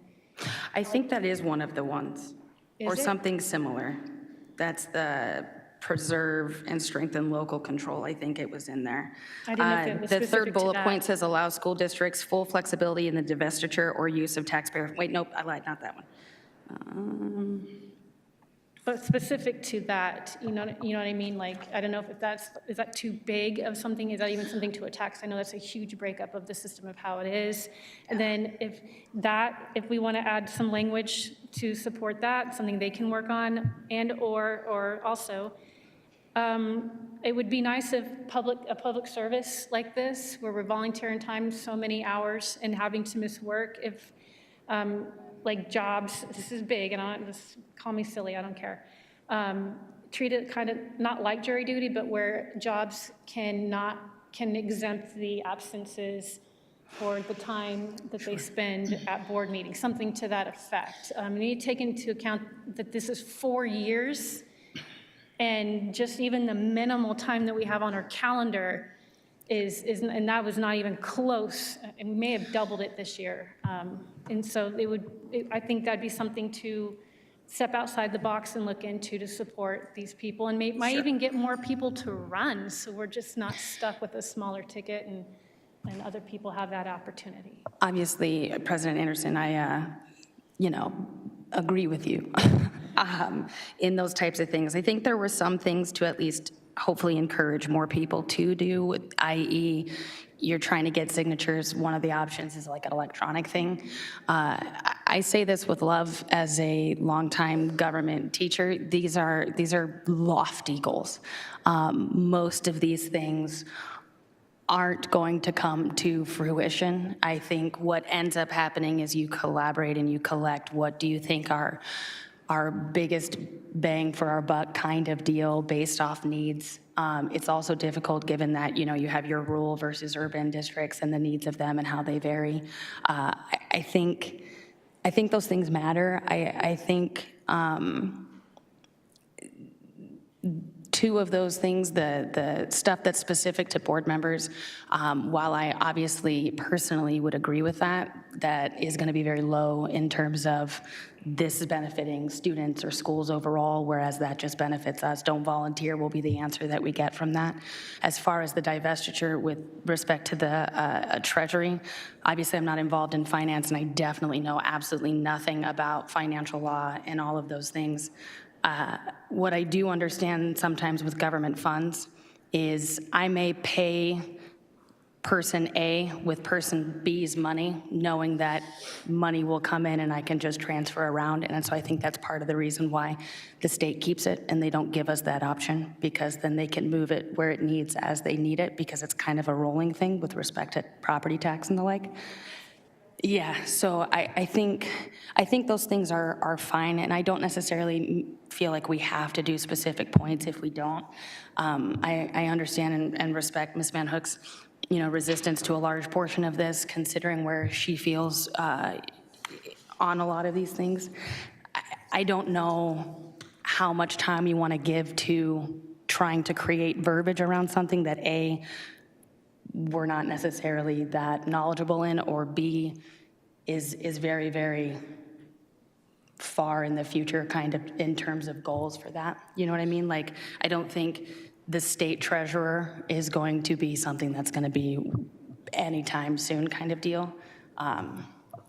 So I just don't know how much time we want to give to that. Sure, fair points. I just want to get the ball rolling. If you never put it out there, then there's absolutely going to be no opportunity for change. And I see your point regarding like this is supposed to be more for the students and the districts, but they do already have, like you stated, that one bullet for the signatures. So yeah, it's personal to board members at that point in time, and I don't think there needs to be any time spent on the language. I think we just put it out there. These are just topics you guys, we're paying you, we're supporting you.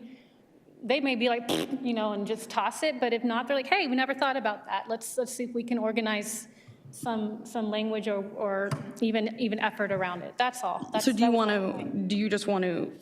There's just additions. Nothing changed from what we have. What I'm saying is, do you maybe want to make a motion to do those 5 points because at least 2 of us agree in order for a quorum to move on from that? Because they're going to do this regardless because this is the purpose of the ASBA in terms of like their overall goals and all of that. I still would like to include in that motion those 2 points specific, the funding of kindergarten, because we lose funds in that context, and I'm sick of talking about the AEL with respect to the state. That thing needs to change. And then including the 2 that you talked about in terms of, I don't know how to word that, but that can be your job as the president when you send that off to Ms. Zimmerman. Challenge accepted. I know how I would word that because I know how it is to not be allowed to take today as a civic duty day.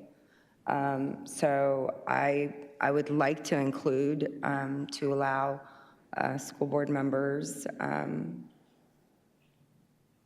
to be able to have a civic duty day and have that count as whether it's, same day as voting or whatever. And so, yeah. Thank you for that. Do you want to make that motion? What was the other one?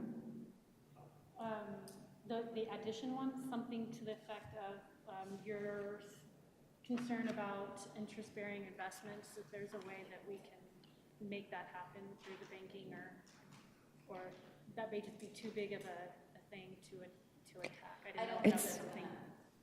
I don't think that's gonna, with the way the state has to function, just because of the way they're gonna get it. I don't envision that ever being on the table. Shake it up. Tyler's like, please don't. Throw it out there for all we care. Okay, if we're not ready to word that, if that makes no sense, then let's not do it. I was just trying to find a way to advocate for another way to bring in money through your. I don't know. My understanding is there's other school districts that do invest their money. So I don't know how some districts can do it and some Public don't. school districts cannot legally. Charters, I think, might have different opportunities because, again, most of these laws were written pre the existence of them. But public schools, that's the state law.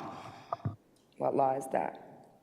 I would ask Mr. Moore what the statute is for the fact that it has to be the treasurer.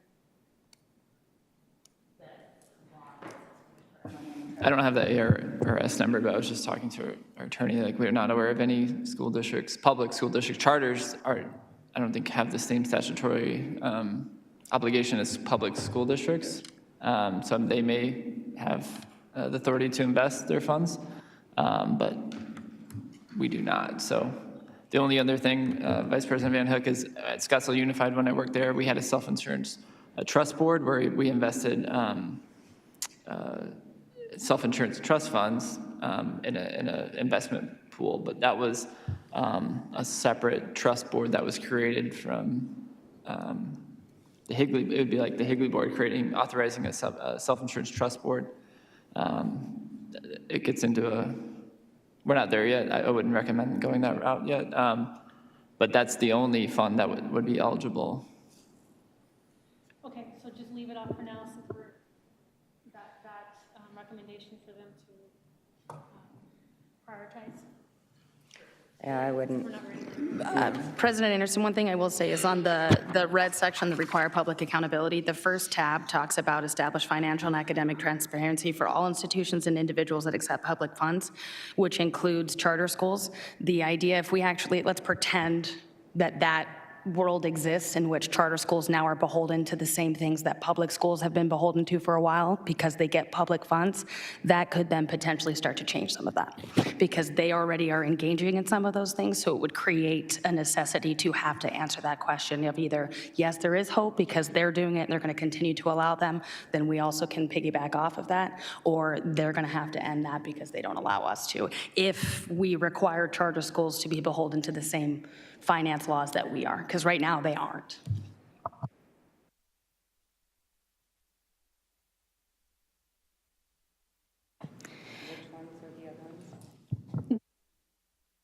Which ones are we wanting to put forward? Just the tabs, is that what you're asking? So we're just doing tabs? We're just gonna do tabs.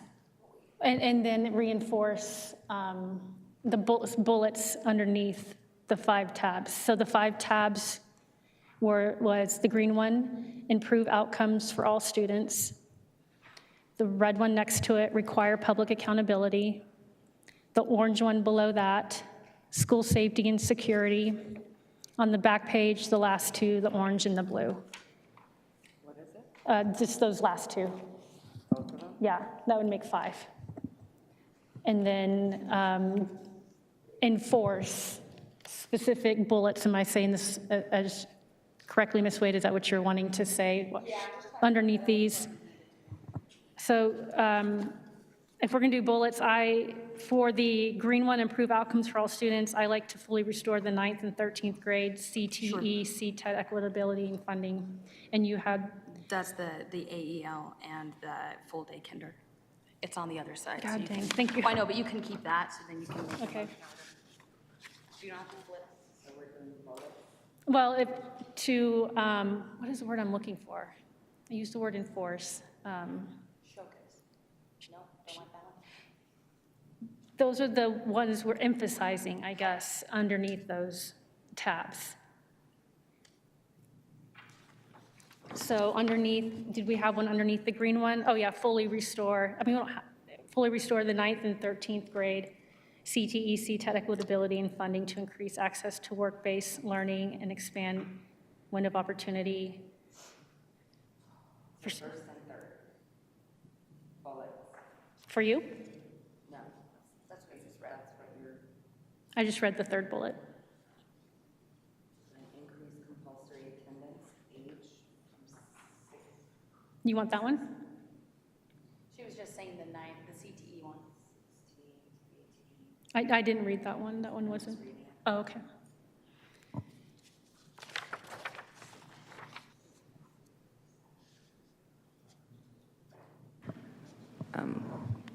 Can you explain bullet 1 to me? So what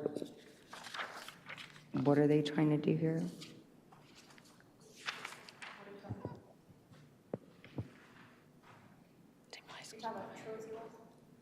No, the attendance age. Increase the compulsory attendance age from 16 to 18 years. Is that what they? Yeah, what is that? Ms. Richards, can you explain to us exactly what they're asking for? I can address that one if you'd like. Oh, okay. Currently, there's state statute that requires compulsory attendance in Arizona from age 6 to 16. And what they're asking for is to make it mandatory for students to go to school until 18. So truancy laws, for example, oftentimes as a high school teacher, senior students are like, I'm done with this because I know my life, and there is no truancy laws to hold them here because it caps at 16. So if they're over the age of 16 and they decide to drop out, there's not a whole lot legally that keeps them there. This would change that until the age of 18.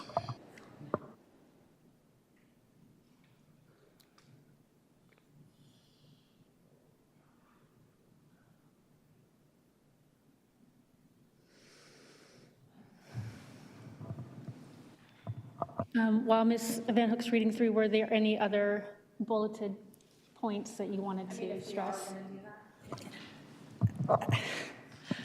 This is look, if we're going to talk about it, require public accountability for taxpayer dollars spent on education. Bullet 2, repeal any programs that give public funds for private school vouchers. That hurts our attendance a lot more than competing with charter schools does. So, yes.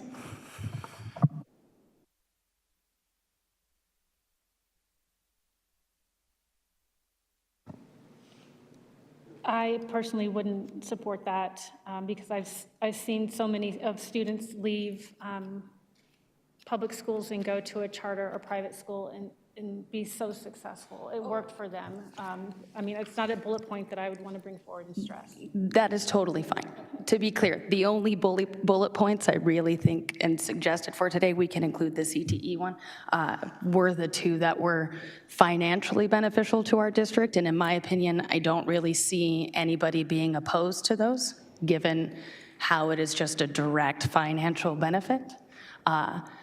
It would be my recommendation that we do the 5 overarching categories, the few bullet points that we have just suggested, the creation of the other one that was mentioned, and then, you know, move on.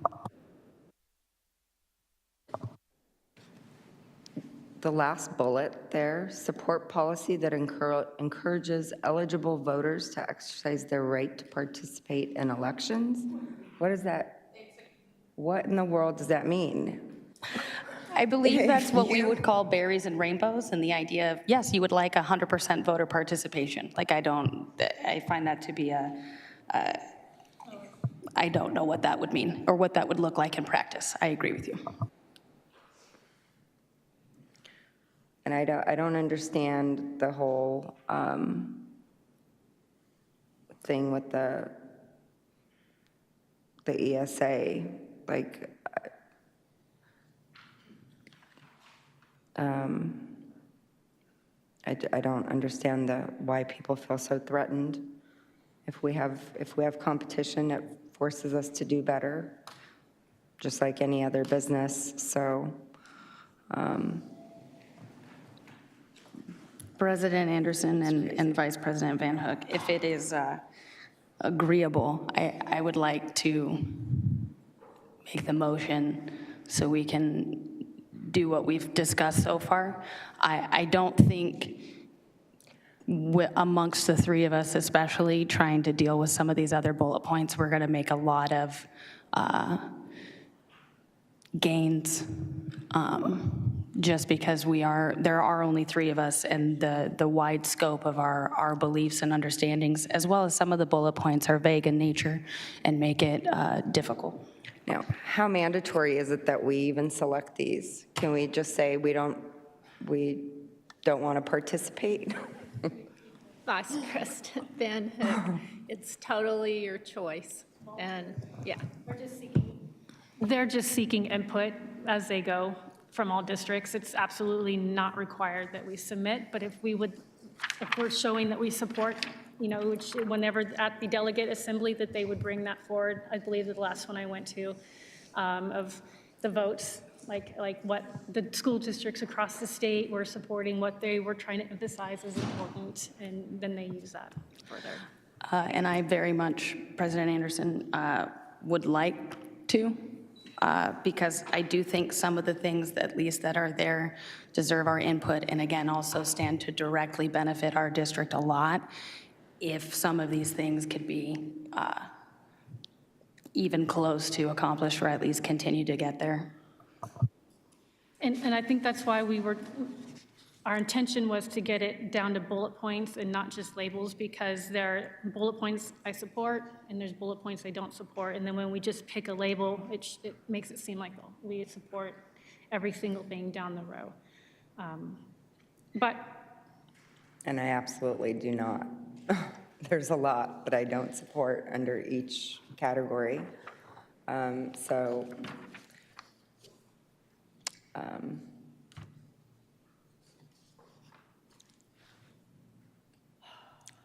I don't know. Yeah, it's a motion on the table, all right. You're going to have to help me with the language because I've not done one of these. I usually let others. I motion that we, where is this one? Thank you. I motion that the governing board approve these priorities submit to ASBA by June 10th, and that the governing, we haven't done that one. The submission of the priorities are the 5 points that we highlighted. Do I need to read those out, or can I just say the 5 points that we discussed?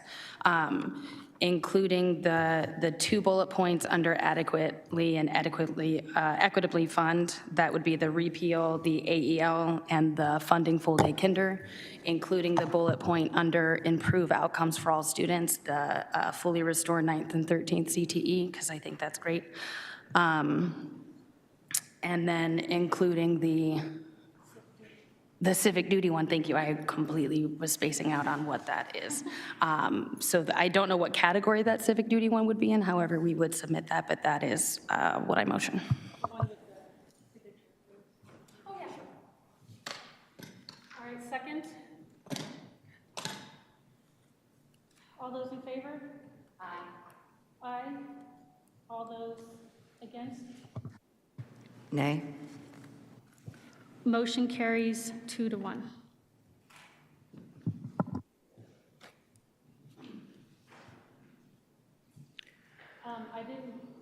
Ms. Zimmerman, I didn't say that over the mic. Did you get it when I motioned and seconded and said that? Okay. I did. The one thing is who is submitting these? Oh. Do you want me to submit it, or do you want to volunteer to? What do you, for the delegate? This is not for the delegate that's submitting this. If you're cool with it, you. I'll absolutely do it. So with Michelle Anderson filing the submission online to add to the. I would do another motion. Okay. To assign her to. I motion that Board President Michelle Anderson be the one to submit. Do you want her to restate the whole motion? No. Okay. Just because the first one's done. Just get us the. Okay, just making sure. Second. All those in favor? Aye. Oh, aye. 3? For you to submit, aye. Yes. But not the original motion. Gotcha. You almost got me on that one. All right. That amendment to the motion carries 3 to 0. Holy moly. All right, moving on to 7.4. Consideration and possible action to appoint a delegate to serve at the Arizona School Boards Association Delegate Assembly. I motion to appoint Anna Van Hook to represent Higley Unified School District as a delegate to the Arizona School Boards Association Delegate Assembly to be held on September 7th, 2024, and for Amanda to serve, Mrs. Way to serve as the delegate. I'm sorry, the alternate delegate. Second. Any questions or comments? Just throw you there in there.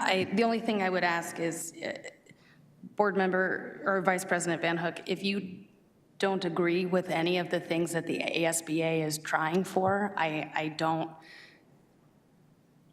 really understand your desire to go and participate if because the desire is to disrupt what ultimately individuals are trying to do to better education. So I'm not supportive of that, in that I would rather go myself, but, you know. I think that it's good for them to have a different viewpoint. That's why I would like to attend, because I think if this is truly about our schools and nonpartisanship, I think the different viewpoints are important. Board Member Van Hook, I agree with you that different opinions are important, and that's part of the lobbying process. The whole point of this, though, is to have people who are there representing that specific issue. So your desires, your beliefs, and those types of things are absolutely represented in terms of how the lobbying process works when it comes to legislation. These are individuals who are working forth and what is best planned to lobby for that. So I don't necessarily agree that the way you're viewing this is what is in the best interest of what the ASBA's ultimate goal is. Also, President Anderson, from my understanding, we nominate one and the other is an alternate. Still attend. Oh, okay, then, sure, yeah, gladly. President Anderson, I move the question. I'm sorry, what? You made A motion? the motion, it was seconded. You I moved seconded. I moved the question to vote. Okay. All those in favor? Aye. Aye. Motion carries 3-0. Thank you. 7.5, approval of the Higley Governing Board override argument. Do you all have that in front of you?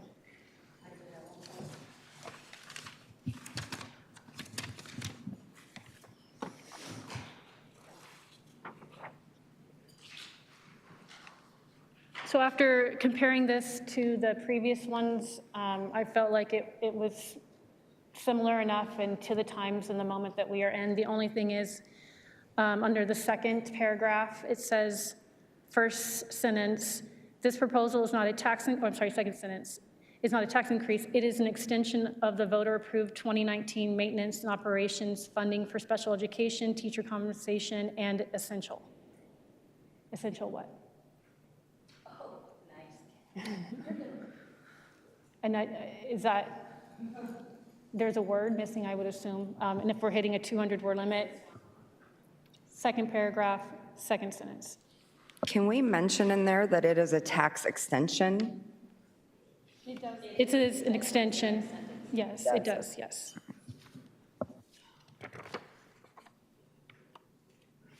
Are there any other comments or any feedback anyone would like to give regarding this statement?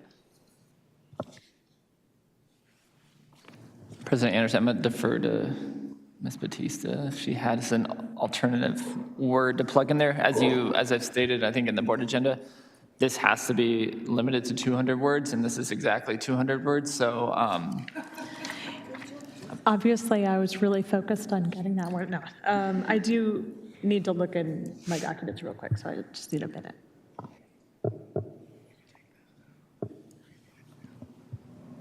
Was there any input from the board in the meantime?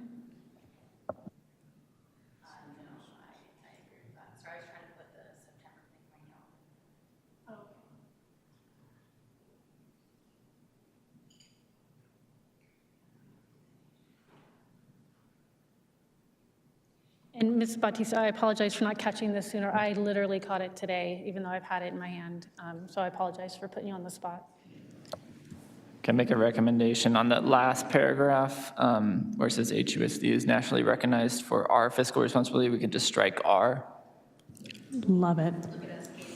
And then on the back end of essential, and then essential services.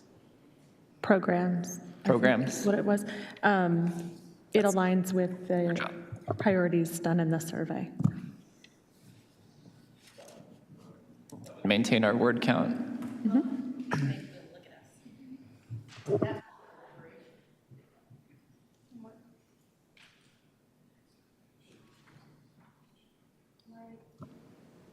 I motion to consider, discuss, amend if desired, and if deemed advisable, to adopt I'm on the right one? Yeah, adopt a resolution approving the governing board's argument in support of the special maintenance and operation budget override election. Second. All those in favor? Aye. Aye. All those opposed? Since I've voted no on everything else related to the bond, I'm just going to go with that. You oppose? Or bond override. So an opposed? Yeah, No. sorry. Okay. Let's make sure. Okay. Motion carries 2-1. Moving on to 7.6. Approval of fiscal year 2025 proposed budget. Are there any questions, comments, discussion on the table? I motion that the governing board approve the proposed expenditure budget for fiscal year 2024-2025 as presented. Second. All those in favor? Aye. Aye. Motion carries 3-0. 7.7, approval of participation in simulated instruction in mathematics with advancing evidence improving lives. It's open for discussion, questions, comments? Yes, I do. 7.7. I'm just going to read my statement.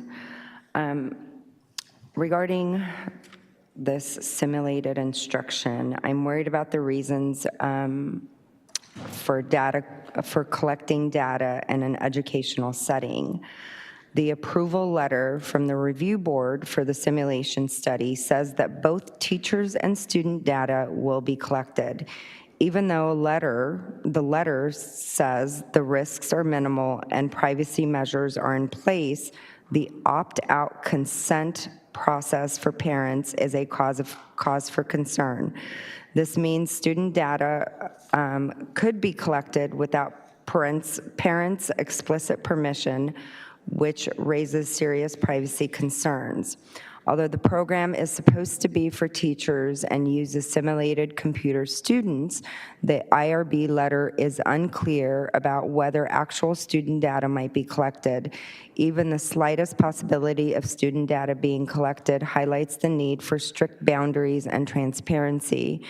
Parents shouldn't have to opt out to protect their child's data privacy. Collecting extensive data from teachers is also alarming. While the goal is to improve professional development, this could lead to invasive monitoring and data mining of educators as well. The DEI focus of AIR, combined with extensive data collection, might result in personal and professional data being used in ways that could negatively impact teachers' careers and privacy. The IRB's approval for waiving or altering consent for student data collection is also concerning. The idea that the research can't proceed without these waivers suggests a lack of full transparency and informed consent. This undermines the rights of students and parents who should have a final say in whether their data is collected and how it is used. The risk of misuse or unintended consequences of this data collection is high, especially given the sensitivity of student and teacher data.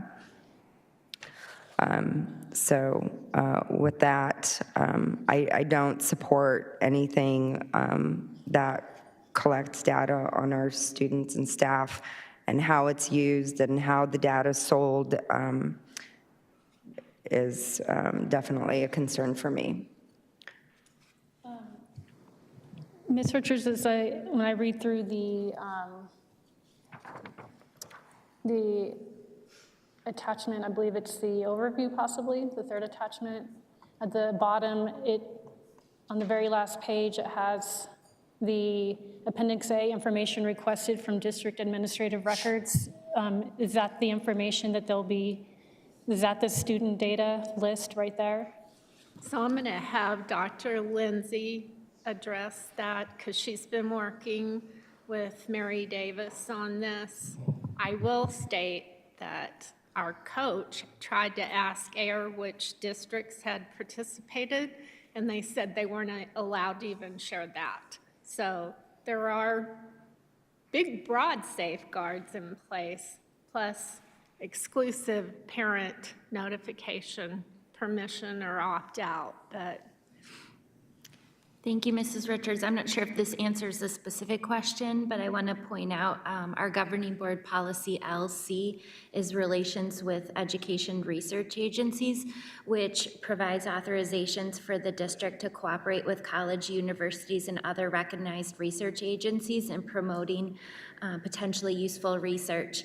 And when AIR approached our district about this opportunity, the team spent multiple meetings with AIR talking about the benefits for teacher professional development, and we reviewed all of the systems that they have in place to protect our students and our staff, and we compared that with all the expectations, guidelines that are outlined in our governing board policy, and reviewed the documentation, and also have created our own information to send home with our families so they know what the involvement of this study would look like in terms of the students and the benefits that it potentially has for our teachers and their professional learning. So with all of that, those conversations and those meetings in comparison with our current policy, I feel like this is a really great opportunity for the district and for our teachers, and so that's why we're bringing it forth. And with the policy, we feel what we're asking for the board to approve today is for compensation for our teachers and our coaches that are voluntarily participating in this study, because AIR has compensation available to participants, and it's been my understanding it's been a best practice within our district to get board approval that they are able to be compensated by this research firm. On page 6, it says the study team will protect the identity of individuals from whom we collect data for the study and will use them for research purposes only. School, teacher, and student names will not be linked to the data collected, and the data will be kept confidential. Administrative records, survey data, interview data, and coding from video observations will be stripped of any names or district IDs. Is that helpful in any way? But they are also a third-party company who is getting that data. So they get the names, but then they strip it. So how is that not a privacy violation when they, as a third-party company, are receiving student names? Vice President Van Hook, we are stripping that information prior to giving it to them, and I'm going to turn it over to Mr. Berkshire to provide more information.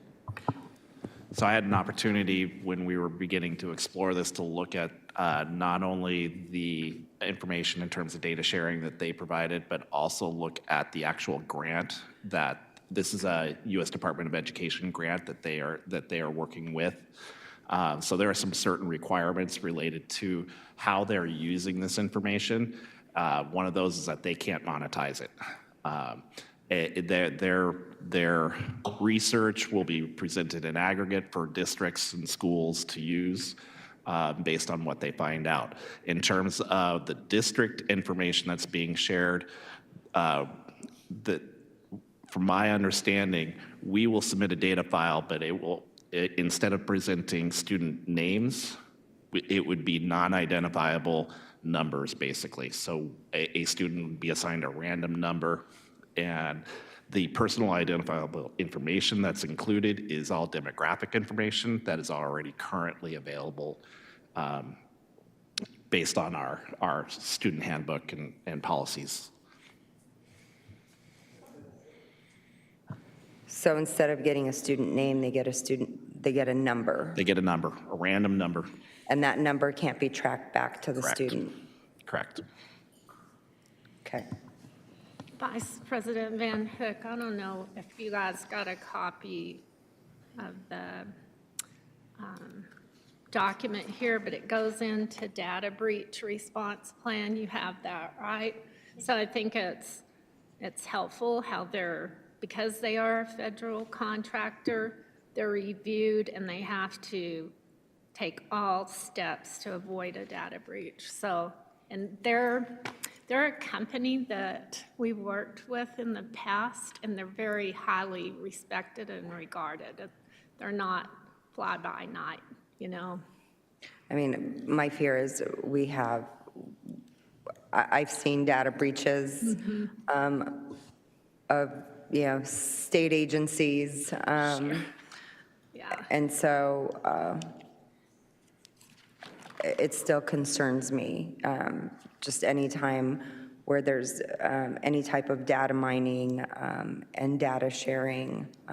It's definitely a concern for me. But I appreciate the explanation. Thank you.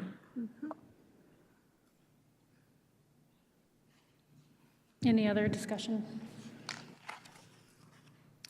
Okay, I motion that the governing board approve 4th and 5th grade math teachers and coaches to receive compensation from AIR for their work in the SIM with the SIM PD. Second. All those in favor? Aye. Aye. All those opposed? Sorry, I just Sorry.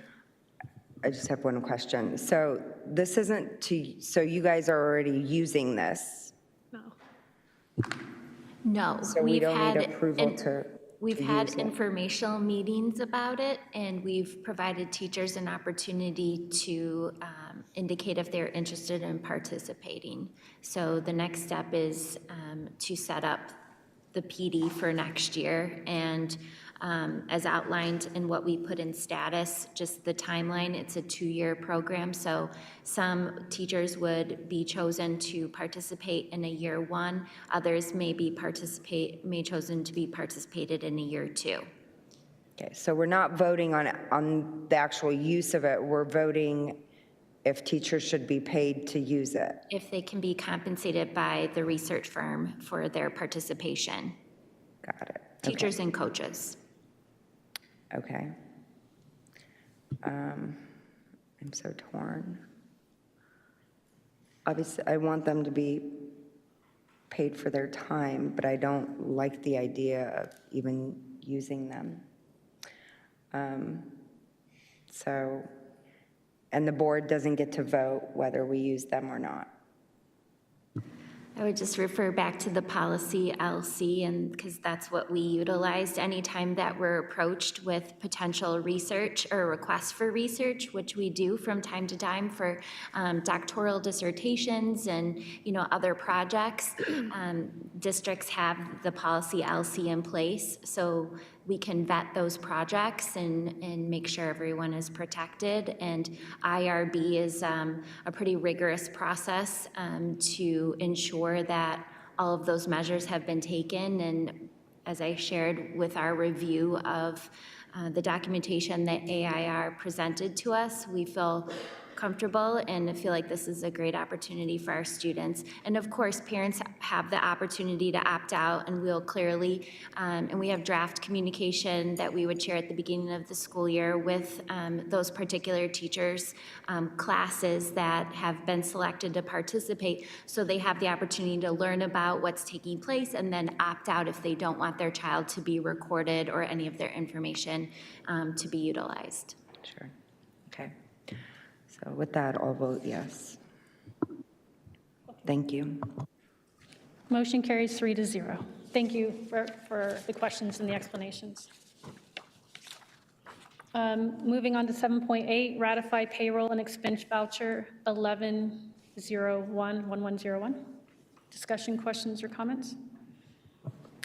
I had asked for this to be pulled because I wasn't sure who was purchasing these books again, and I noticed that 3 of the books were the ones that the grandfather at the last board meeting spoke about, and it was explained that they were purchased for the committee to review. So now that I know why it was purchased, I'm okay to vote on it. Thank you for explaining that. I motion that the governing, or were there any questions? Okay. I motion that the governing board ratifies the payroll and expense voucher 1101. Second. All those in favor? Aye. Aye. Aye. Motion carries 3-0. For future agenda items, we talked about having a status or an information item regarding the mastery versus projected-based learning, what that would look like, I believe. And then there was talk about the Danielson demo. and the mentorship program. I would love to. Oh, okay. I was Yeah, going to say, think to be that'd clear, I'm great. totally fine with just having, I'm just interested in what we do. I think it'd be great to share with the whole board, whether it be in an information item or status, or I think information item just to show us the full picture and what it looks like. But The mentor yes, plan. the mentorship. Sure. There's a lot of mention of the legislative decisions and meetings and things coming to fruition. Is it possible for, and this is not necessarily agenda item, but it affects agenda items, to, in status or even in email, send us links to that, when that happens, or what you're reading, where it's coming from, or the videos? I don't even, you don't know what you don't know, so I don't even know when to look, or even then digging through all the websites. I'm looking at you, Tyler, because you're in it a lot. But is it possible to keep us, make us be proactive by providing those links that you're using to see what's happening in the day-to-day? Miss Van Hook probably, she's like, no, thank you, I already know all this. But for legislation, yeah. For myself, I'm a science person. I don't know where to begin. I mean, certainly we're part of like several, again, policy advocate groups, so they share updates. I think we can maybe try to formalize a process to get that information to the board as well as in a whole. Maybe it's, yeah. Sorry, excuse me. There's a lot and they're repetitive sometimes, so we would need to be thoughtful not to avalanche you, but give you, what you need to know. Okay. We get updates from Arizona School Board ASBA? Administrators, ASA, Not the, Arizona School Administrators. We also get it from Guppy Mac, where they break things down for different groups, superintendents, curriculum and instruction. They're really, those are the is main it ones. separate email for just legislative updates, or is it Yeah, we combined? get something from Alexis that is more along the lines of Yeah, she's from EFRG, Education Finance Reform Group, so there's a number of different acronyms and advocacy groups that we're members of. Well, and it could just be another little addition to our status, just Sure. another section, and it can just be, hey, this was important to this week or whatever, if it doesn't take up too much time. And I know I said it was about me and me wanting to learn, but really I'm focusing on leaving a legacy for the new board that will be stepping into the seats. If it's a practice already in place and it helps them to be more educated and feel more confident in this position, so be it. I think it's just a great practice to have, to educate people. Is there anybody else, any future agenda items? Okay. 10.1, I motion to adjourn this meeting. All those in favor? Aye. Aye. Motion carries 3-0.